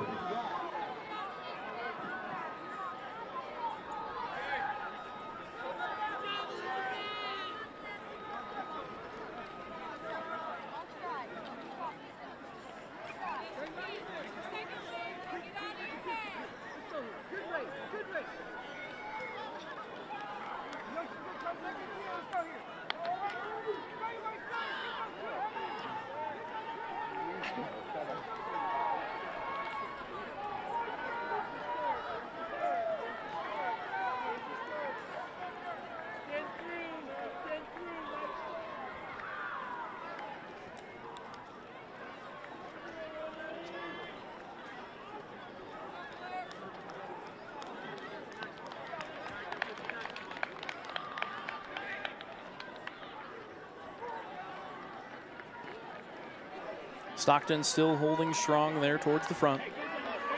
Hoxie not too far behind her.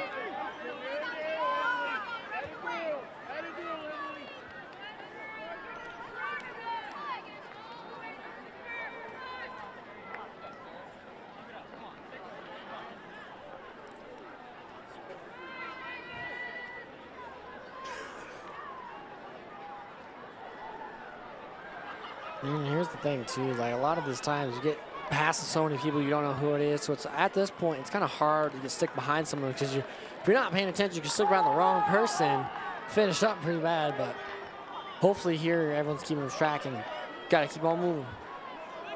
A lot of times too, as someone who ran a little bit of distance myself through high school, you kind of have an idea of where you should be pace-wise, and you know where you can run practice-wise when it comes to pace. But when it comes to a race pace, it's completely different. You run at a completely different level because you got that adrenaline flowing. So sometimes allowing that adrenaline to just kind of flow through you really can help you in the long run in terms of trying to run to the best of your ability. Yeah, it's definitely, you got to be aware of that too. And so you got to have days where you practice that race pace. And so hopefully some of these girls go out here. It definitely seems like they're moving quite a pace through.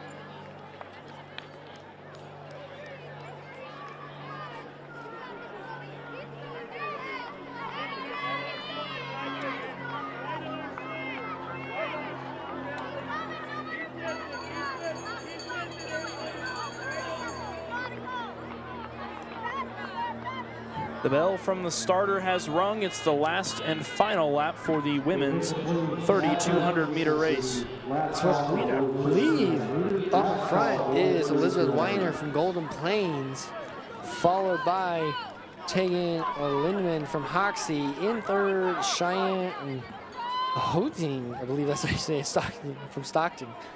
And I believe you're right. We apologize. It's very difficult to be able to pick out all the different shades of red we got going on here. So I believe this is the leader coming down the stretch now.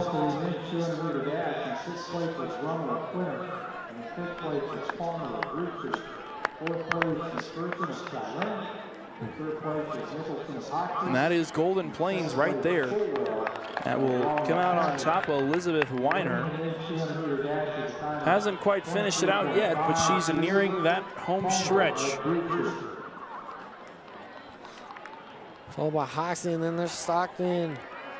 We're coming around the 10th inning. We're going to see what kind of sprint they give up here. Kind of going for time now as no one's really near her.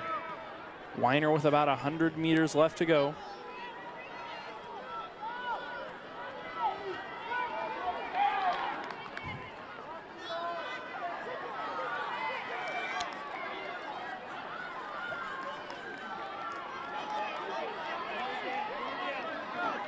And so Weiner will come out in front. She will finish first.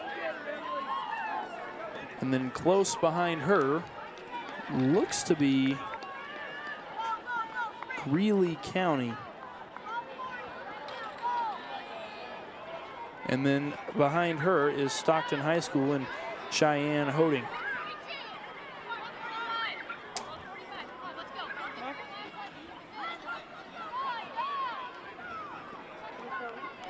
So as they continue to wrap up the women's 3,200 meter, we'll step aside for just a moment and tell the men's 3,200 meter race.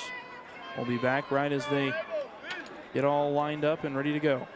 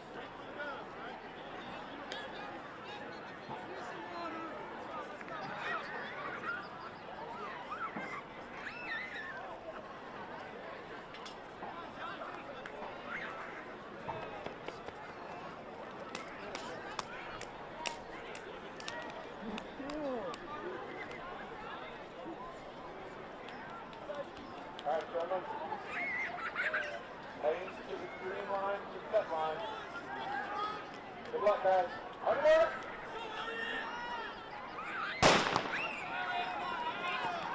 Well, welcome back to the Quinter Invitational here in Quinter, Kansas, and the boys' 3,200-meter race is underway. The favorite in the one and only heat of this race to win it is Elliot Churchwell from Quinter, Kansas, with the PR of 10:10:68. He will be in the white and red uniforms that the Bulldogs have been wearing today. Just behind him, Michael Hafner from Hoxie High School, seated at 10:42.94. And then behind him is Kendrick Solinsky out of Quinter High School at 10:51.24. Those will be the three to watch here in today's race.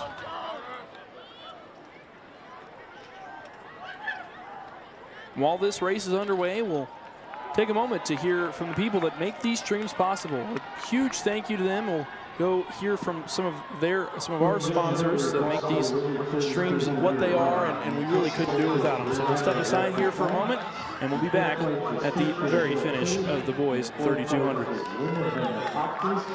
At Beck's, we are farmers at heart. For over 100 years, the Beck family has lived and farmed in central Indiana. We are proud to announce Saline River Seed, your dedicated Beck's dealers now serving farmers in northwest Kansas. At Beck's, we are committed to helping farmers seek new challenges, push boundaries, and innovate in an ever-changing industry. That's what makes Beck's different. For more information, call your Beck's local dealer, Darren Roberts, at 785-299-0126.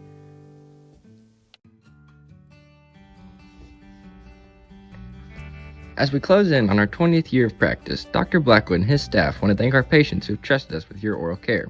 Just like the Bulldogs take pride in their academic and athletic endeavors, Blackwood Family Dentistry takes pride in providing quality care and great service. Come in and see us at Blackwood Family Dentistry for your routine and restorative oral care. Go Bulldogs!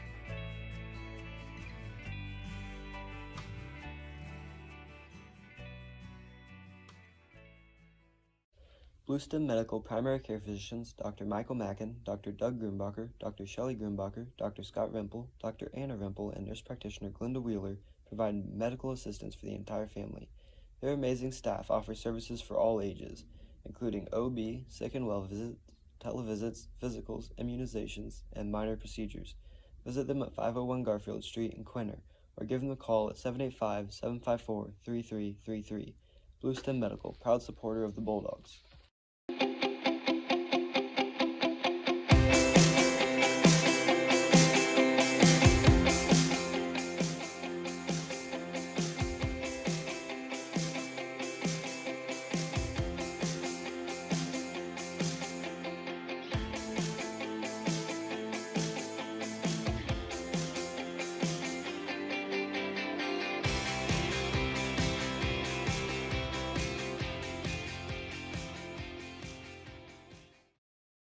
Family Market in downtown Quinter is here to provide fuel for Bulldogs of all ages. Come in and check out our variety of fresh produce, the large selection from the meat department, or food from the deli section. Offering weekly specials, Family Market has your family covered. Shop local, where we provide friendly smiles, a warm welcome, and service you can't find elsewhere. Family Market, a locally owned grocery store, is a proud supporter of all things Bulldog and Bulldog athletics. Providing clients with the knowledge they deserve and the coverage they desire, Kendra Salyers Barnes with Farm Bureau Financial Service specializes in excellent customer service, integrity, and accountability. She has dedicated over 20 years to serving Northwest Kansas communities. For all your insurance and financial needs, call or stop by the office to see Kendra at Farm Bureau Financial Services in Hoxie at 785-675-3661 or Quinter at 785-754-3641. Farm Bureau Financial Services, here to help protect what matters most in life. Gove County Medical Center is your 24-hour critical access hospital located in Quinter, Kansas. Since 1925, GCMC has been providing outstanding health care for Northwest Kansas, such as surgery, physical therapy, respiratory therapy, lab, emergency services, radiology, and much more. GCMC is a top 20 critical access hospital. So for all your health care needs, visit Gove County Medical Center or call at 785-754-3341. Proud supporters of the Bulldogs. GG&T Cattle Company is a fourth-generation seed stock producer owned and operated by Cindy, Garrett, Crystal, and Reed and Jessica Worth. They specialize in registered Solaris, Angus, and Optimizer cattle. Join GG&T for the 48th annual production sale on February 23, 2023 at their ranch south of Quinter. GG&T Cattle Company, proud supporters of the Quinter Bulldogs.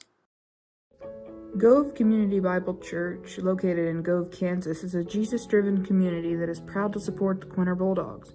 We offer worship on Sunday mornings at 10:30 a.m.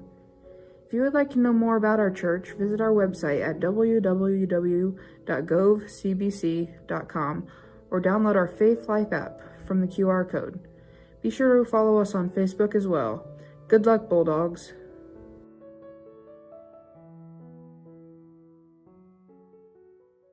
Quinter Angus supports the Bulldogs in their academic and athletic achievement.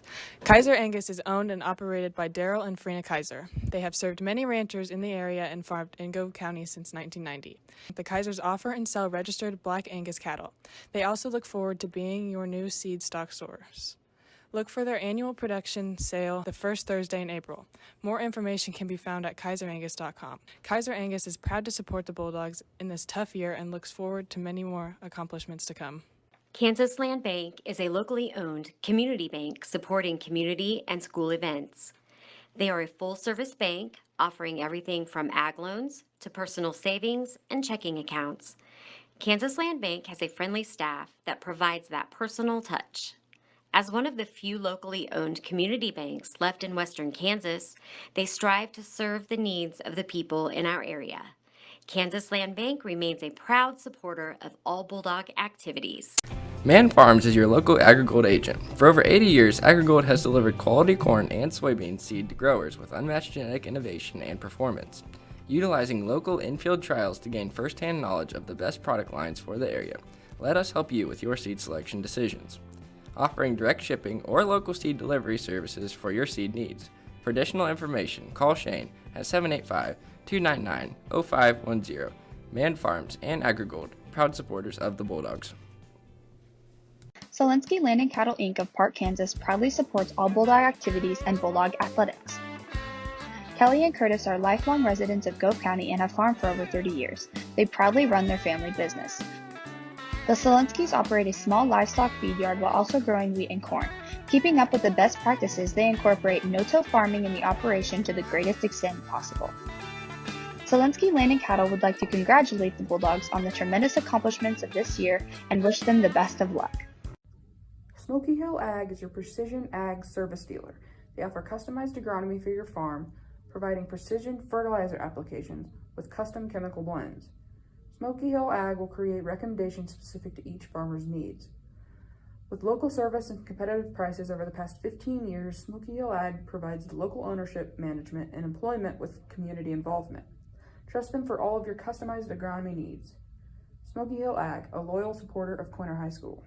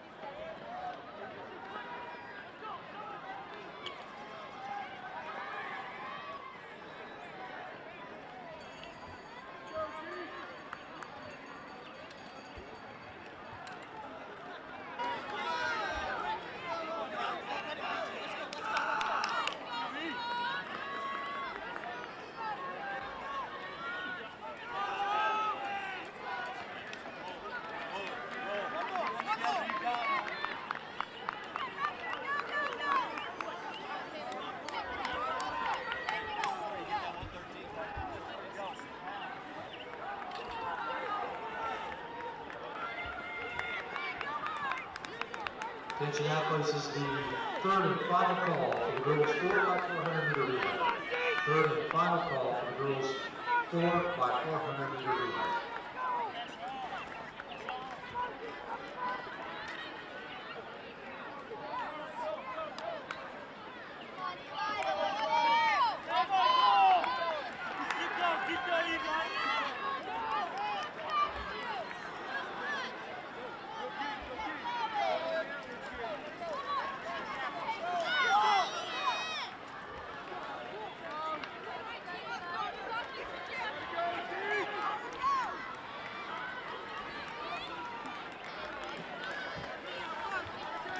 And to close out the race,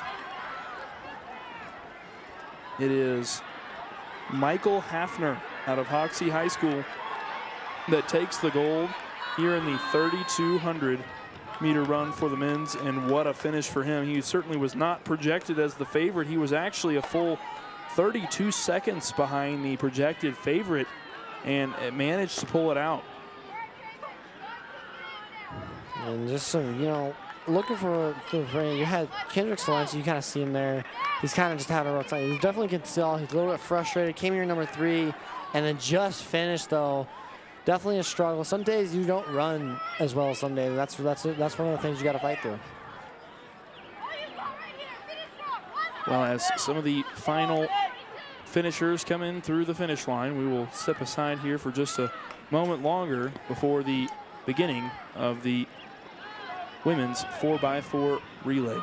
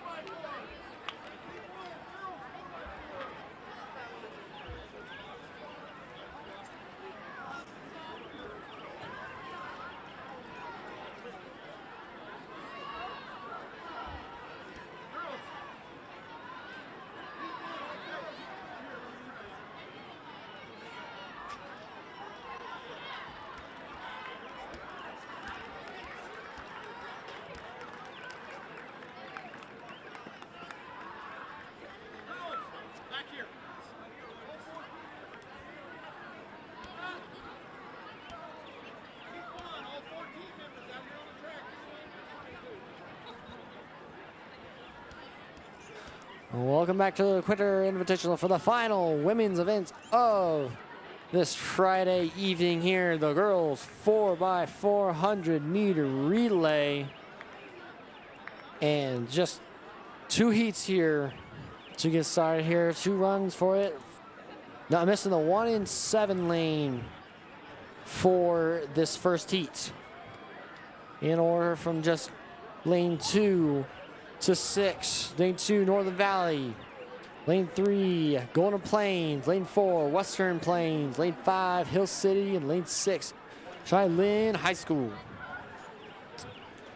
Lane 4, Western Plains, no runners listed for us today, but they come in at a time of 4 minutes and 43 seconds.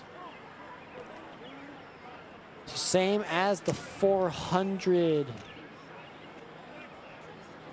meter. The first runner must stay in their lane, but I believe second runner is able to cut in after that 100-meter mark, or even after the handoff, I believe it. The lower, it's a 100-meter mark right there, but the first runner must stay in that same lane for the entire 400 meters first lap. Results of the men's 3,200-meter run. In sixth place was Brookshire SC.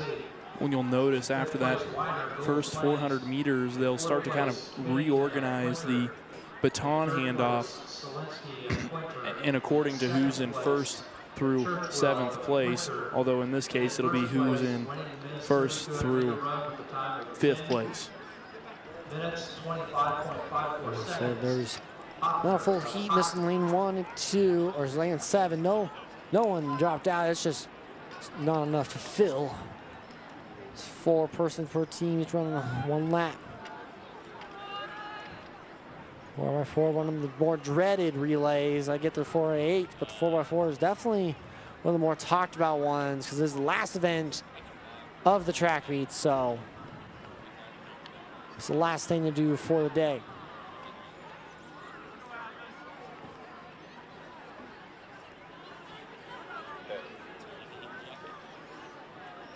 Lane 2, can you hear me? Thank you.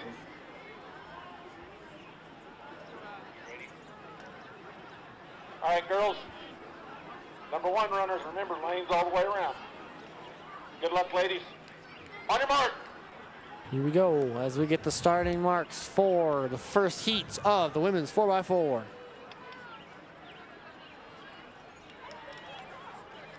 Runners, first runners for women's is Hayden Cox for Northern Valley, Ellen Meyer for Golden Plains, no listed runner for Western Plains, Kaya Bell for Hill City, and Natalie Persh for Shiloh High School. And they are off for the first lap of the same. They have to stay in the same lane the entire way around and also give the baton off in that same lane. Ladies and gentlemen, as we begin our final events of the evening, we do ask that you please take a few minutes, a few moments. As we're on that back stretch there, Please throw it in the trash can. Hill City looking like they can take an early lead here inside that 5-lane. Come around to that last 100 meters. That's going to be Western Plains, though, coming up right on them as they get to that last 100 meters. Hill City trying to hold on. Kaya Bell going to hand it off. Mary Ann Kristen. And then Western Plains right on next to them.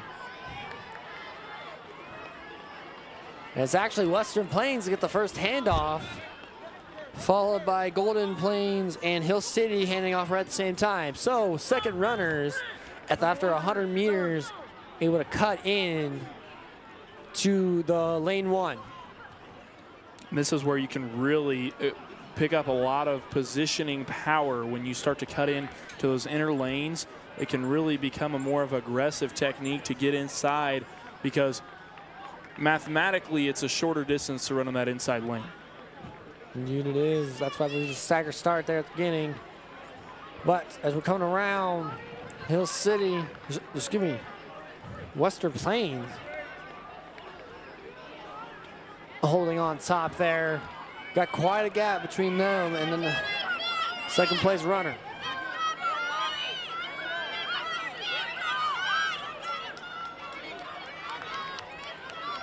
Leave it goes.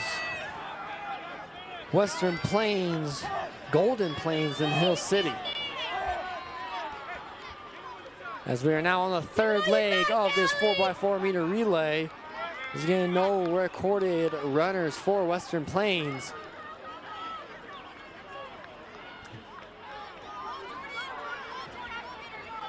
Coming down that back stretch in the third lap. Western Plains taking the remaining lead, no one close. Almost about 100-meter difference between first and second.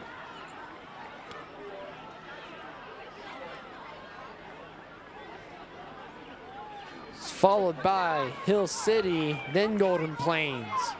Western Plains really just extending their lead here, really creating a huge gap here between first and second. As she's coming around to that last 100 meters, going for the last and final leg here of this 4x4 meter relay. And last handoff is off.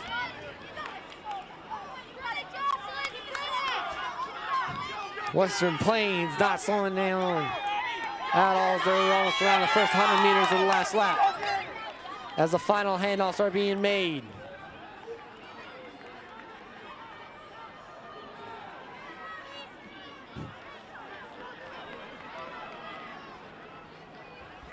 So here we go. See, they try to extend the gap even more, just going for time. Came in here with a 4-minute 43-second 4x4.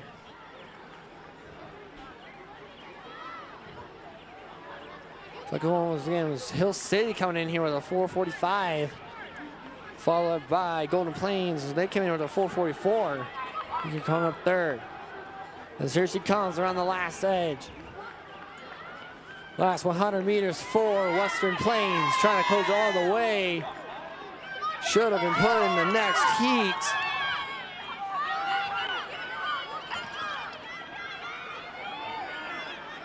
As she comes in, taking lead, just quite a big gap. Kind of closed it down, actually, between Hill City, but Hill City was just too far behind. And Western Plains takes it, followed by Hill City. Great effort there to Allie Keith there. Kind of cut it down quite a bit. Over 100-meter difference, and then right there, almost cut it down to 50. She really did reel it in quite a ways there on that final lap. That gap, though, was just too big to be able to make up, and Western Plains really just kind of took off with it, especially in that second leg where they made so much time on their hands. And with that final runner coming in from Northern Valley, closing it up, we head into the second heats of the women's 4x4.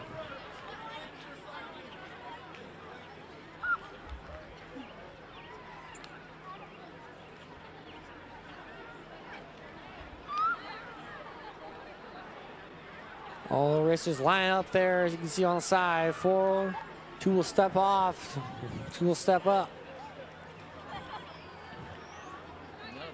So here we go in lane 1. It's gonna be Hoxie coming in here with a 4:30. Lane 29. Lane 3, Dighton, 4:26. And the fastest one here, Ness City, 4:13, almost a minute. A runner coming in lane number 5, Quinter with 4:27. Lane number 6, Ellis High School with 4:30. And lane number 7, Rollins County, 4:39. That is your second heat.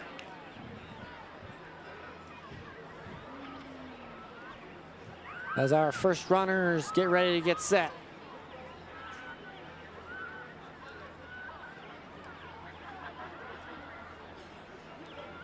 And here they come. First runners once again. Kendall Ballman for Hoxie. St. Francis, Eden Brinton. For Dighton, Joey Hudson. For Ness City, Tigan Liggett. For Quinter, Courtney Assinet. For Ellis High School, Casey Cranwell. And for Rollins County, Pacey Juneman. We got runners for each of them.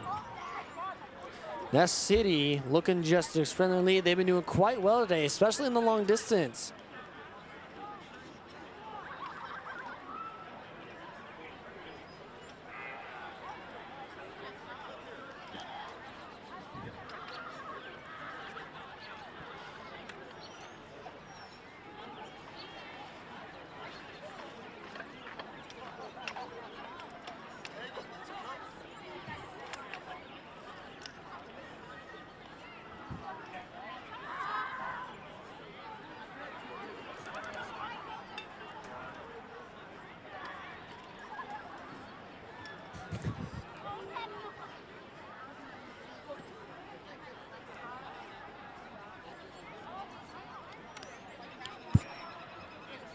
As we get ready, as everyone gets their blocks set up, we got, looks like Quinter not using any blocks. Courtney Assinet.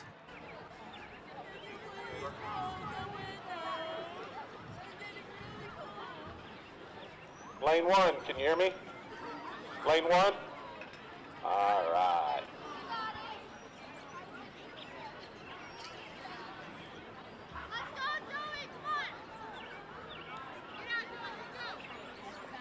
You ready in the trailer? Okay. All right, ladies, good luck. On your mark. Here we go. We got the call for runners to get ready.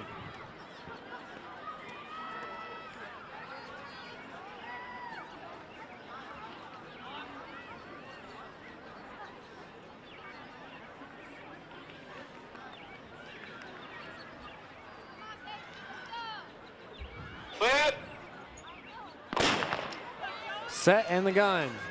Block holders, bring the blocks to the inside of the Here we track, go, please. off to the first lap. Remember, all runners in the first lap must stay in their lane for the full 400 meters. It's an important thing because once they get past that first 400 meters, and then once they hand off that baton, that second leg really has an important job to pick up some really crucial positioning for the remainder of the race.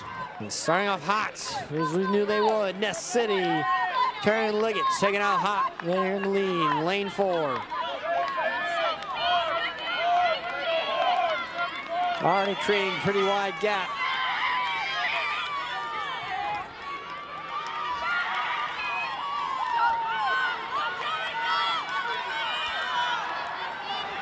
Closest one to him looks like it could be lane number 6, Ellis High School.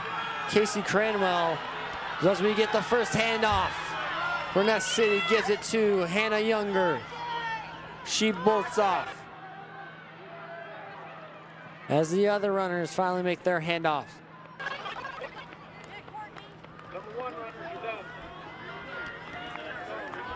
And here she comes down the back stretch, and after that 100 meters, she makes her move inside. Corner next is Ellis High School, followed. But it looks like a little bit close there. Could be St. Francis in the lane 1. And that's City looking to not let no one even get close. She's going around the second turn.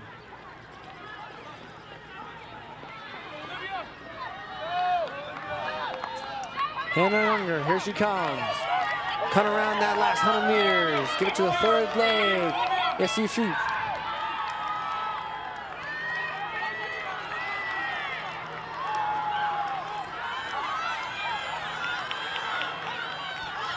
Here she comes, make the handoff, and there it is. The second handoff of the 4x4 into the third leg.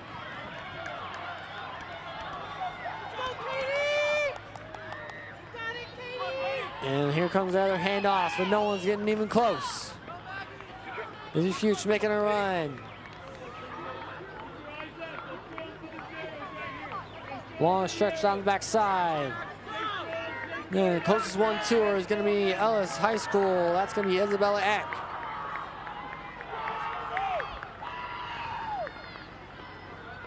Wow, looks like 50 plus meters in between the first and second runners. Here we go as she comes down the second turn, going the last 100 meters into the fourth leg.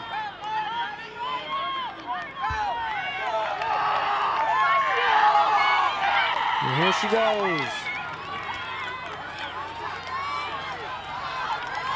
Here comes the handoff for the fourth and final leg. Sienna Brenner, the anchor for this 4x4. The anchor is always one of the most important positions in any given relay race, especially in a situation like this, where all you have to do is just maintain that lead. Already around the first 100, she's already working away on the backside.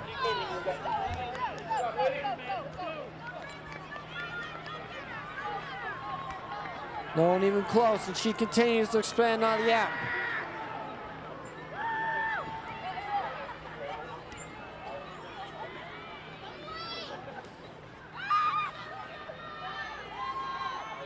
Here she goes off that backside turn into the last 100 meters of the women's 4x4. Trying to just play with their own time here. 4:13 is what they came in. Could have improved from the previous standing. Cheers for her teammate as she's almost there. And there it is. She takes the goal. Ellis High School in 2, and St. Francis with the 3.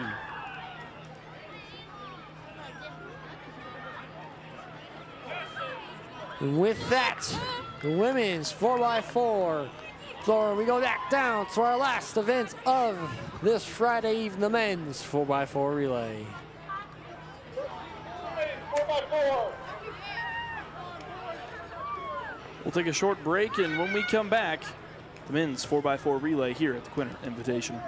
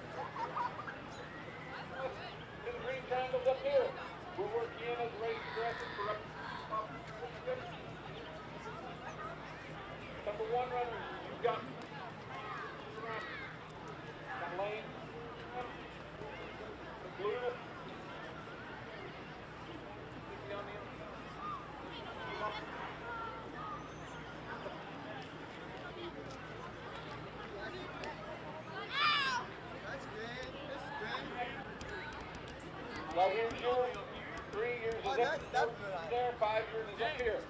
You got to be on the inside of the blue triangle. Guys, stay in your lane till you get to the far side. Green line, you can cut in over there. Okay? That's your exchange right there. Okay, you got to be on.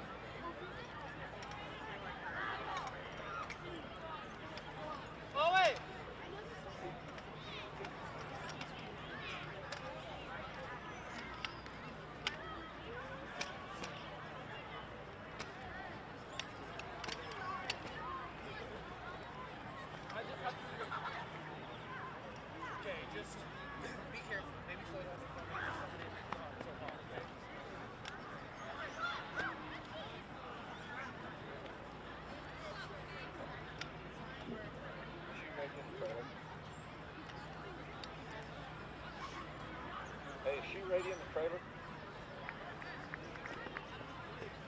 All right, well, we are certainly ready here in the booth for the final race of the evening, the men's 4x4 100 relay. All right, gentlemen, here we go. And another just trying to get through is one of the hardest one. Like I said, it's at the end of the day. People are trying to get through. You've already run probably a couple events already. And so they just got to fight through it. 2 heats this one as well. 2 heats for this one. Only 3 teams in this first heat. In lane 3, we have St. Francis High School. In lane 4, we have Golden Plains High School. And in lane 5, we have CFE Homestead. Leading the charge early here looks to be CFE Homestead.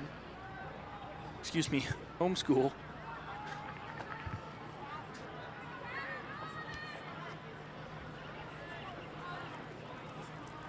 CFE Homeschool coming around that first corner.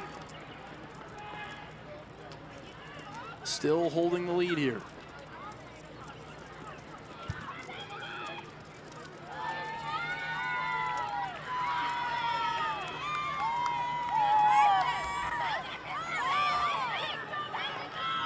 Now CFE Homeschool nearing their first handoff. It's a tight race here going into the first handoff. I shut mine off. CFE gets the first handoff, then St. Francis. And then from there, it is Golden Plains coming out of the handoff last. CFE really has to get around this corner quick if they want to have good position here going into the next 100. And now it'll be St. Francis who cuts over, and St. Francis is in the lead and is overtaken by Golden Plains, who consequently was actually the one who came out of the handoff the very last. So now it's a race between Golden Plains and St. Francis, and St. Francis is going to try to take Golden Plains here on this curve. Now St. Francis really legging it out here. Now going into the last 100 before the next handoff. St. Francis leading the pack. Golden Plains right on his heels.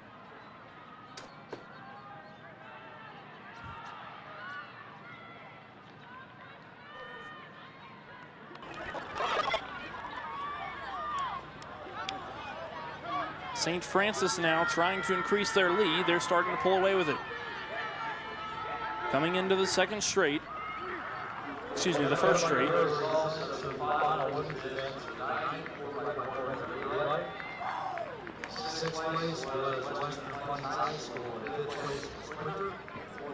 Now coming around the corner. St. Francis holding a pretty comfortable lead now. About 50 meters in front of Golden Plains.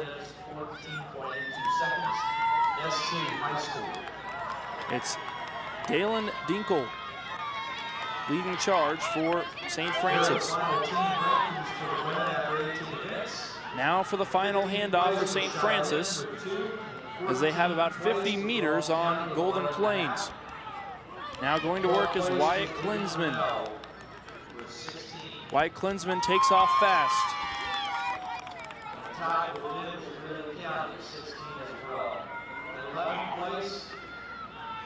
Golden Plains really going to have to kick it in gear here if they want to have any chance of catching St. Francis here.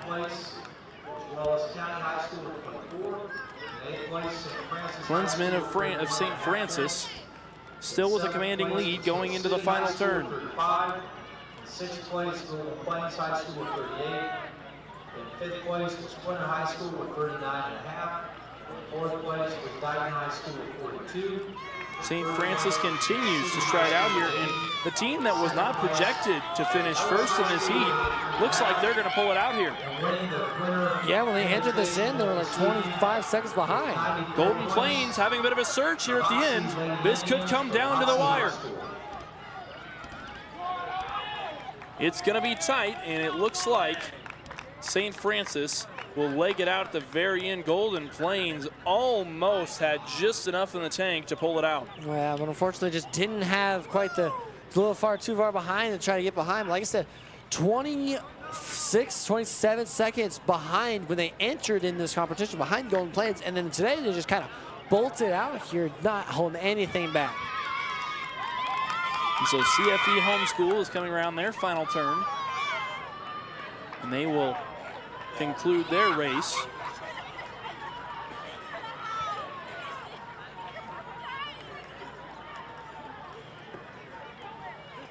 And that will lead us into the final heat of the men's 4x400 relay.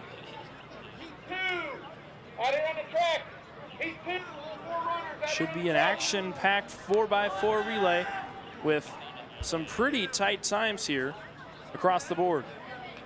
Most notably, the favorite to win it is Dayton High School with a 3:39.84. Yeah, we're right on them. It's going to be Quinter 3:40.42. So it should be another good one right here. Lanes 3 and 4 will be the one to watch. Quinter in the white and Dayton in the black and orange. In lane 1, it's Brewster High School. Lane 2, Wallace County High School. Lane 3, Quinter High School. Lane 4, Dayton High School. Lane 5, Hoxie High School. Lane 6, Rollins County High School. And lane 7, Ness City High School. It'll be a battle between Dayton and Quinter if these seed times hold.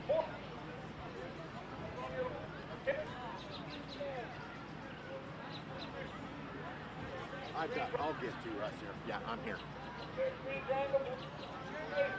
Martha, you can probably fix your stuff right there. Number 1 runner.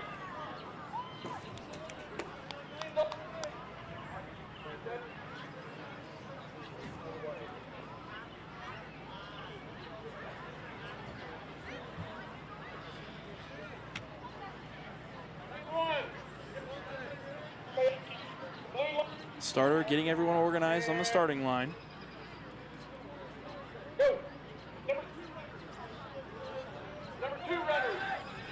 Now they'll prepare with the staggered start.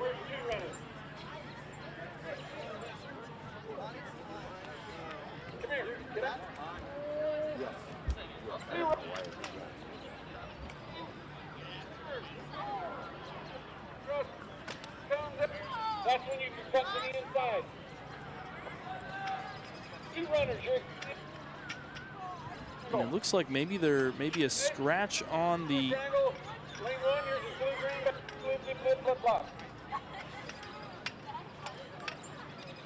this race, as I'm seeing Ness City in lane 6 as opposed to lane 7 where they're listed to be.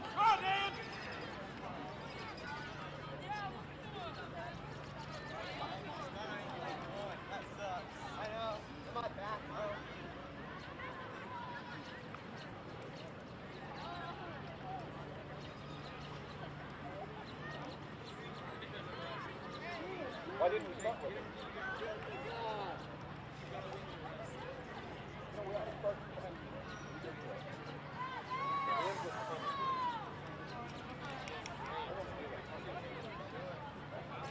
All right, spectators, you need to move back.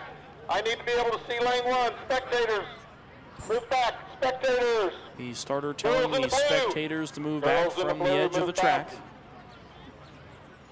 Yeah, that's you.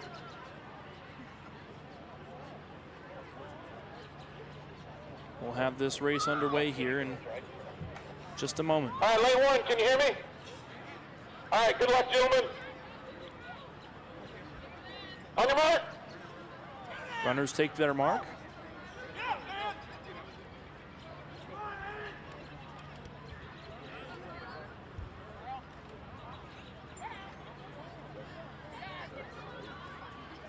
Set. Gun is fired and we're underway in the men's 4x4. Block holders, take the blocks to the cart, or at least get them off the track. Thank you. Around that front corner was Ness City. They're in lane 6.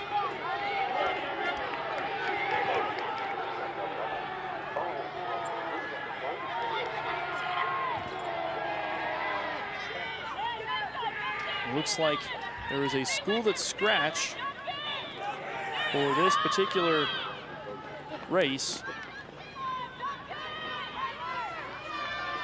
And right now, it's Dighton leading the charge with Hoxie right next to him. Hoxie now leading the charge. Hoxie's Duncan Bell. It's going to be a tight handoff here between Dighton, Hoxie, and Quinter. Dighton gets out of the handoff the quickest. Now Quinter working their way, trying to make up some ground here. Dighton a ways out in front, and now they'll slide over to the inner lanes. It's going to be a tight top 3 for what is likely to be the remainder of this race. So far, it's Dighton taking the charge.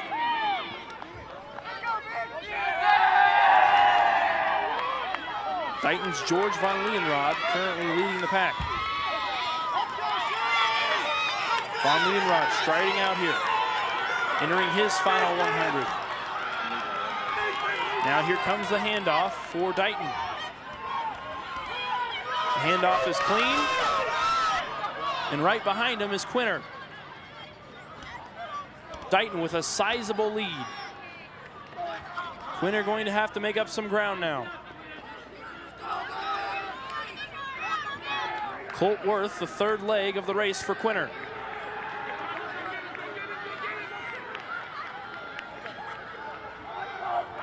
Worth slowly making up some ground. Hoxie right next to him. That is Aaron Keefe.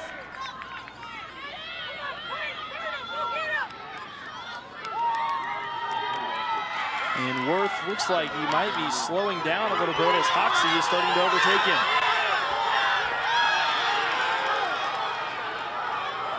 Dighton still with a sizable lead. Quinter going to have to make up a lot of ground here on this last leg. It'll be Hans Deaton on the fourth and final leg for the Bulldogs in pursuit of Ryland Price.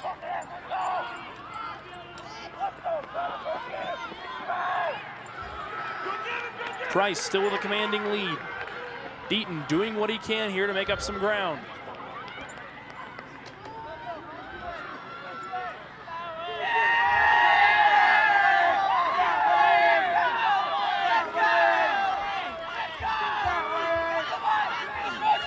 Price coming around the final corner, pumping his arms. Deaton's still in pursuit. He's on the final straight. Deaton giving it all he has. Too much ground to make up. Price will get the gold, and Deaton will get the silver. Hoxie comes in with the bronze.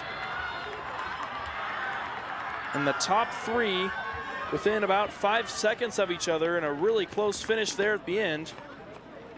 But Dighton led the whole way from start to finish, and what a commanding win it was for them. No, just what a strong try from them. They started strong and ended strong. Well, thank you all for tuning in to the Quinter Invitational. That is the last and final event on the day. I wish I had times to tell you guys, but I don't. So go try to find them online at the conclusion of this meet if you're super curious about all the times of the meet. And all that said, thank you for tuning in to the Quinter Invitational presented by Tiger Media Network. Join alongside me has been Kyler Rowden Stump. My name's Eli Blankenship saying so long from Quinter, Kansas. At Beck's, we are farmers at heart. For over 100 years, the Beck family has lived and farmed in central Indiana. We are proud to announce Saline River Seed, your dedicated Beck's dealers now serving farmers in northwest Kansas. At Beck's, we are committed to helping farmers seek new challenges, push boundaries, and innovate in an ever-changing industry. That's what makes Beck's different. For more information, call your Beck's local dealer, Darren Roberts, at 785-299-0126.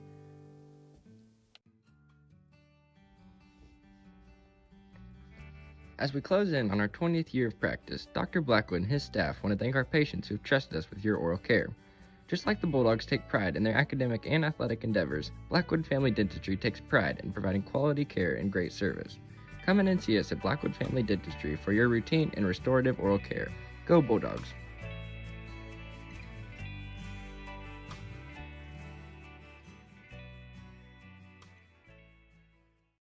Bluestem Medical primary care physicians Dr. Michael Mackin, Dr. Doug Grunbacher, Dr. Shelley Grunbacher, Dr. Scott Rimple, Dr. Anna Rimple, and nurse practitioner Glenda Wheeler provide medical assistance for the entire family. Their amazing staff offers services for all ages, including OB, sick and well visits, televisits, physicals, immunizations, and minor procedures. Visit them at 501 Garfield Street in Quinter, or give them a call at 785-754-3333. Bluestem Medical, proud supporter of the Bulldogs.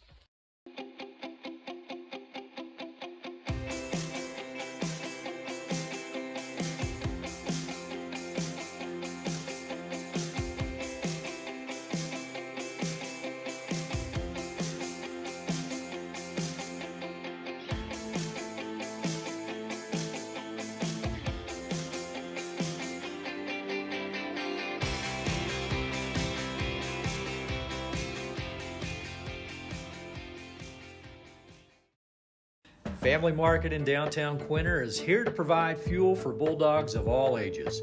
Come in and check out our variety of fresh produce, the large selection from the meat department, or food from the deli section. Offering weekly specials, Family Market has your family covered.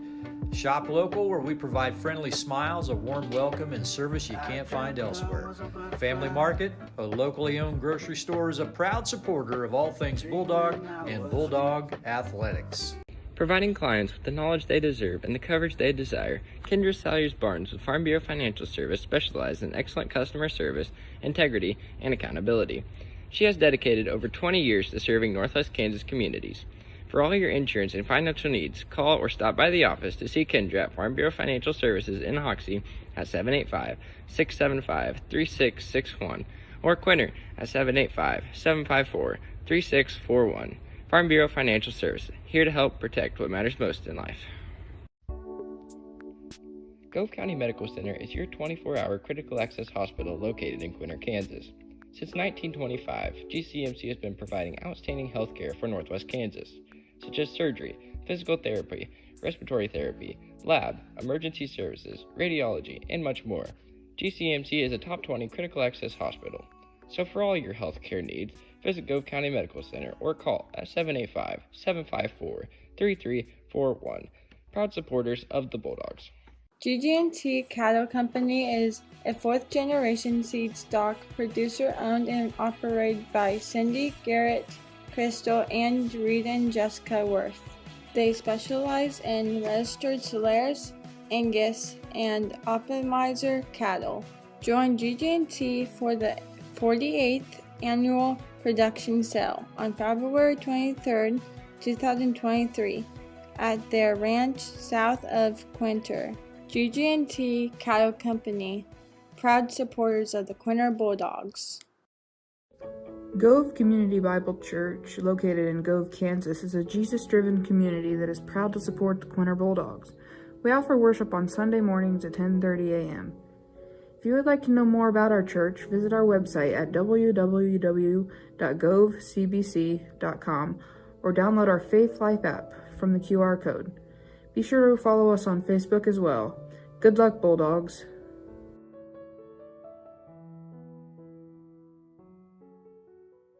Quinter Angus supports the Bulldogs in their academic and athletic achievement. Quinter Angus is owned and operated by Daryl. Locally owned community banks left in western Kansas, they strive to serve the needs of the people in our area. Kansas Land Bank remains a proud supporter of all Bulldog activities. Man Farms is your local AgriGold agent. For over 80 years, AgriGold has delivered quality corn and soybean seed to growers with unmatched genetic innovation and performance. Utilizing local in-field trials to gain first-hand knowledge of the best product lines for the area, let us help you with your seed selection decisions. Offering direct shipping or local seed delivery services for your seed needs. For additional information, call Shane at 785-299-0510. Man Farms and AgriGold, proud supporters of the Bulldogs. Solinsky Land and Cattle Inc. of Park, Kansas proudly supports all Bulldog activities and Bulldog athletics. Kelly and Curtis are lifelong residents of Gove County and have farmed for over 30 years. They proudly run their family business. The Solinskys operate a small livestock feed yard while also growing wheat and corn. Keeping up with the best practices, they incorporate no-till farming in the operation to the greatest extent possible. Solinsky Land and Cattle would like to congratulate the Bulldogs on the tremendous accomplishments of this year and wish them the best of luck. Smoky Hill Ag is your precision ag service dealer. They offer customized agronomy for your farm, providing precision fertilizer applications with custom chemical blends. Smoky Hill Ag will create recommendations specific to each farmer's needs. With local service and competitive prices over the past 15 years, Smoky Hill Ag provides local ownership, management, and employment with community involvement. Trust them for all of your customized agronomy needs. Smoky Hill Ag, a loyal supporter of Quinter High School.